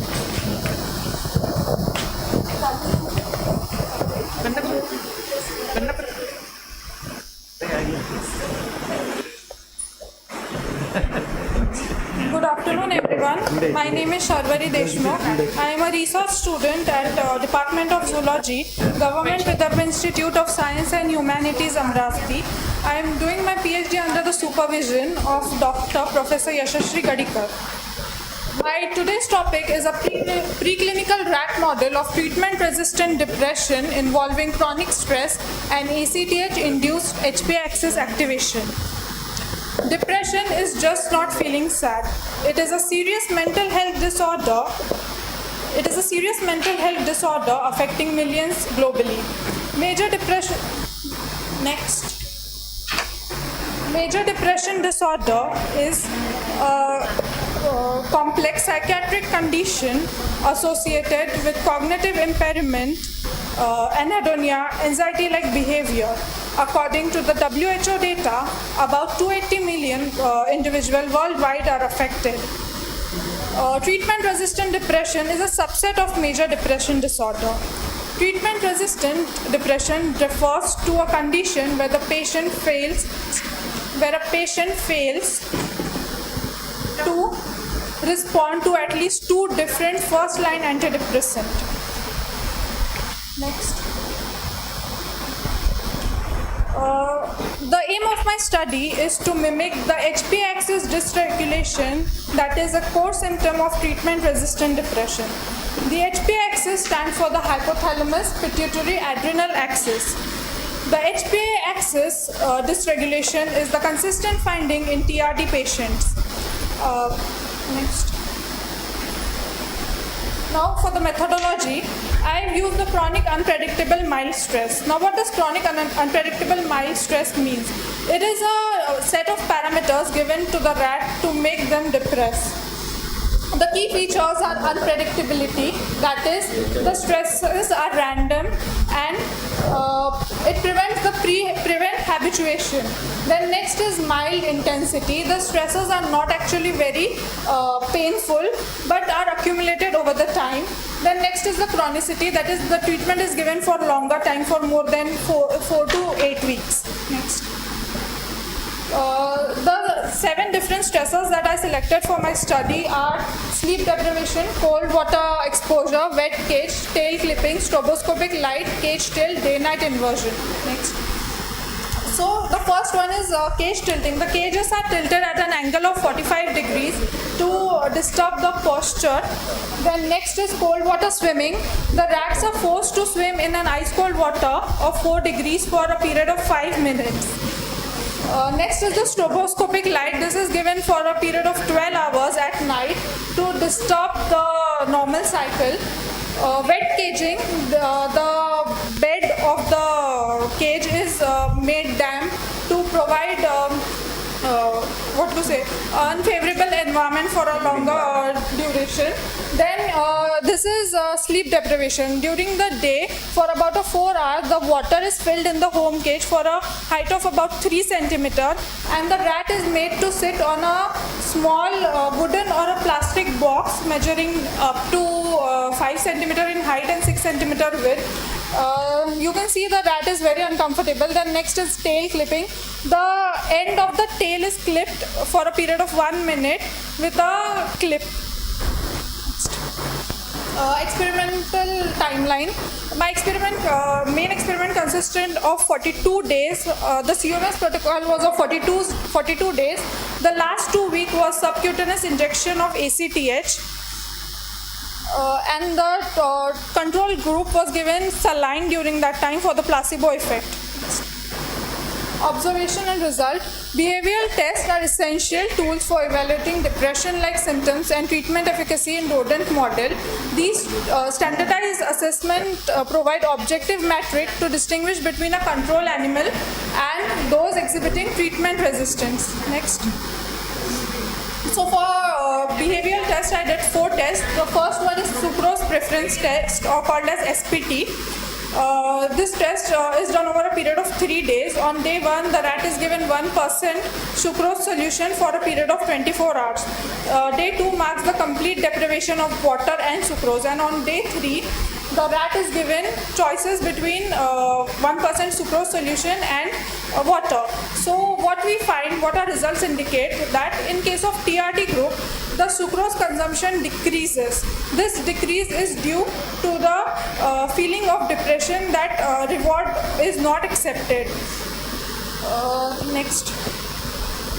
Novel object recognition test. Again, this is a 3 days protocol. On day 1, the rat is habituated in a plexiglass chamber for a period of 5 minutes. On day 2, familiarization phase, the rat is given 2 objects. Now this test is on the central tendency of rodents to explore things. So on day 2, the rat is given 2 similar objects. On day 3, that is the test phase where we do the recordings, where we take the result, the rat, one object from the last day is replaced with another object, a new object. Now in case of TRD rats, they lose the memory, so cognitive impairment. So in case of TRD rats, we calculate the time exploring the novel object, which is very less as compared to the control rats. Third is the open field test. Now this is a circular arena divided virtually into two phases. One is the central area and the peripheral area. Now what happens, this is again a test done for anxiety-like behavior and for mobility. So on the TRD rats usually prefer the periphery, indicating anxiety-like behavior. Yes, indicating anxiety-like behavior, and the TRD rats will explore the central area more. Next. For swim test, again the rat is made to swim in the water for a period of 15 minutes. We calculate the immobility time, which is low in case of TRD rats, because the desire to live is very less. Next. So the key takeaway, this model can help in developing new therapeutic medicines, antidepressant, as the current trend shows patients resistant to the tricyclic antidepressants. Then bridges the gap between molecular research and clinical applications. HPA axis confirms the central role of neuroendocrine dysregulation in treatment-resistant mechanism. Thank you. How you check locomotor activity of this animal? I used a software called Animaze. So Which software? Animaze. Animaze. Yeah. So it is done for OFT, open field test. So the circular area is divided into, it can be a square, I used a circular apparatus. So it is divided into two regions, the central region and the peripheral region. The rat is placed in the center starting, then the rat travels the complete circular area. So in case of TRD rats, because they have anxiety, they will just cover the periphery and not explore the center region. But the control group explore the central region, they explore entire region. Then again the mobility time is also calculated because TRD rats show less mobility. So this is all Have you used sound emission that type of test? No, not so. I just Sound use this stress. Sound stress. Sound stress. Because that is also one more, Yes, it is. good parameter to judge the mental ability or level of the autism. Yes, I selected the 7 Different- parameters as they were very Different handy for me. frequency sound. Different Yes. frequency sound. Okay. Have you epinephrine? Is there any epinephrine and non-epinephrine? I'm not checking those, I'm checking for serotonin and dopamine in my further studies. Okay. Serotonin and Yes. who is your guide? Dr. Yashashri Gadkar. Gadikar. Next one is Jani. So next. MS Jani.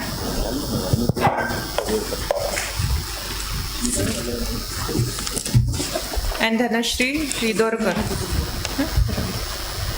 Good afternoon, everyone. My name is Mrudul Zane. I am doing my research under my supervisor, Seema Kadu, ma'am. My topic is assessment of the ants Hymenoptera formicida nesting pattern as the bioindicators of the sustainable soil nutrients in Wardha district. Next. So as we all know, the soil health is essential for agricultural biodiversity and ecosystem sustainability. So from 30 to 60 years,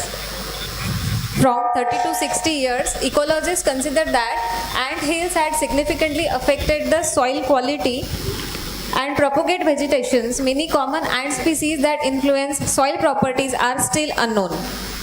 In studies, it is found that the organic matter is more in the soil around the ant mounds, which is a good indicator for agricultural or crop use. They transform the local environment around their habitat in which ants are undisputed masters. So bioindicators are living organisms whose presence, absence or behavior reflects the health of an ecosystem. Next. So why ants are ideal bioindicators? So due to their widespread presence in all terrestrial ecosystem, close interaction with soil and organic matter, as well as role as ecosystem engineers. In comparative study of ant mound soil, it is found that the soil contents of ant mound hills are better than normal soil samples. So ant can restore and maintain the soil quality as a bioindicators. So many ant species build their nest in a mineral soil which can affect the minerals in the soil. So ant nest affect the soil, increase in nutrients. So mostly nitrogen and phosphorus. It is also shifts the soil pH towards neutral depending upon the ant species. So ant mound building can also promote plant growth, which affects the quantity of organic matter present in the soil. So in this study, we analyze the soil samples of ant mounds and compare the pH, nitrogen, potassium, clay, magnesium, moisture and water holding capacity of ant mound soil, which is significantly higher in ant nest mound compared to the local soil sample. So methodology, we studied under the Wardha district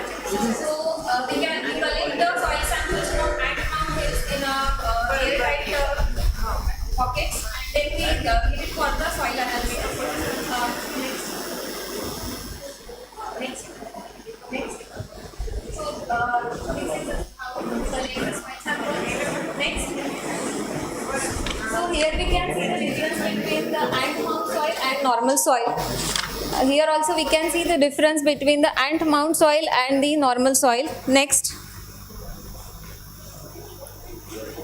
So here also we can also see the difference between normal soil and ant mound soil. Next.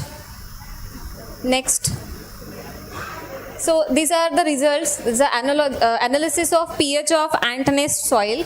Here we study the seasonal, rainy, winter and summer seasons, and one is experimental and one is control sample. Next. These are the nitrogen and phosphorus results. Next. Potassium, then analysis of sand. Next. Then analysis of slit and analysis of clay of ant nest soil. Next. So here is the discussion and conclusion that ants transport the organic matter, dead insects, plants and plant material into soil, which improves the soil fertility. So the ant activity increases the soil porosity as well and enhances the water infiltration and root penetration. Then nest building habits of ant mixes the subsoil and topsoil, which aid in the nutrient cycling. So presence of certain ant species suggests healthy soil, while absence many reflect degradation. Then encouraging ant population in farms can reduce reliance on chemical fertilizers, naturally enhance soil fertility, as well as aid in pest control, because many ants can prey on pest. Farmers can use ant activity as an indicator of soil health before sowing, as well as promotes ecological balance and biodiversity in agroecosystem. Then ant nesting pattern are reliable and accessible bioindicators for assessing sustainable soil nutrients.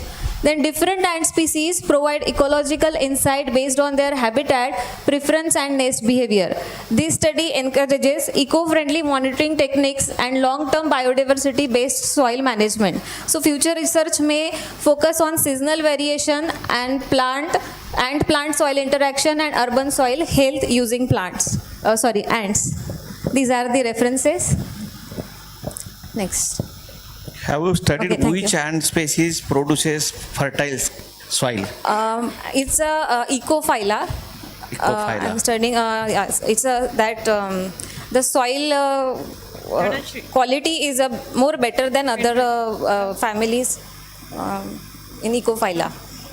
Okay. Can you compare this in your? I think in your further study, you have to compare this soil with vermicompost soil. No, not comparing with the In your vermicompost. further study, you can compare. Yeah, I will compare because And then we are also planning a. Which soil is the best? Ant soil or vermi soil? Yes, sure. As a fertile soil. Yeah, actually we are planning a vermicompost plant, like vermicomposting plants जसे असतात. तसंच वर्मी-कंपोस्टचा concept आणखी किती useful असू शकतो in comparative with vermicompost ते study करणार आहे. हां, ते करावं लागेल पुढे. Yes. Sorry sir. Wardha district. All Wardha district. Whole Wardha district. No, not actually. Biodiversity board didn't give me the permission to touch forest areas right now.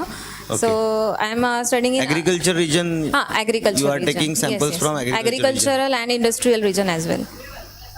How many parameters you have taken for analysis of soil? Nitrogen. Nitrogen, phosphorus, potassium, then soil slit, clay, then water holding capacity, pH, moisture. Means all the parameters which are essential for agricultural soil. You compare with vermicompost. Sure, I will do that. Then Yeah. which one is the most suitable, most favorable or most Yes. fertile soil? Sure, sir. Thank you. Last contestant. Actually, actually the comparison between vermicompost and vermicompost, we have to made a big, infrastructure for vermicomposting specially, but ants are naturally available in the farms. So it is the porosity is increased in a soil samples of ants. So we thought if the ant hills are available in the agricultural land, so they can take the soil and just plant there in the roots of plants. So it will be increase the more nutrient in the soil. It also helps to increase the soil nutrients. No, that species, that species is different. We are studying Ecophylla, which increases the soil nutrients only. The paste ants are different, so they are not useful for farmers. Yes, this is my PhD for the ant diversity in Varda district. Last contestant from the Zoology Department, Dhanashri Dr. Seema Ridorkar. Kadu, Shivaji Science College, Pune. Yes. Dhanashri Ridorkar. Yes, Kadu madam. Thank you. Last आहे हां sir fast घ्यायचं आपल्याला व्हॅलिडिक्टरी करायची Good afternoon, sir. Myself, Dhanashri Ridorkar, research scholar, molecular biology and genetics engineering, RTMNU Nagpur. Actually, this is the review paper, sir. Review on role and growth promoting properties of phosphate solubilizing microorganism in orange crop. Actually, soil microorganisms play the role in maintaining ecological balance by active participation in carbon, nitrogen and phosphorus cycle. Phosphorus is one of the important component in orange crop. That phosphorus is required for the flowering, photosynthesis, cell division, a number of process. But in soil about 95 to 99% of phosphorus is present in the insoluble form. Then when we have to use the chemical fertilizer to fulfill that demand, but that fertilizers can be converted into the insoluble form, so plant cannot be utilized them. But numerous reports has found that numerous reports has found that the number of microorganisms that associated with the rhizosphere that have the ability to convert that insoluble phosphorus into the soluble form that are easily available to the plant. That phosphate solubilizing microorganism including the bacteria as well as fungi.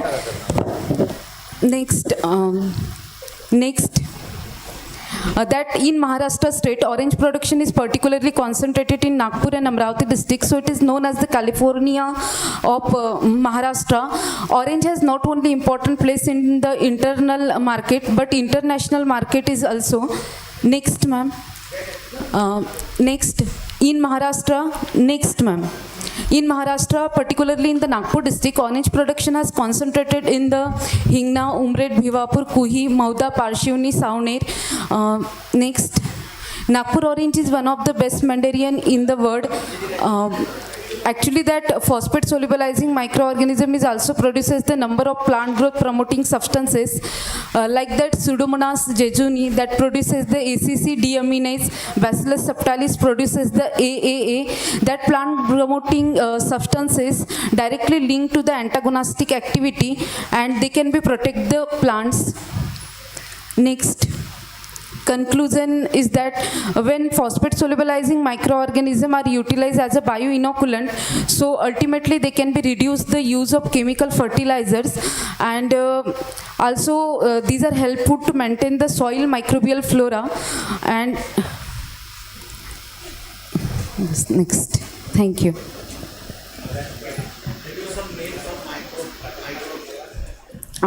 These are the Bacillus, Rhizobium, Pseudomonas that have the ability to convert the insoluble phosphorus into the soluble form.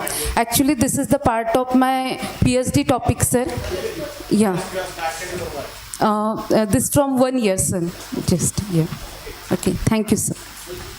With that, we conclude our oral presentation session. A big congratulations to all the presenters for their excellent contributions. Thank you to our esteemed judges for their thoughtful evaluation and questions. Thank you to our audience for your keen attention and encouragement. With this session, we move forward to the next session of our conference. I request to everyone to stay seated and gear up for the next session, that is the valedictory. Thank you once again. And the result of presentation are declared in the valedictory. Thank you.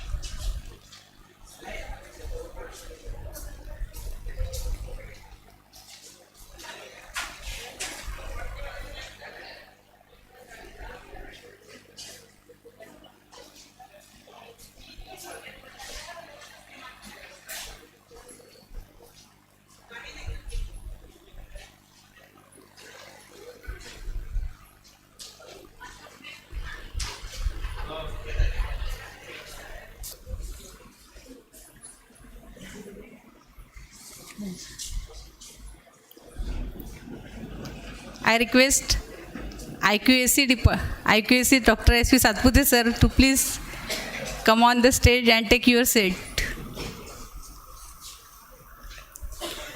Good afternoon to everyone present here. Before we begin today's program, let us take a moment to pay a heartfelt tribute to the three legendaries, Kranti Surya Mahatma Jyotiba Phule, शिक्षण महर्षी doctor Panjabrao उपाख्या Bhausaheb Deshmukh, वैराग्य मूर्ती संत Gadge Baba.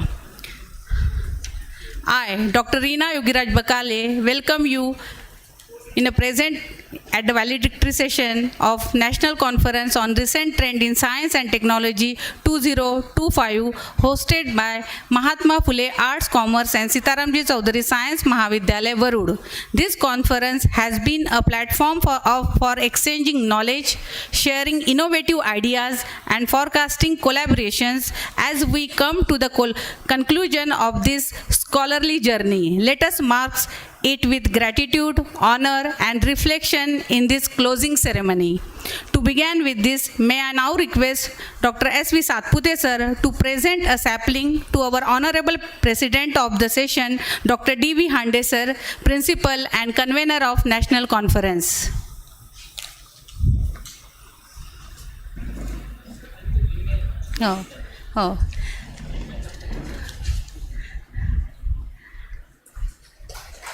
I request Dr. D.V. Hande sir to welcome our guest, Professor Nadda sir and Dr. T.N. Lakhanpal sir.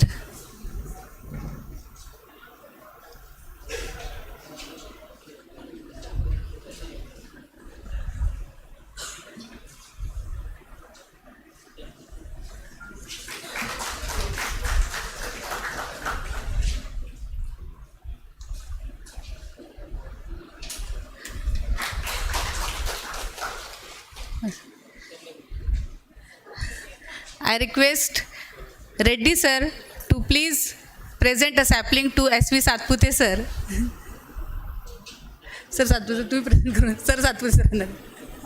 I also request Dr. R.P. Ganorkar sir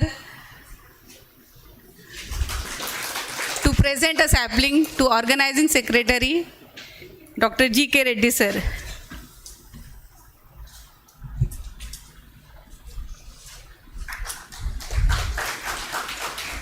Present a comprehensive report of the conference, I now invite our Organizing Secretary, Dr. G.K. Reddy sir, to kindly come forward and share the highlights.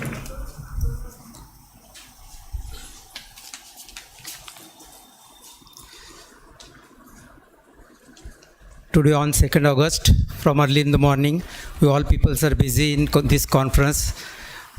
I am very much happy to announce that in this conference, total 497 participants registered for this conference. Among these, in chemistry department, total 130 participants were participated. Physics 89, botany 103, zoology 77, electronics 52, computer 22, maths 27. In the first session, inauguration can takes place at the hand of Dr. Honorable Harshavardhan Ji Deshmukh, President of Sri Shivaji Education Society, Amravati. Then inaugurator was Honorable Milinji Barhate sir, Vice Chancellor, Sant Gadge Baba, Amravati University, Amravati. Then in keynote speaker, Honorable Dr. T.N. Lakhanpal sir, former Director, Institute of Integrated Himalayan Studies, Himachal Pradesh University, Shimla.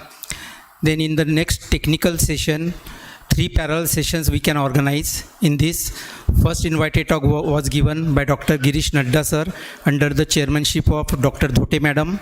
In the second session, P.R. Bhagat sir has given the technical talk under the chairmanship of Dr. N.H. Sahare sir. Then in invited talk third, Dr. D.S. Dhote sir delivered his lecture under the chairmanship of Dr. P.B. Dahirkar sir and co-chairmanship of Dr. Bayaskar sir. Then simultaneously we can organize oral as well as poster presentation in the various departments. In chemistry department, oral and poster presentation can be takes place. Dr. Mandlik sir, Dr. Bansur sir, Dr. Bhaskar sir, Dr. Thakre sir have jury members. Then in physics department, Dr. Belkhedkar sir, Dr. Wankhade sir, Dr. Zakir Khan sir, Dr. Dadhade sir is the jury members. In electronics department, Dr. Bhade sir, Dr. Shedke sir, Dr. Rokde sir, Dr. Parate sir were the jury members. In computer department, Mukund Bhunde sir, Dr. Dhole sir. In mathematics department, Dr. Bayaskar sir, Dr. Wadbude sir. In botany and zoology department, Santosh Pawar sir, Shirbate sir, Dr. Santape sir, Dr. Wankhade sir, Dr. Koche sir. In each competition, we received the name of first winner, and after this event, we can award these people. Thank you. Thank you, sir. Moving ahead, I now invite Dr. R.P. Ganorkar, sir, to the podium for announcing the result related to paper presentation, oral and poster held during the conference.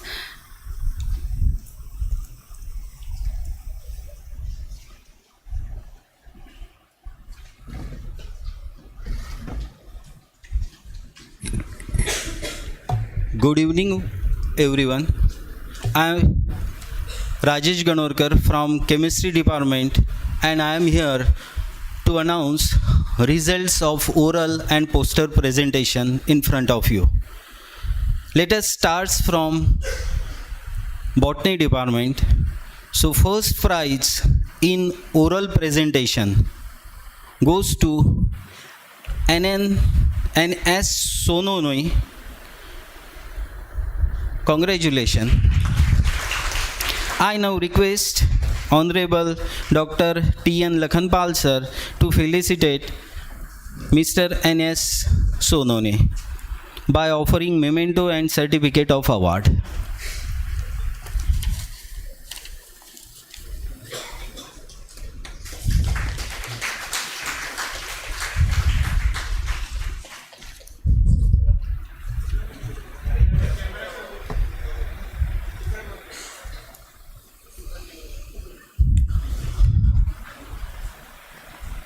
Second prize in oral presentation goes to Miss Meenal Varde.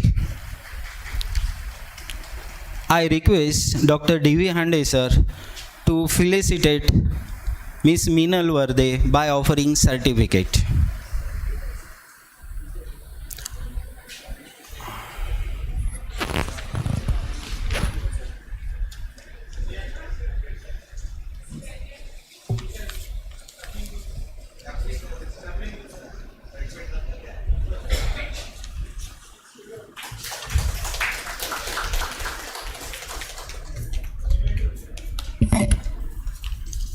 Third prize for oral presentation, Janvi Patil.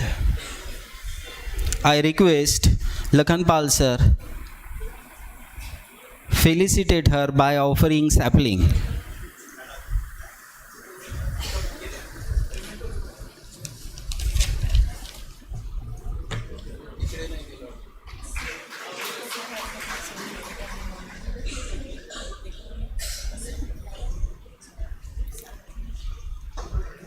First prize in poster presentation goes to Dheeraj Dhobale. Congratulations, Dheeraj. I request Dr. D.V. Hande sir to felicitate him by offering memento and certificate.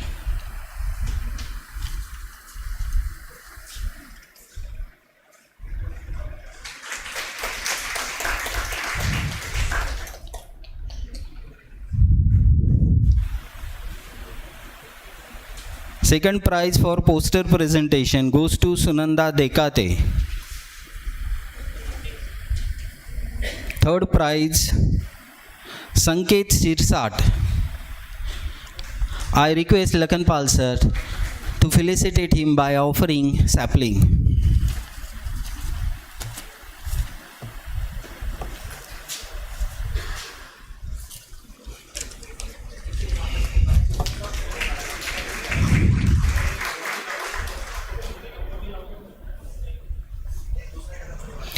Now let us move to next subject, that is chemistry. The first prize in oral presentation goes to Deval S. Deshmukh. Congratulations, Deval. I know.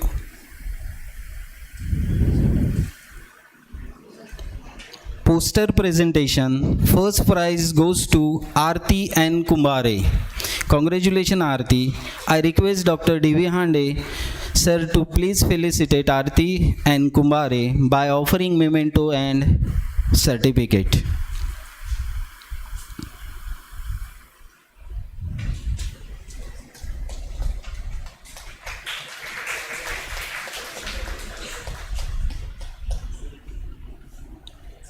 Now let move to next subject, physics. The first prize in oral presentation goes to Mr.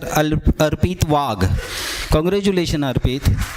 And I request to Dr. Nadda sir to felicitate Mr. Arpit Wagh by offering memento and certificate of award.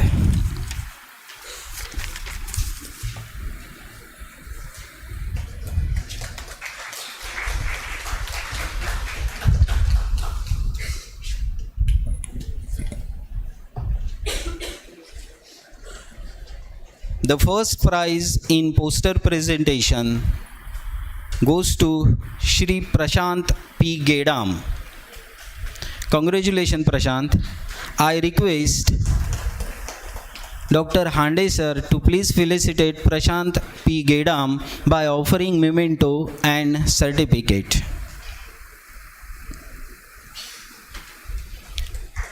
Mr. Prashant P. Gedam is a research student of our faculty member, Dr. Tam Gadge sir.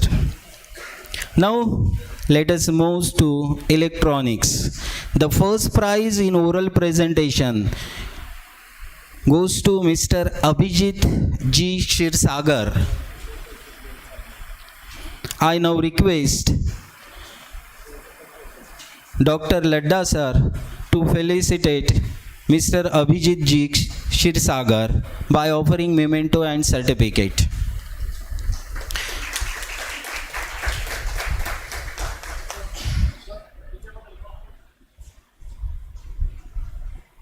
The first prize in poster presentation for electronics goes to Akanksha S. Rethe. Congratulations, Akanksha. I request Dr. Nadda sir to please felicitate Miss Akanksha by offering memento and certificate.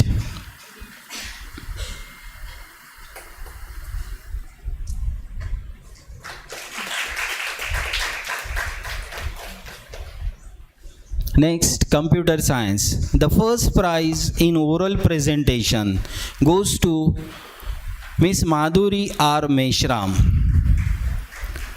Now I request Honorable Lakhanpal sir to felicitate Madhuri R. Meshram by offering memento and certificate of award.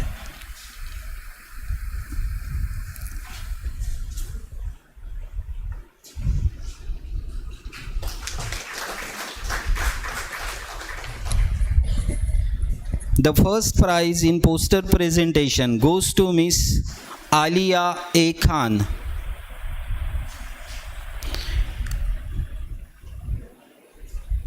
Now I request Dr. D.V. Hande sir to please felicitate Alia A. Khan by offering memento and certificate.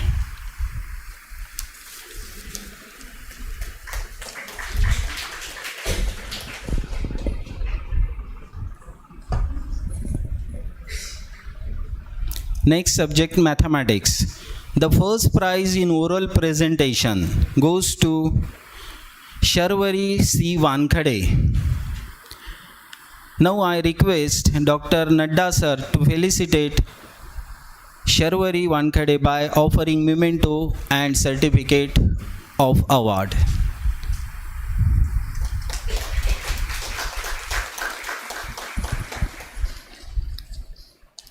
The first prize in poster presentation for mathematics goes to S.K. Gorle. Congratulations, Sagar.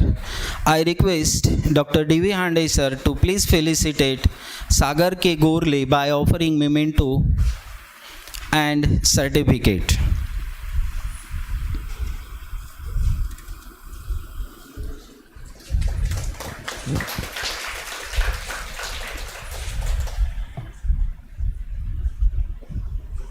Next, zoology. The first prize in oral presentation goes to Pratik Chaudhary. Now I request Dr. S.V. Satpute sir to felicitate Pratik Chaudhary by offering memento and certificate of award.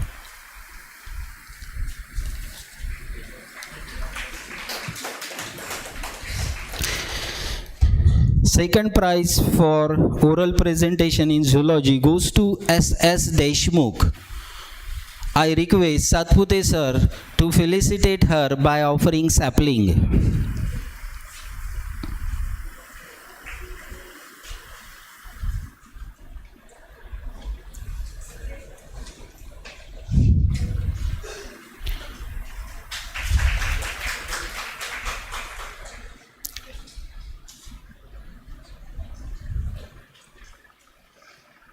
Third prize in oral presentation for zoology goes to Miss Mrunal Zane.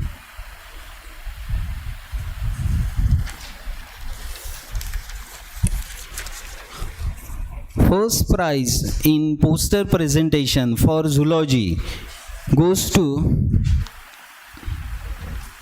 Swati. आहे का? Okay. हे third prize है.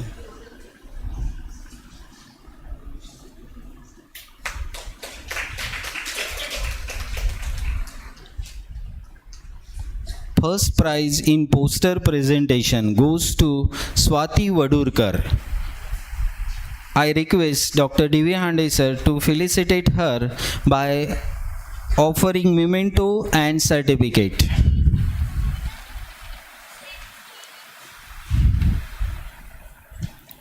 By offering her memento and certificate of award.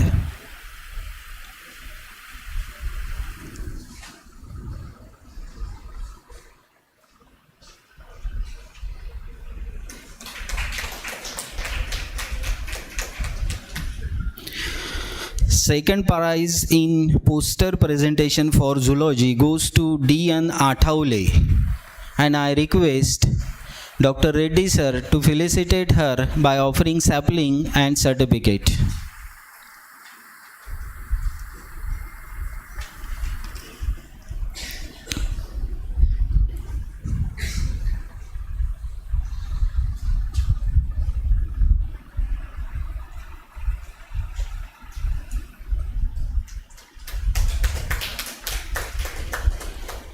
Third prize in poster presentation goes to P.A. Gedam.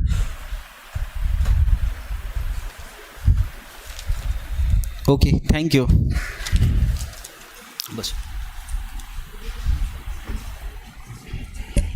Thank you, sir, and all the congratulations to all the winning participants. I request our principal and president of this session, Dr. D.V. Hande sir, to deliver the presidential address.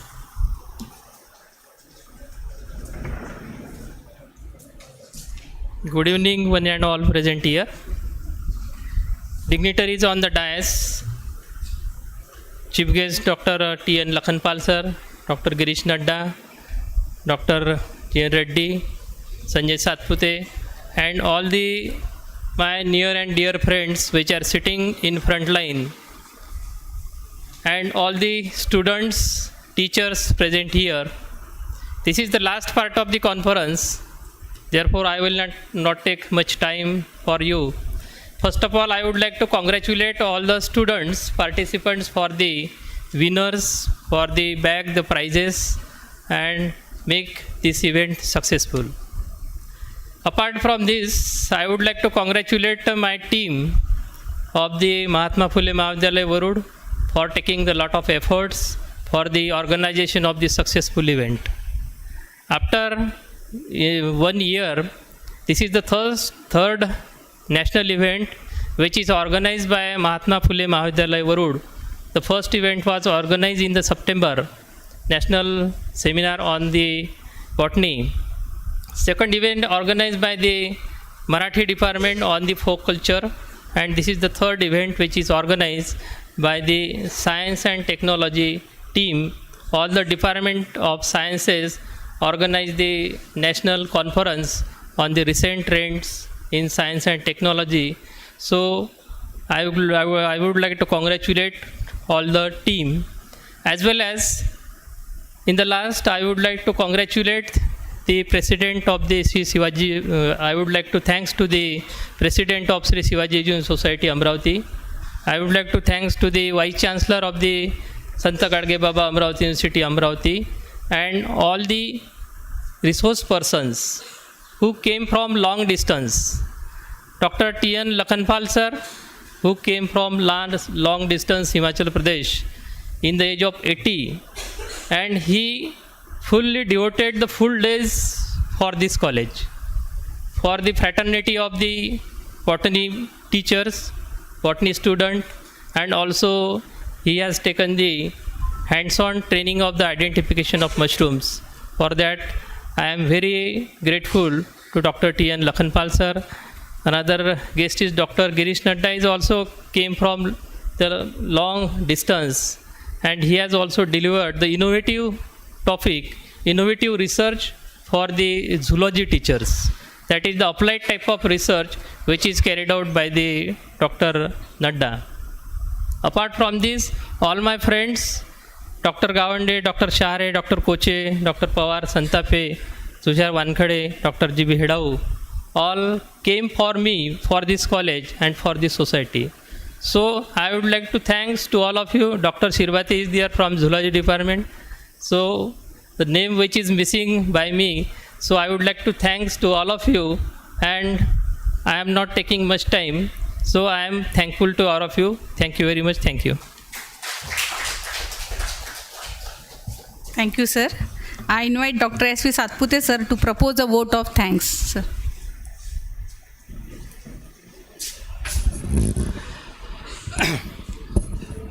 At the outset, I would like to pay my tributes to Dr. Punjabrao L.S. Bhausaheb Deshmukh, Kranti Surya Mahatma Jyotiba Phule, and Gadge Baba. Friends, this is the last function of this conference, and I am here to propose vote of thanks. First, I would like to thank our principal, Dr. D.V. Hande sir, for chairing this function. The chief guest of this valedictory function, Professor T.N. Lakhanpal and Dr. Nadda sir. I am greatly thankful to them for their presence over here. I am also thankful to faculty members of Nagpur and Amravati University Department and colleges for their participation in large number. I am also thankful to research scholars from various departments and PG students for their enthusiastic participation. And lastly, I must thank all the members of organizing committee, various subcommittees, and non-teaching staff of the college for their cooperation throughout the working of this conference. Thank you all. Thank you. Let us now rise in respect of our national anthem, please.